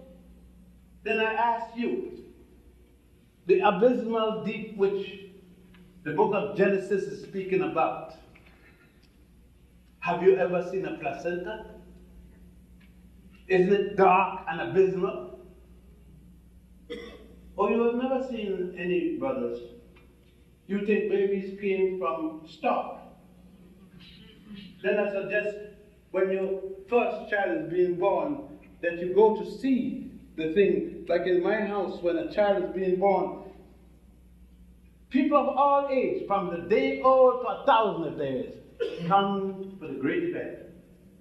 We are there with the mother, with the midwife or the doctor, and everybody's talking to the sister. If it's my sister, my wife, or my daughter giving birth, we are all there at the event watching. What are we going to see? Nature at work. A child coming from heaven. If we had known this and could deal with it, then Brothers 16 years would not be raping sisters 90, throwing them over the roof. Because we would understand the way we understood that childbirth is the coming from heaven. That's why I have no birthday. I'm 70 years old, but I've never had a birthday. My mother had the birthday. My mother had 7 birthdays. She gave birth to 7 singular children. So at the day, December the 31st of each year, when my mother was alive, I had to go down on 2 knees after I just got me. I can't make it 2 hours, I will show you. And put my face to my mother's womb. And she would scold me, chastise me for all the wrong things she thought I did that year. If it means staying there 2 months. Then when she tired, she would say, and these are the things I still love you for. Oh, these I like to hear. And then she would say, get up, I'm going to anoint you. And she would take the ginger, you call it asafoetida. You think you got something modern, you got it from home. Africa and Georgia. And she would anoint me and wish me her blessings and say, go on, son, until next year. That's Mother's Day. My mother didn't have no day set aside by Washington, D.C.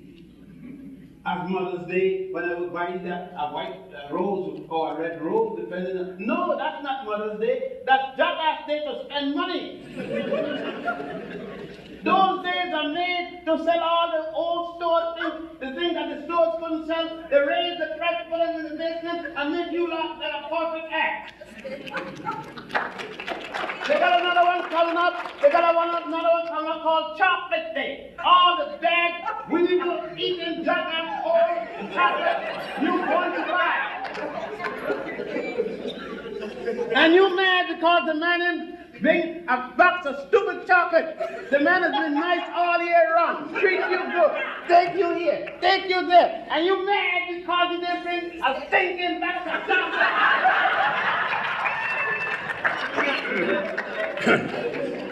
You gonna teach the young brother and the young sister that too? Got that sister getting mad, losing a good man with all the junk they got out there to offer? Get off that horse, that European stuff. Tell that sister to be glad that the brother's treating him. Tell that your young boy that he don't treat the sister with the sister's not a drum. If you want a drum, he could go anywhere and buy a drum. Sisters are a drum, you don't beat her whether she's pregnant or not. Sister can never be so dumb that you gotta hit her. That's what we need. You can't call your daughter the first time she messed with a man, you call her bitch, horse, slut, dog. And maybe the first time she ever let the boy touch her. So she got pregnant, and that's what we call her. The time when she needs you most. You're a mother who she should come to.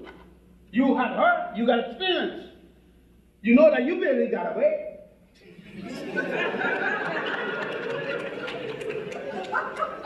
But now you call all those names. And your son, the chief black pimp, he's down the block screwing everybody, including the dog. And every girl come to you, I'm pregnant for your son. Oh, my son can make babies. He's not old enough, he's only 22.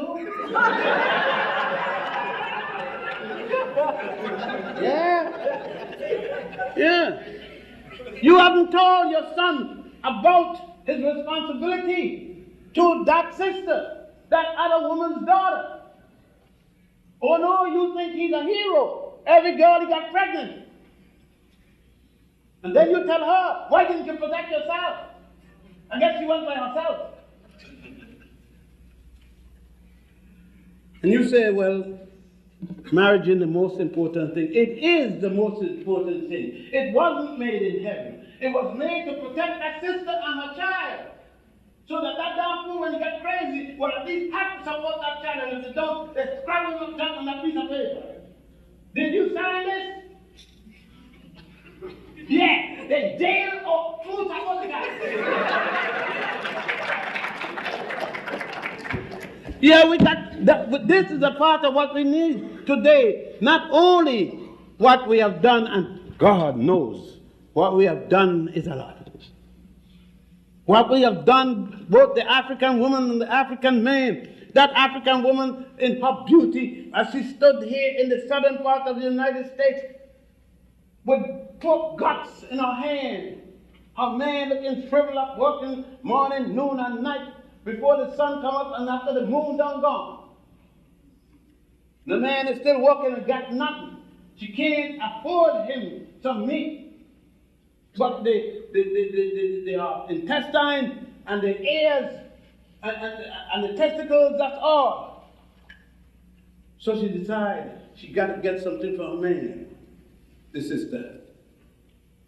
She already realized that he aren't going to be educated, so she sent her daughter down to school and tell her daughter to turn off the light in the night and talk to her brother in the dark. A little bit of what you learned down there, girl. And my husband, she said, Willie, you know all black men named Willie. Willie, baby, I got something good for you tonight. He said, no, I know you got that, baby. She said, no, not that, Willie. I got another kind of steak. How you get that, girl? How did you steal it? No, I had to steal it. You could take as much as you want when they're killing up there. She said, I got to see this. And she got a long stick. And she pushing it through the guts, pushing up the ship. I'm telling you what it is. Willie turned away and said, God, girl. She said, Willie, take it easy, man. Take this easy. And then she washed it. She pushed it through it, washed it. 2 hours gone. Wash it. Then she seasoned it. Then she put some tenderizing bush and different things in it. She's a scientist. She's a chemist. She knows what this bush is going to do. She seasoned it. Her master don't know nothing about that. That's why one of the reasons go around the world capturing people to get seasoning. Up to now, we still don't know how to use it. And then she put that thing in the cook and the pressure and all that thing, put a stone on top of the two frying pan and get a pressure cooker. Said, here what it tastes like. Well, he's scared to taste because he knows he saw duty. And Willie,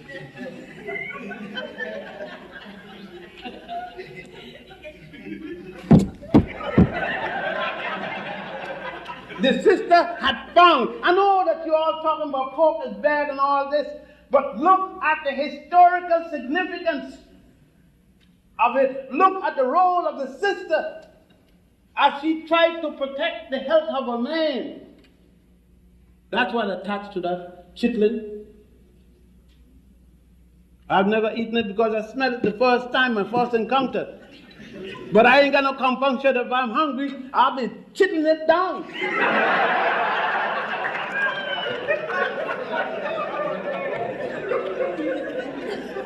And thank the sister for her invention. We have got to deal with the economic skill of the black sister.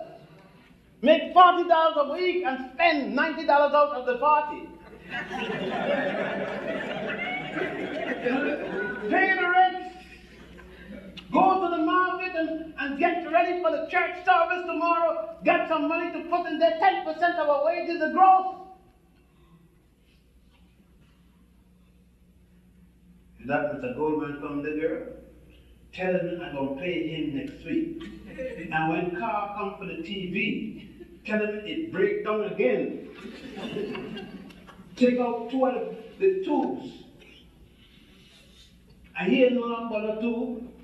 Tell him turn it to see if it's going to work. Or at least put a cockroach inside of one of the wires so it can't turn. So she don't have to pay this month, she pay next month.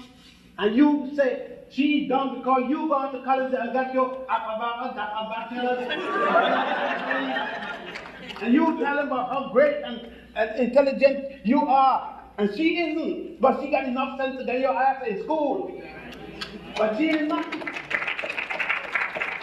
No, don't talk about her. Don't talk about her. Brothers, don't talk about her trying to rule the house. Let her rule the damn house.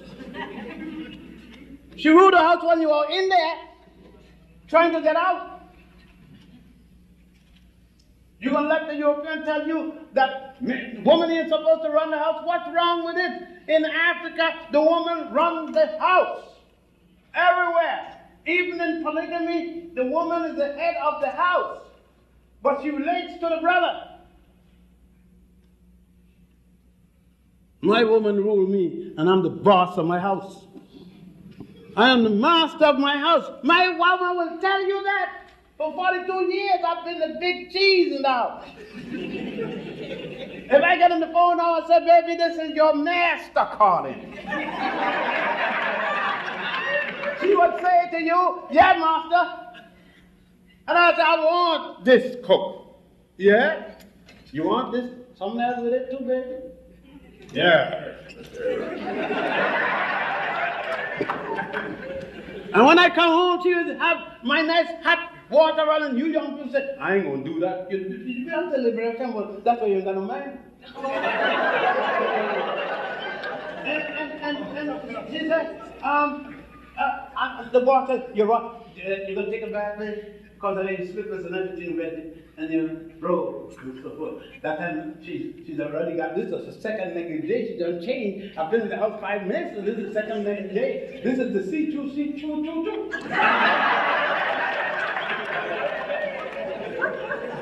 And she passed by and shaking, doing one of them funny little walk and things like that. And the master of the house. I wonder what got you wet lately. And then she come there, and I eat my food that had been warm, and she says, baby, I'm going to rest here. Is there anything else you want? No. You had a rough day with them people, right, baby? Yeah. Fall up in the bed, the sister snoring now. The only people that snore in tunes are black sisters. I got in the bed, and the sister automatically, by mistake, by chance, her foot, big beautiful foot come on, damn. On top of me got me pinned. Try to push the foot off, and accidentally I pushed the foot up, and the foot go way up. And I said, woo, woo. The next thing you know, she says, master of the house. I know you ain't got much money now, but I saw a little green this near St. Patrick's Day. I saw that near. Don't laugh, St. Patrick's Day. It can't be without me, you know. They stole my bagpipe. You got to come to Egypt and say, God got us best playing the bagpipe 4,000 years BC. They weren't on island yet. Nah. Oh boy, I love me. And then the sister said, I said, leave me alone, I want to hear nothing about that. Morning comes, went down with perspiration, you know. Try to get out of bed, try to go to the bathroom, try to find where the bathroom is. Gotta use radar, because nothing else is working. And when I get to the bathroom, I remember, got a snoot in my bed. And I said, hey baby, you remember the green shoes you were talking about last night? Did I have a little green hat to go with it? I think you would look good with a little pink contrast dress. And baby, don't forget the gloves. Baby, can I go with you where you're going? That's the master of the house. Don't take that away from the little sister and told her, this is woman liberation, this macho nonsense gotta stop. And all you know that she's going to the movie with 15 other women who saying the same damn thing. The brothers are going with 15 brothers saying the same damn thing. Brothers not helping sisters across the street, fully pregnant. Brothers sitting down in the subway, sisters fully pregnant, holding on like this, going like this, and the subway stopping, and they're saying they're individuals. We got to turn that around. Don't let Browder Steiner tell us to act abnormal. There's no way in the world that you're going to see a sister pregnant and you should sit down reading the newspaper, laughing and make a jackass of yourself, and the sister is pregnant. An old man or an old woman comes in and you watch him like he got leprosy. Don't get up and give him a seat. That's not African. That isn't the way that we had our culture. The Queen Mother decide who's going to be the king. We have always given recognition to a woman, to children, and to the elders. We have to go back to the rite of passage so that the young girl and the young boy could know when they reach at that certain age what it means to becoming a young woman. We don't wait till one day when she gets pregnant, then talk to her about it. We go by step. When her breasts start to make formation and the boys start to get hair, we have a ritual for that. When they're coming out, we have another ritual. We don't have to wait for 15 years old and then we have a cotillion telling the people, my daughter's ready to be screwed. Who got the best thing? No. It's about time that we deal. If we want to be an African people, let us go back to some of our African values and incorporate them in the text. There are many ways to do it. You can't tell me that I can't teach a certain subject, because I could call the text anything you want. Write it down on the syllabus. But if I'm a halfway good teacher, I will teach anything. I will teach in economics law. I will teach in a subject of law. I'll teach dog breeding. Because if I have anything worthwhile, I could get it in there. I'm going to go down because I understood I'm supposed to make a break for question and answer period and for a little rest. And I forgot about that. Because when I get charged up, I like to keep going. This thing, you see, I'm so charged up with being an African. That don't mean that somebody is in nothing. But what I'm trying to talk about is that missionaries and everybody's already saying all the negative things about me. They said, well, I must have balance. I don't have no damn balance. I'm not going to say, well, these do this too and those do that too. No. When they're talking about they don't have balance, I am not stopping for balance. I'm crowing, I'm beating my chest about the African man and woman and children, and particularly the African woman, because she's the one that's catching most of the hell. And she's the one that we got to do something about. If you want to change our system, then you must change our attitude about our women. The black man cannot afford any longer to be dropping babies with sisters here and there. Don't look back to see if the baby's even born. As soon as the sister says, I missed my period, you got to go to the drugstore or the bakery to buy a loaf of bread. Don't come back until 24 years later. It's a big piece of bread. Every time I go to a graduation, even it's kindergarten, I can't see the brother.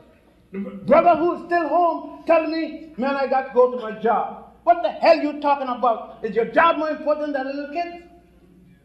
The kid don't see you. The kid come home with a little drawing. I'll do a little drawing, that's true.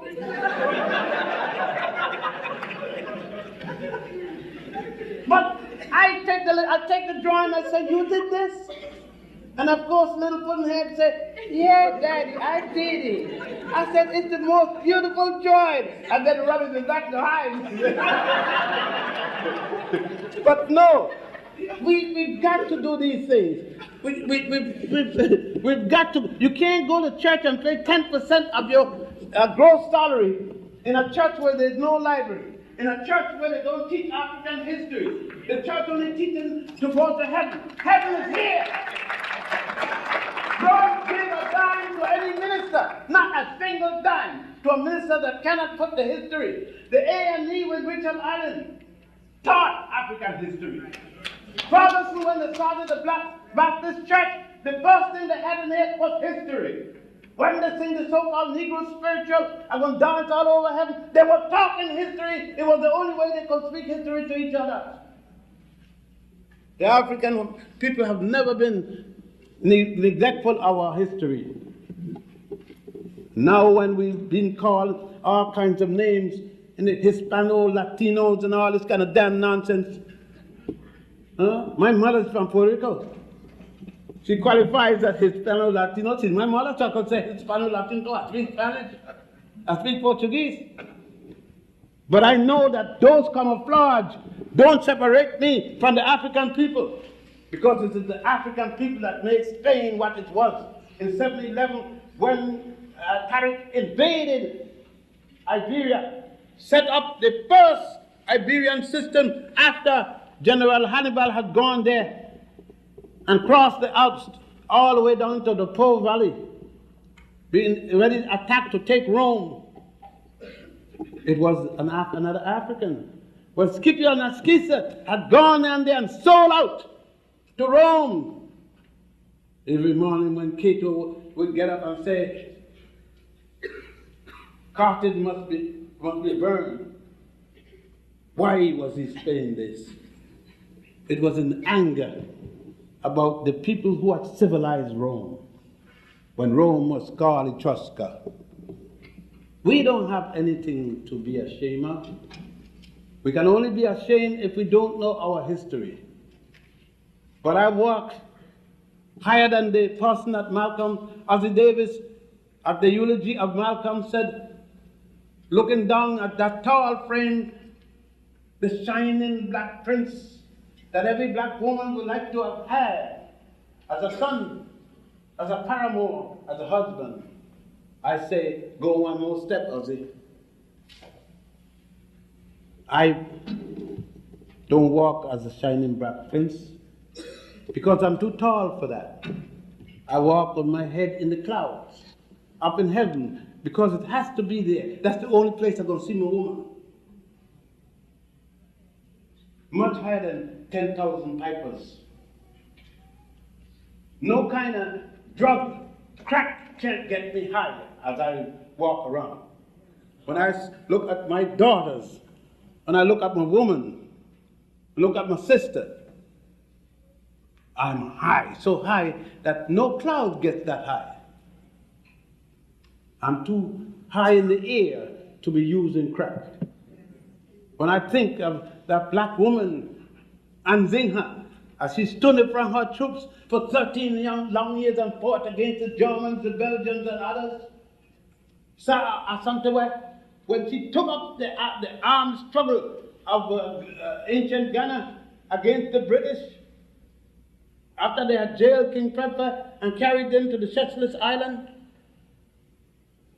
I got to think of that. When I think of Makeda, when she went down to Israel, and according to the Torah, and the behest of Solomon, who begged her, please come down here. And she went down there and sucked a little bit of Solomon, change, making crazy. Yeah. How can I feel small? And that's why they don't want to teach us our history or letters. Since again, you're gonna catch hell, and you know you custom catch hell in your heart, and you're not new. But then the question will be, how you gonna back her up? It's all right to say what she should do. She should do this and thus and this, and what you should do. Standing you behind her, sitting down, getting rusty, without supporting her, without she having an assurance that she do this thing. If that comes at her, she got you behind her. And I don't mean 2,000 miles away.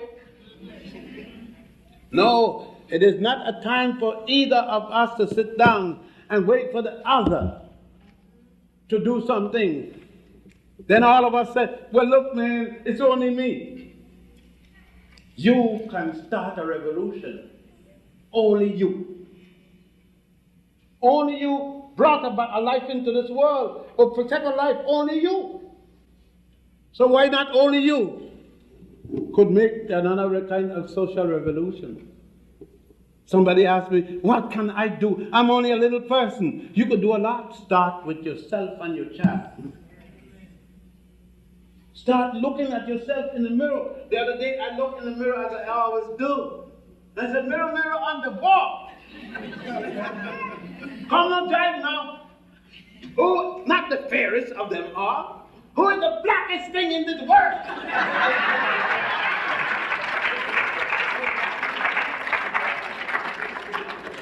My mind.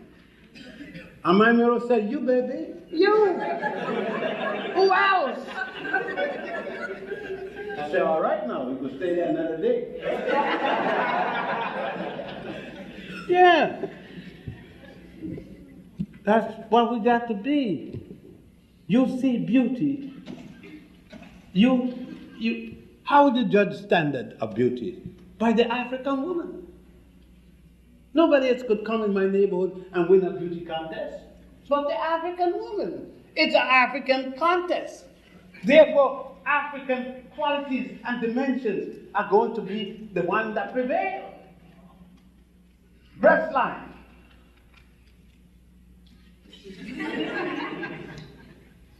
Behind line.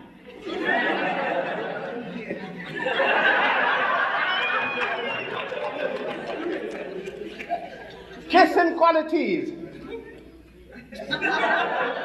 See, the fellow second talking about thick lips. Man, if you have never been kissed, sister, by a thick lip, God. You think the Lord wasn't stupid when he was making Africans. He make us in proportion. Here, the other day I was just going through these pearls. And I hadn't put the comb yet, and so I made that and the thing jammed.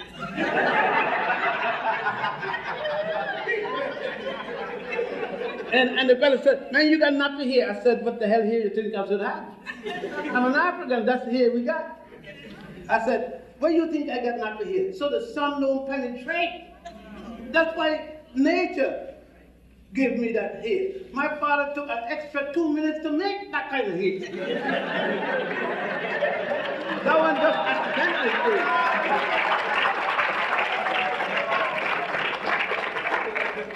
No, the gist of it is feeling good about oneself. That's what I'm talking about. It is, you got to feel good about yourself.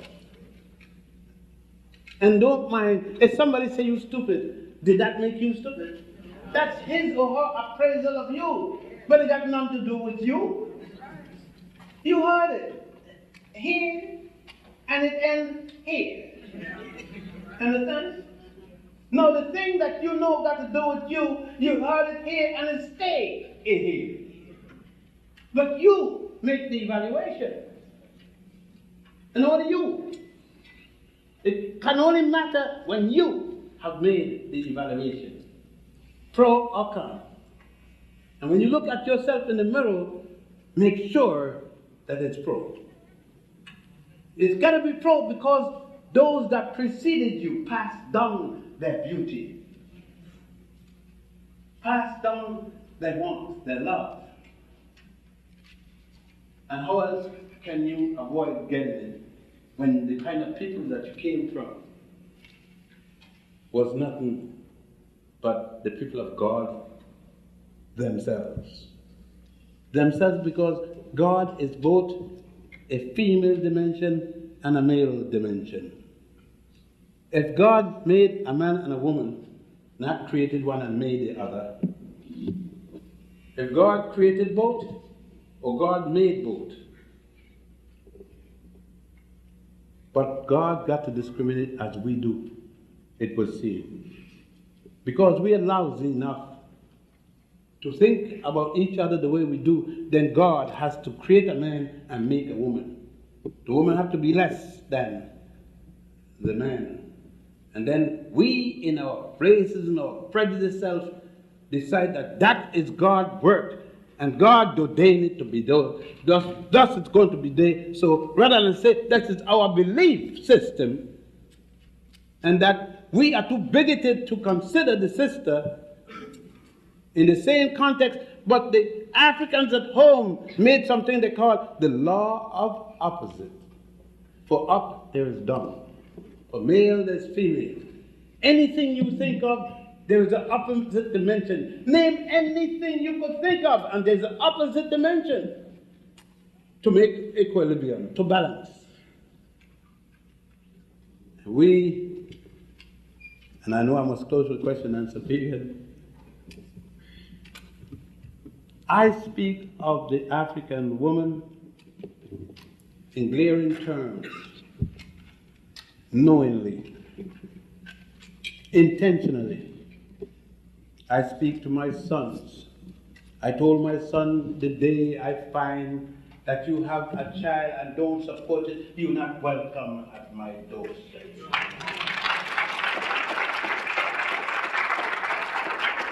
The day a woman tells you that you're pregnant and you got no justifiable reason to doubt that she's pregnant for you and you refuse it, you cannot come to my door. The day you and your woman can't get along and you just don't leave her, you can leave. Of course, if you have children, you can't leave without making preparation to come back to see your children. But if you leave her, you don't hate her. No sister is worth beating like a drum. Show her that just as you mated with her, you joined with her, you caressed her to mate with her, you thought that she was the greatest at that moment. Leave her in the same. We disagree, we can't understand each other, but you're still the greatest. You leave her so that some brother can have the joy of her in a greatness that you thought was once there. Some other brother may see that greatness. It may be you have the error, or both of you have the error, but at the moment you can't see. We all go through troubles like that. I remember my wife last said, one day we were having a debate and I was happy. I just got married, very angry.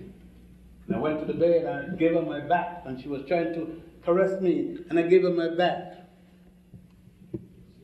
And she waited and said, "Mister, I want to talk with you." So what do you want? She said, "Suppose this minute I get a heart attack and die, and you just refuse to speak to me. You're going to feel it was something you could have done for me that would have saved my life, but you weren't talking to me." My woman said, "Look, when we go argue, give me the thing I'm looking for, then be mad after that." So you know, if I gave her the thing she was looking for, I ain't gonna be mad after that. I'm gonna be there. Thank you.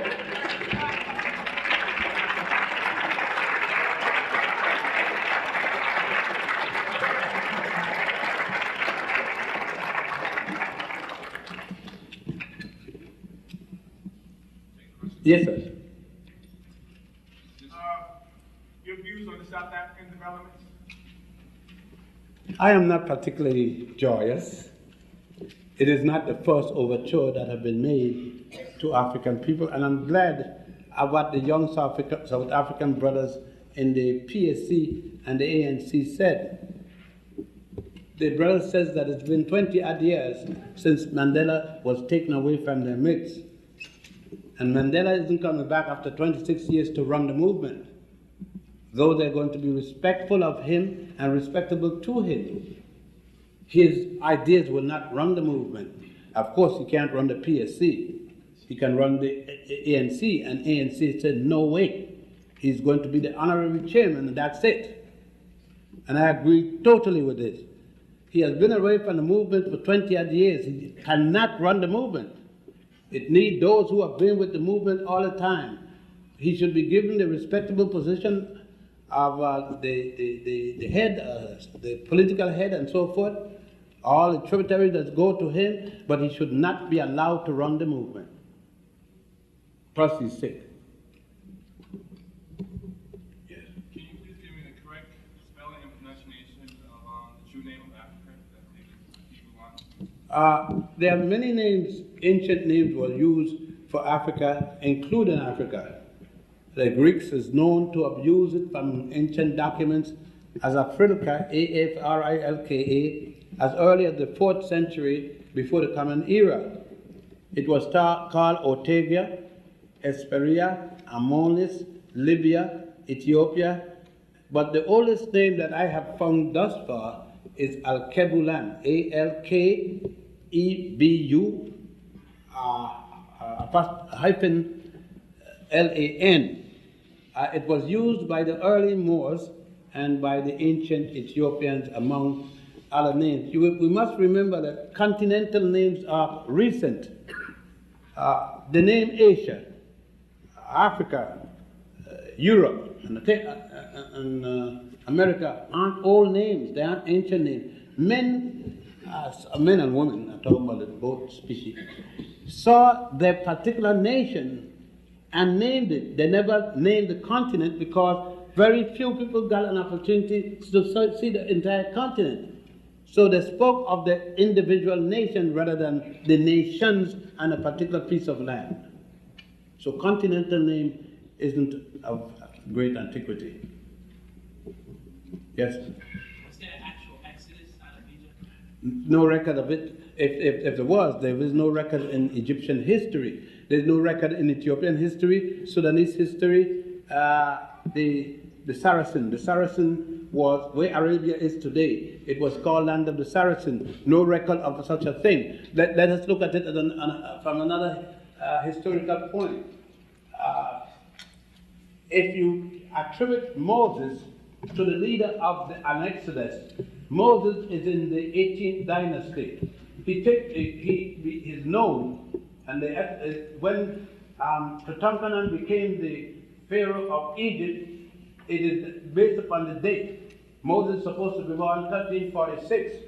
Akhenaten died, and the throne went from Akhenaten to Tutankhamun in 1350, 4 years before Moses is supposed to have been born. That is one thing. Many Hebrew theologians attribute the time to Ramesses II. Ramesses II, again, is the 19th dynasty. He ruled from when his father died, in 1298 until 1232. You know, the dates are going in the reverse. There's no record. If you go there, Brother Brown and many other people here have been to the Nile with me. I carried them to all the temples to look at for themselves. You would see that Ramesses noted every battle he ever fought. No mention of a Hebrew any place. And as a matter of fact, there was no Israel in that time of Ramesses II. Israel don't come until the time of Jethro. There's no such thing as an Israel. In every religion, there are mythological and allegorical figures, and Moses and Abraham and things that fit into this allegorical story. Yes. You mentioned a little bit about the Soviet Union, Poland early on in the lecture. In Poland, when we hear about the Fuhrer going on, we also hear the Polish people's love for the shrine of Czechoslovakia with the Black Madonna, which they recognize as the Saint of Poland. Could you give some idea as to what the true origin is of that particular icon in Queen of Poland? It is the same one that you will find in Spain, the Black Madonna child. The Black Madonna child went into Greece. It was then called the Herculaneum worship of Isis. The Hercules worship of Isis.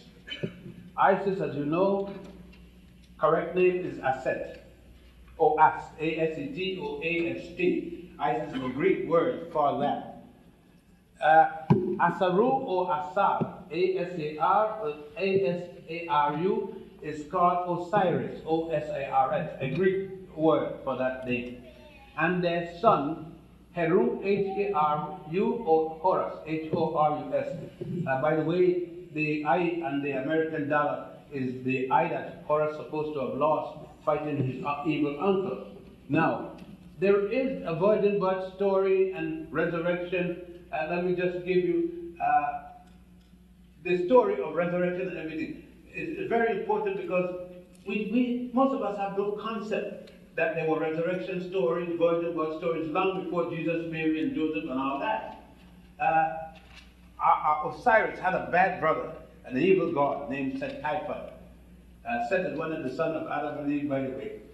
And then he tried to kill his brother out of jealousy and take over. He failed, but then he was successful one night. He hanged his brother. And they carried the brother off to what is now called Iraq, that area. But the scarab, Kepra, the god Kepra, told Isis where her husband was. She took the god of death, the god of the dead, Anubis. And she and Anubis and her sister, her twin sister Nephthys, went over and took the body back, brought it to Amun-Ra. Amun-Ra gave it back life, and he lived. His evil brother Sertima heard about it and tried everything to kill him again. This is a story about God, so God could die and live and all kind of things. He did one day find him, cut him up into 14 pieces, scattered his body around the world. Isis heard of it and she went again to the god of death, or Anubis. They went and gathered the pieces but could not find one piece. His penis, because it had been eaten by the Nile catfish. Up to now, Nubians don't eat catfish over that story. Come to think of it, there is a part of see what happens in epistemology. A woman is also assigned her pelvic region as her cat. Right? The cat. Now we say, I'm going to kick you in the nut. You know it's not nut, it's nut. We, like Timbuktu, we heard our parents and grandparents saying words that belong to our history, but we got disjointed. That some remain with us.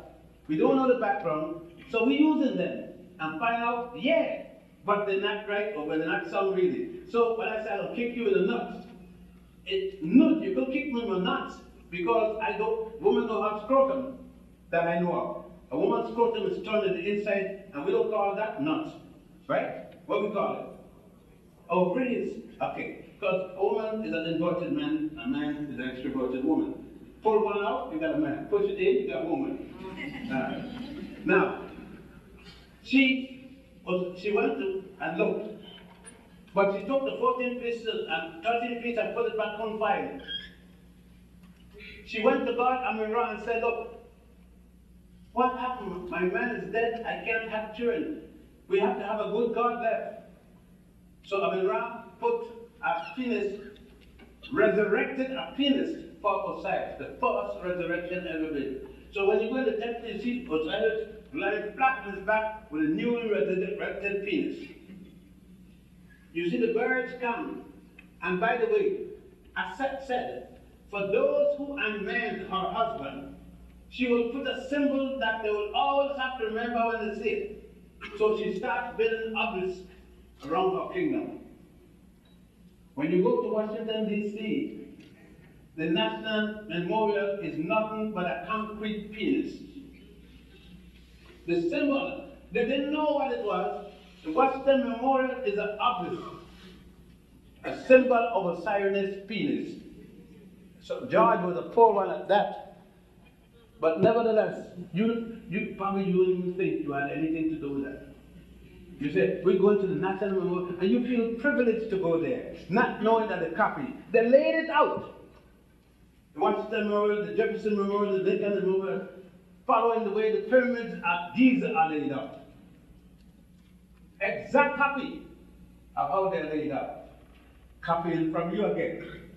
Copy your pyramid. Copy your it's called the Ujit, the eye of Horus. And you call it the evil eye. It got nothing to do with evil eye. Everything we got is evil, something is wrong with it. And so forth.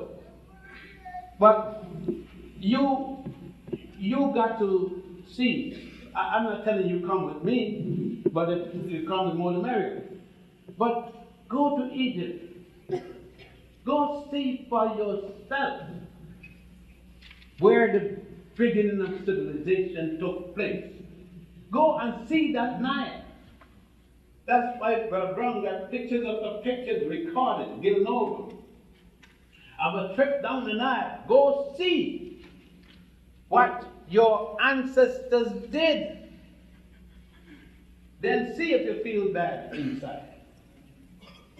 Yes, sister. Yes, that's my question. And address for additional information. All right.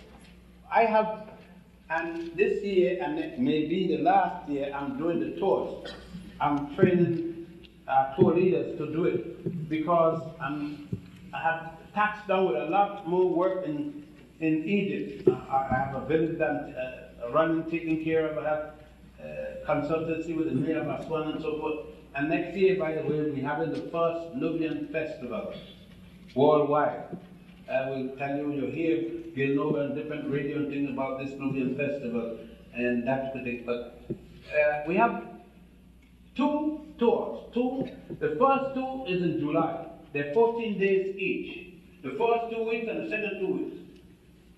August, the first 2 weeks and the second 2 weeks. So that's 4 tours. And then in December, there is a tour that starts around Christmas time and goes into the new year. That's the 5th tour. 14 days. They cover most of the temples, the pyramids, the tombs, and different things in Egypt. It's an educational tour. Of course, you have in the afternoon and evening, you're free to do whatever you want. We go to the Nubian village and so forth. We have a tour guide that take you and tell you, show you the different things, and in the when you come back from the field, you have time to wash up and get your fresh up. We have an actual classroom setting where I give a 1-hour lecture, a question-answer period, and if we have other scholars with us, they speak. We ask them to speak. We have open discussion. Any members of the troop can get and come. They do the analysis. We have a beautiful educational time. We don't carry tourists. I don't carry tourists. I carry Africans to be educated and to educate ourselves. In our free time, you can tourist as much as you want.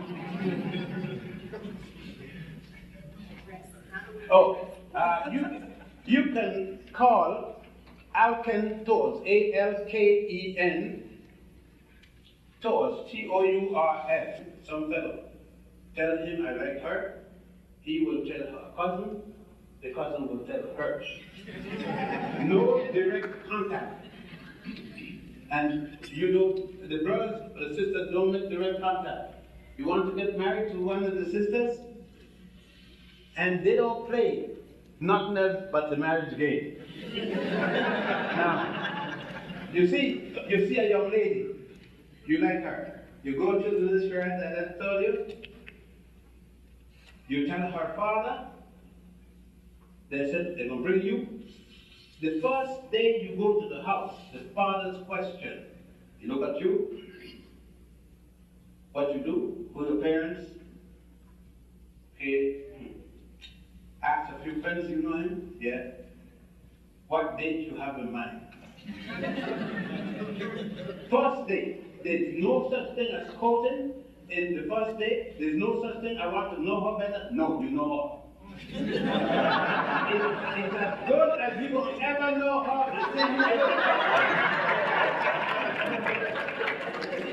Then they got then it said the father said, okay, bring the gold. The gold. Every girl. You bring your gold, you bring the gold. They never tell you. Let's say you go to a man's house and he's a school teacher. And he said, bring the gold. She's professional. She's the daughter of professionals. You better bring 15,000 Egyptian pounds gold. That's the minimum you could bring there. The gold is the ring that she's going to wear. That's going to be the ring. There's only one ring for both the engagement and the marriage. The ring, as the engagement, will be on the right finger. When you marry, it goes to the left finger. That's the only difference. Got the names in there, you put her name, and the jewel put her name and your name. You bring the gold, it's a beautiful chain, the bangles,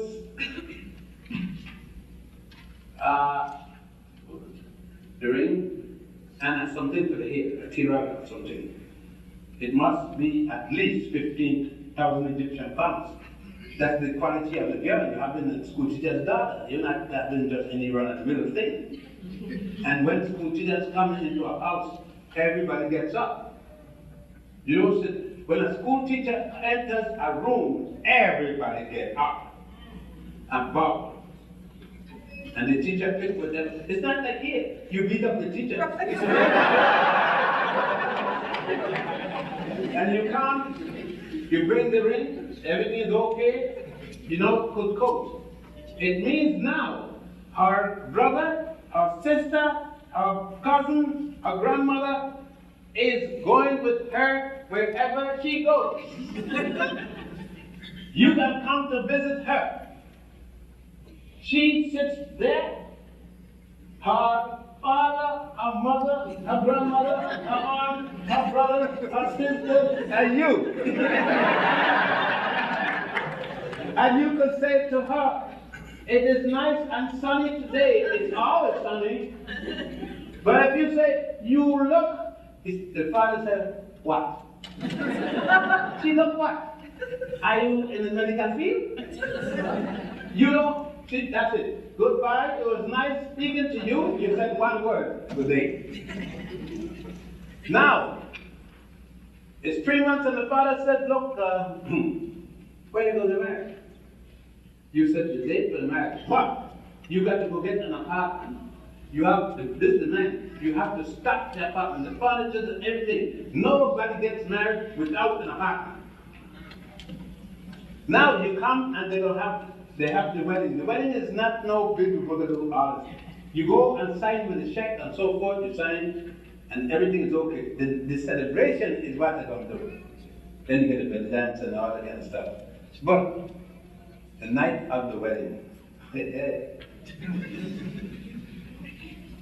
dancing and they're having fun, and all of a sudden you hear toot. The girl mother comes in with her friend, the boy's mother. They stop everything and she go down to her little bag and she put out something 9 inches by 12 inches, a piece of sheep skin, highly polished on the non-hairy side. And they go to the girl, and both of them holding one end each, put it in her head. And they said, the ceremony cease until tomorrow morning. We will be all back here tomorrow morning at 8 o'clock sharp. The crowd is assembled here, waiting for the festivities when both mothers go back and knock on the door. Boom, boom, boom. The proof! She brings the proof and hands it to the boy's mother. She does like this. Because you often have a good blood there. You can't go touch it. Especially it's a human blood. And she turn it over and she check it. And the two mothers have it. Let us say there is no blood. She is a dead girl. The first person to hit at the first blow is her mother. His mother withdraw out the scene. They have nothing to do with it, and her parents kill her. And there's no law against them killing. Egypt is run under 2 laws, the civil law and the religious law. The head of the civil law is the president of Egypt, Mubarak. And the head of the religious law is the Sheikh Al-Azhar, almost equivalent to a pope. The mother is entitled to kill her daughter for the shame and disgrace she brought on the family, if she so desires, or she may push her daughter out of her family life and she must leave the village. It doesn't end there. Before the daughter goes, they go to torture her till she tells who did it to her. And he goes down. And his family, nobody in the village will ever marry his family for 7 generations.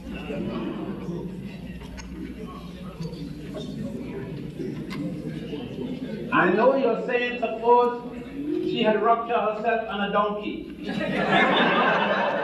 had to unrupture herself in a donkey. The dog make exception to the rule. What happened to a girl like that? She winds up a prostitute in another town. They make no exception to it. Now, if the boy who disrupted, he knows he did it, then he will come forward. And then they bite his hand, do something and rub blood, and make some camouflage. But naturally, if he didn't do it, he's going to not help her. Then she is in a serious struggle. Does it ever happen? Yes, because they are not perfect, but and once in a blue moon it happens. Why does it happen often? And I know you're going to find that the Nubian custom. A girl, when she reaches the age of 9, is sold. It is not what you're saying. Many of you have had ear old balls in your ear. They rub it and stop the pain. They are specialists. The mother carries her to the lady that sews, or the women, and they massage her, and they have a way to avoid pain. They sew her. The night she gets married, that afternoon, the women will unsew her, and she's ready. Why is the reason for this? Human makes error. A boy talks a girl into having intercourse with him. She weakens and said yes. Well, what they've done is make it so that he can't penetrate. It's impossible. He can't remove the stitches. So what happened? She's safe. She then remembers that his pain is unbearable. So he doesn't get to penetrate her. So it's her protection at the same time. Because they're saying, well, since human beings commit error and a girl may succumb, this way, whoever tries to do it to her can't be successful. I know that from a Western point of view, you may not understand it, but then if you were born in that culture, to be as normal as the culture, your conduct and the things that you do. So you see, it's not only that there are a lot of things that go. Most marriages are first cousins. You can marry, and it's preferable that you marry your first cousin, so that